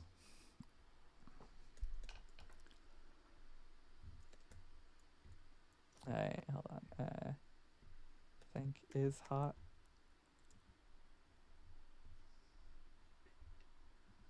Making no apologies for his work with ICE. I'm trying to find his. No, not at all. Yeah. Another, your right to meet someone you think is hot and go to bed with them should be protected. That's what, he says. Oh yeah, what what do you mean? Nobody's coming for that, right? You know what I mean? Like it's except unless you mean something else. I guess he was talking about in the context of the fact that quote pattern of life surveillance is necessary to track a suspected terrorist. If you want to expand to normal citizens, that is surveillance of the kind that no one wants. Threading the needle requires very, very precise tools. But yeah, I mean, like that's the thing. Like, what I would point to here is that like that right or like that like sort of concern is being leveraged. In saying like, oh well, we won't touch that. Like what goes on in your bedroom is safe, but everything else we're going to surveil. Oh yeah, I guess what is a model in the chat? What is model 8252 has the quote, is this product being used to take away my right to go have a hot dog with a coworker I'm flirting with while being married, which honestly I think is the God-given right of people in this country. Okay, well, wow, it's not even being poly, but like cheating on your spouse. God didn't give you the right to do that. Actually, God said that you shouldn't do that. That's called adultery. These people love it. Like Paul Krasner was all about it. About cheating. Like, all don't the time. even pretend that you believe in God, Alex Karp. First of all, second of all, like. I mean, he pretended to be a democratic socialist for literally years. Like he would say, like, "What you like? I'm the left-wing guy at Palantir. Peter Thiel's like the conservative guy." And then it comes out he's like a fascist. This is the most Kufr quote I've ever read. Like, first of all, they have to be having a hot dog too. Like, they can't. That's, it's he's signaling there. But folks. I mean, while talking about committing Xena, but anyway, so, I mean that's the way for the point a little bit, but like the like it's like what that's like not what our concern should be about. Our concern should be about like walking in the street, which is already happening. Then a van pulls up, you get thrown into the van, you get taken someplace, told you're being detained, and told like, oh, sorry, like we can't tell you why, like you gotta wait, and then you're there for years. That's like the concern, not like, oh, am I gonna be able to cheat on my wife? Our concern about you surveilling us is about you taking us away from our families, not our freedom to betray them. It kind of does. That quote says a lot about what his priorities are. Yeah. That like betraying the people closest to you is a more sacred right than not terrorizing them with a surveillance state. That's those are the values of Epsteinism. Mm-hmm. Whatever it takes, like there's no morality. Like I have some brainy friends who are like pop physicists that can tell me that that's not, that doesn't actually matter. Like who cares? Well, yeah, because I'm smarter than you, and therefore I can do whatever I want because I'm beyond good and evil, and what I'm doing is ultimately going to lead to more AI chatbot instances having fun on another planet. So therefore it's fine. Yeah. Anyway, maybe we can close with this, what used to be on the masthead of The Realist for years, and a famous quote, kind of the slogan of Paul Krasner: "Irreverence is our only sacred cow." And I don't know.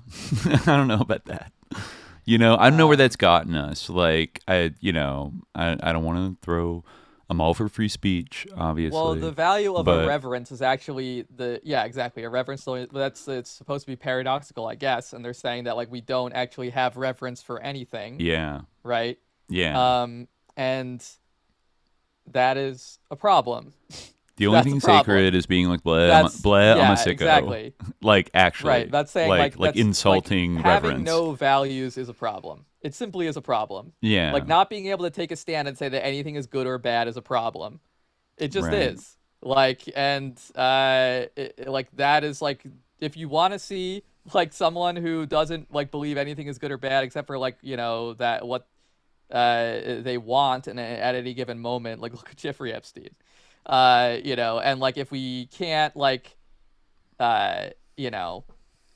recognize, like, the things are bad, like, that is going to be, like, it's very, very interesting. And it really is, actually it kind of harkens back to the episode that we were doing last week with René Guénon, where we talked about counter tradition, right?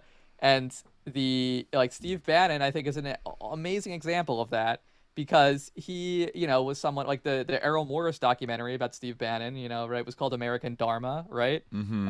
By Errol Morris, yeah. Right, Errol Errol in Cambridge, says one of the emails. And like, that is, a reference to his study of kind of this like traditionalist philosophy that kind of like descends, certainly of Evola, right? He was deeply into that. During his time in the Navy and beyond, right? Naval intelligence, we should have. It is you can see how salient it was in the very fact the documentary was called that. But anyway, like, he is someone who understands, like, that idea of those ideas, right? And I think that he embodies, like, when his program with Epstein to redeem someone and to try to make something positive out of a person like that, who was like satanic. It's just, like, purely satanic. Right. Like, it's amazing. Like, an ostensible Catholic, staunch Roman Catholic. I mean, the idea, like, that's kind of what Guénon said. Guénon said, right? I'm trying to make sure I don't pronounce it wrongly for most of my life. That's what he said, right? That the law of the counter tradition would be like a law of parity, right? And he's that's, like, giving. it is, he joked about like the devil, like them being like, I'm the devil, like that, like with Epstein, like they're with the devil needs a left and a right arm.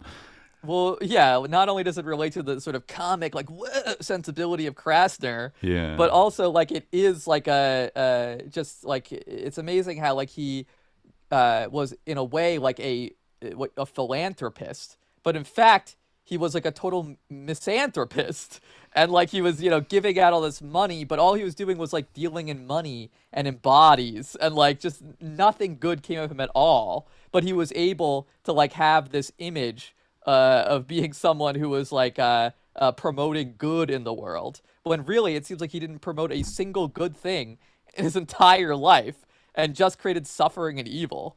And like that someone like Steve Bannon or anybody, like, all these people are complicit. Larry Summers, like Melanie Walker, all would launder that and abet it. Bill Gates, like Eliza New, Eliza Malcolm New, Gladwell, Woody Allen.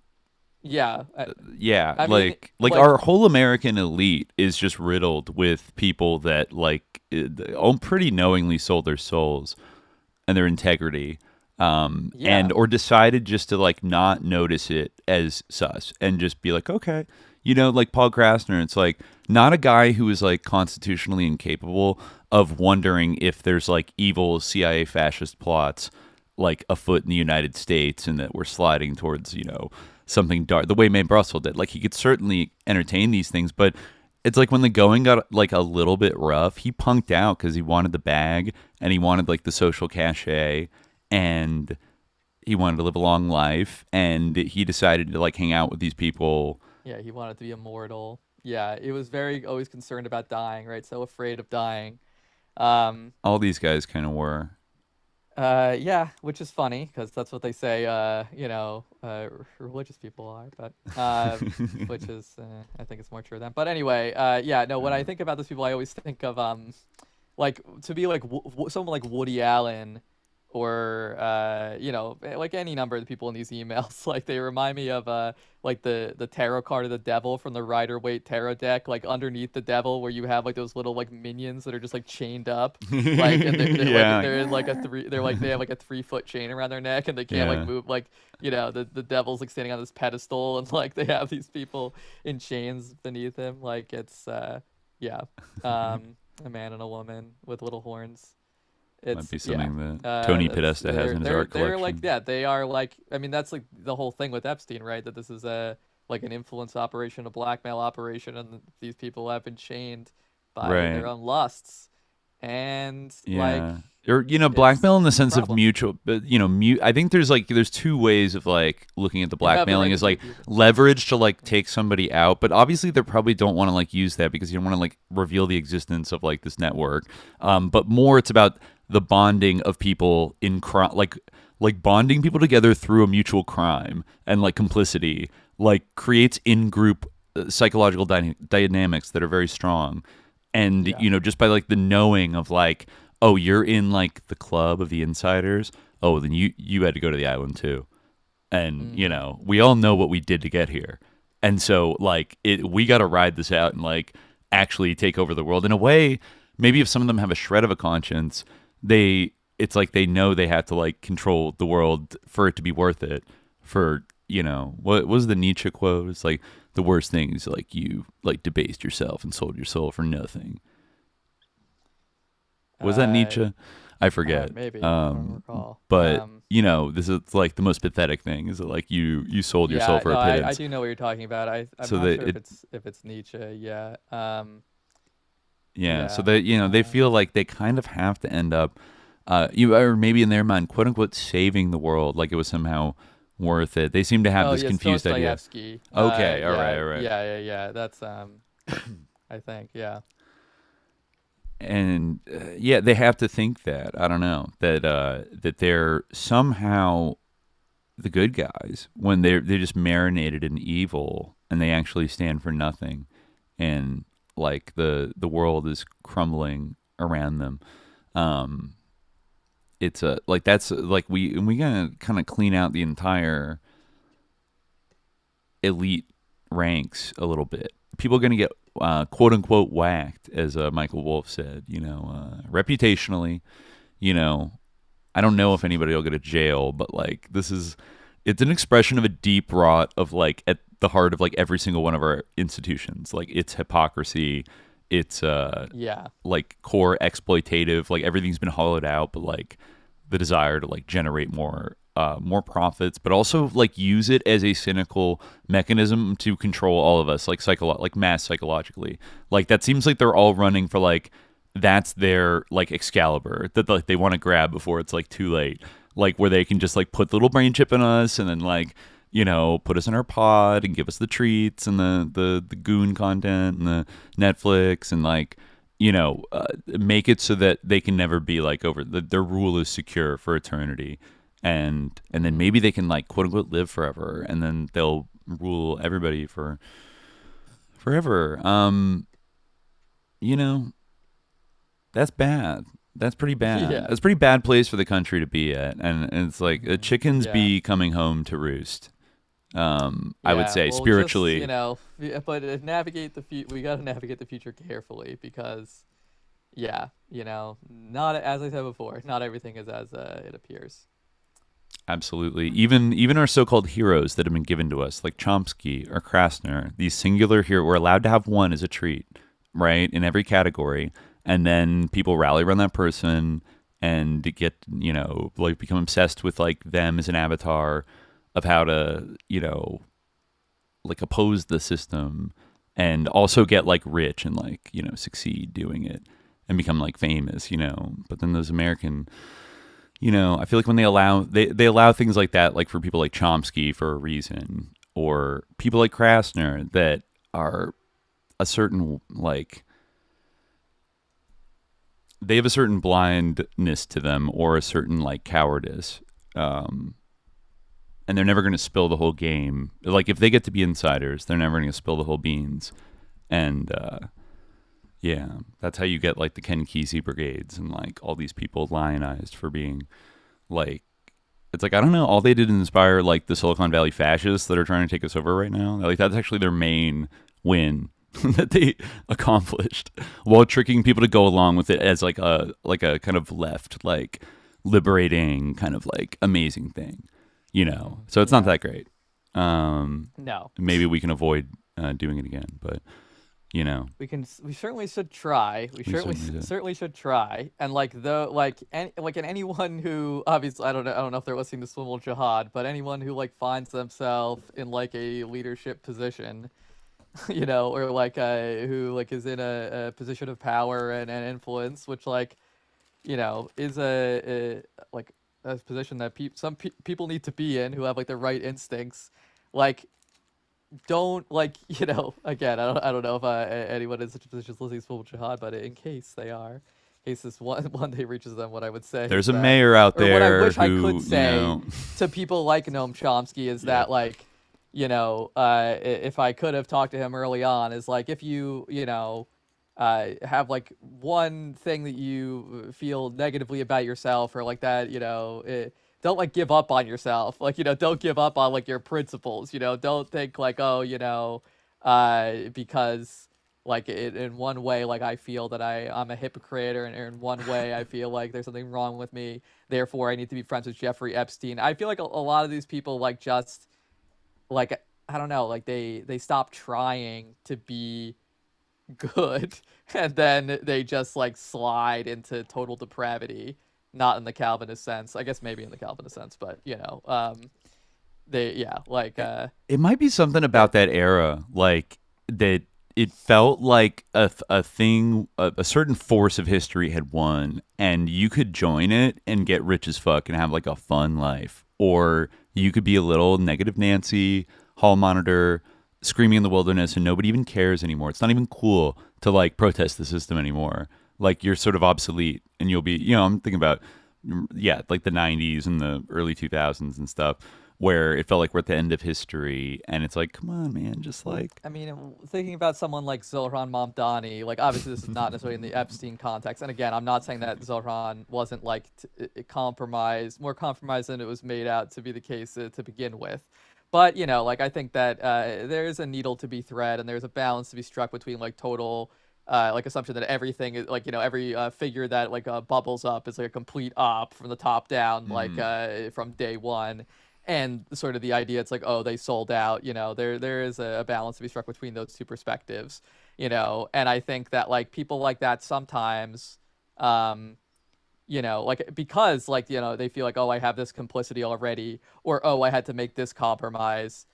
There is a point like, where they're like, oh, well, I guess I just need to let go of this value completely because I compromised it. And it's like, it's not to like, and then the next thing you're friends with Jeffrey Epstein, and you're like giving him feedback on how to word his like bullshit email about how like it wasn't a rape party, it was just a party or something. And I like, feel don't, like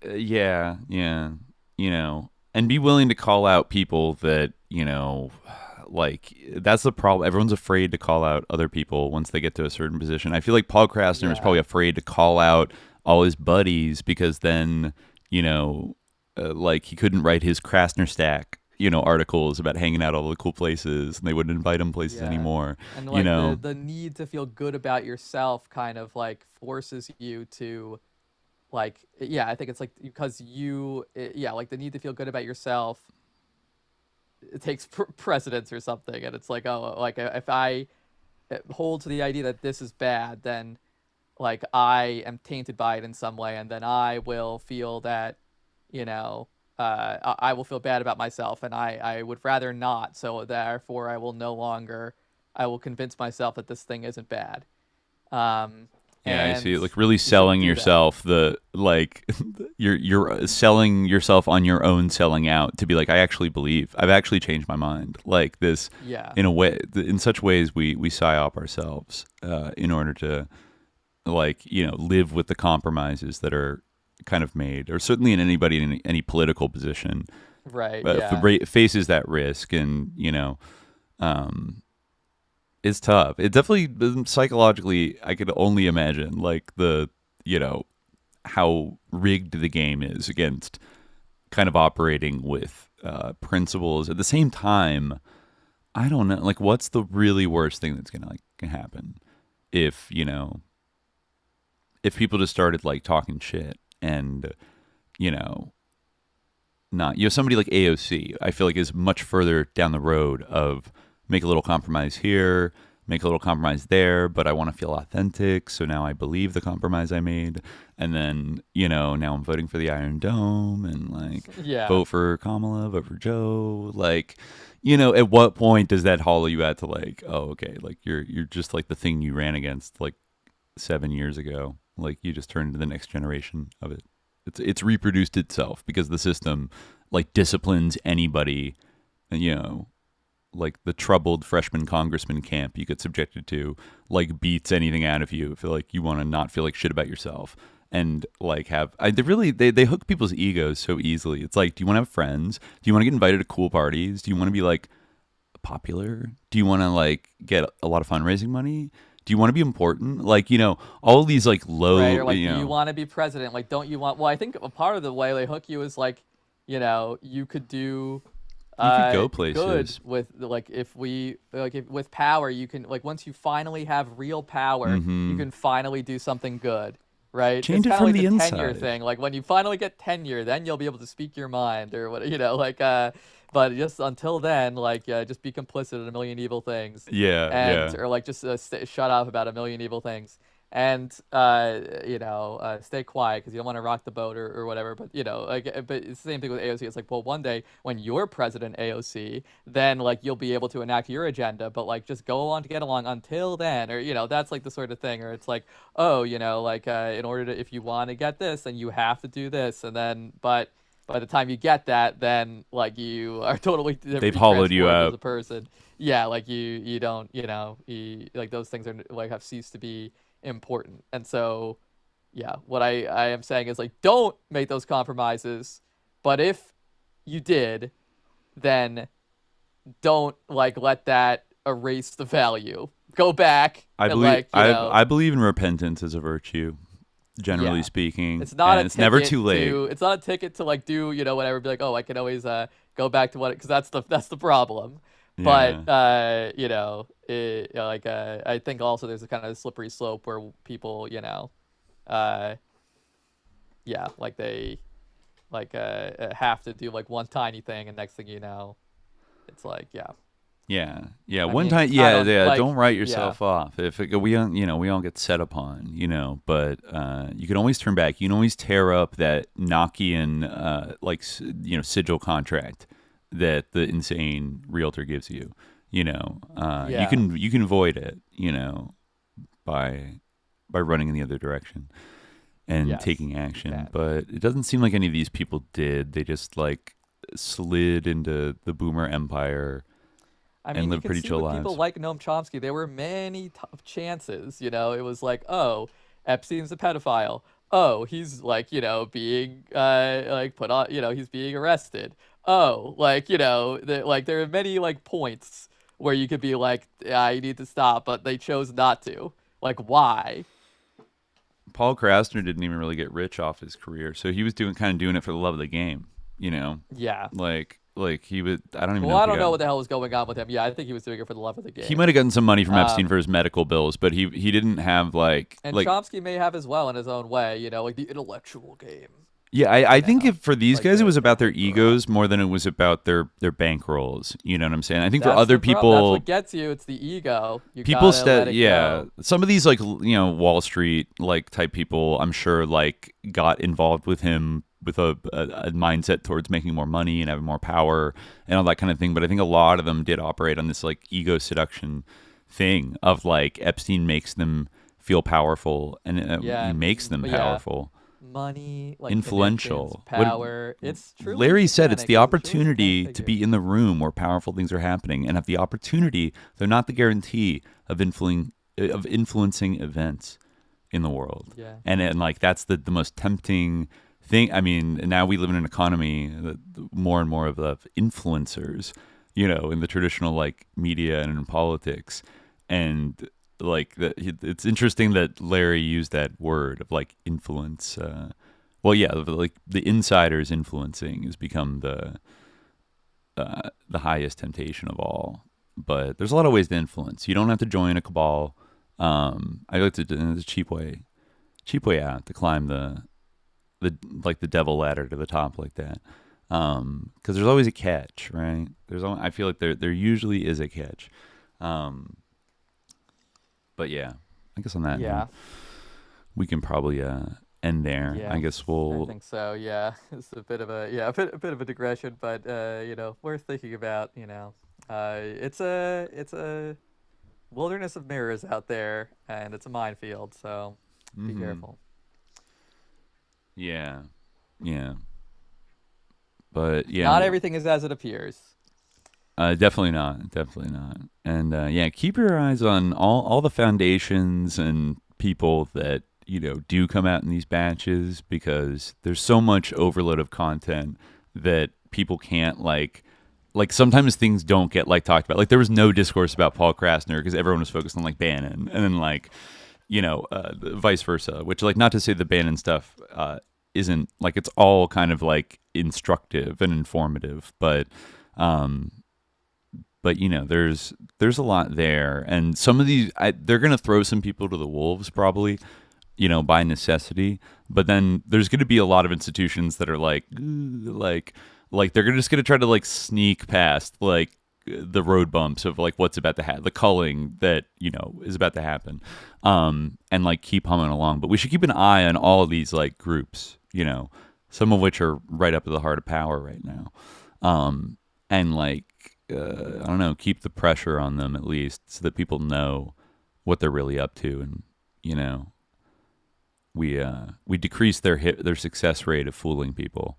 That's kind of the best we can do, I think, right now. Yeah. Well, the jihad goes on. It sure does. But Monday, on Patreon. Yeah, I'll be back on Patreon on Monday. You can sign up at patreon.com/subliminaljihad for an extra episode every week, and Demon Forces, which I'm going to try to knock out the next one in time for Thanksgiving over this weekend. So stay tuned for that. But yeah, thanks for joining everybody in the chat today. And until next time, dear listeners, stay vigilant. Peace.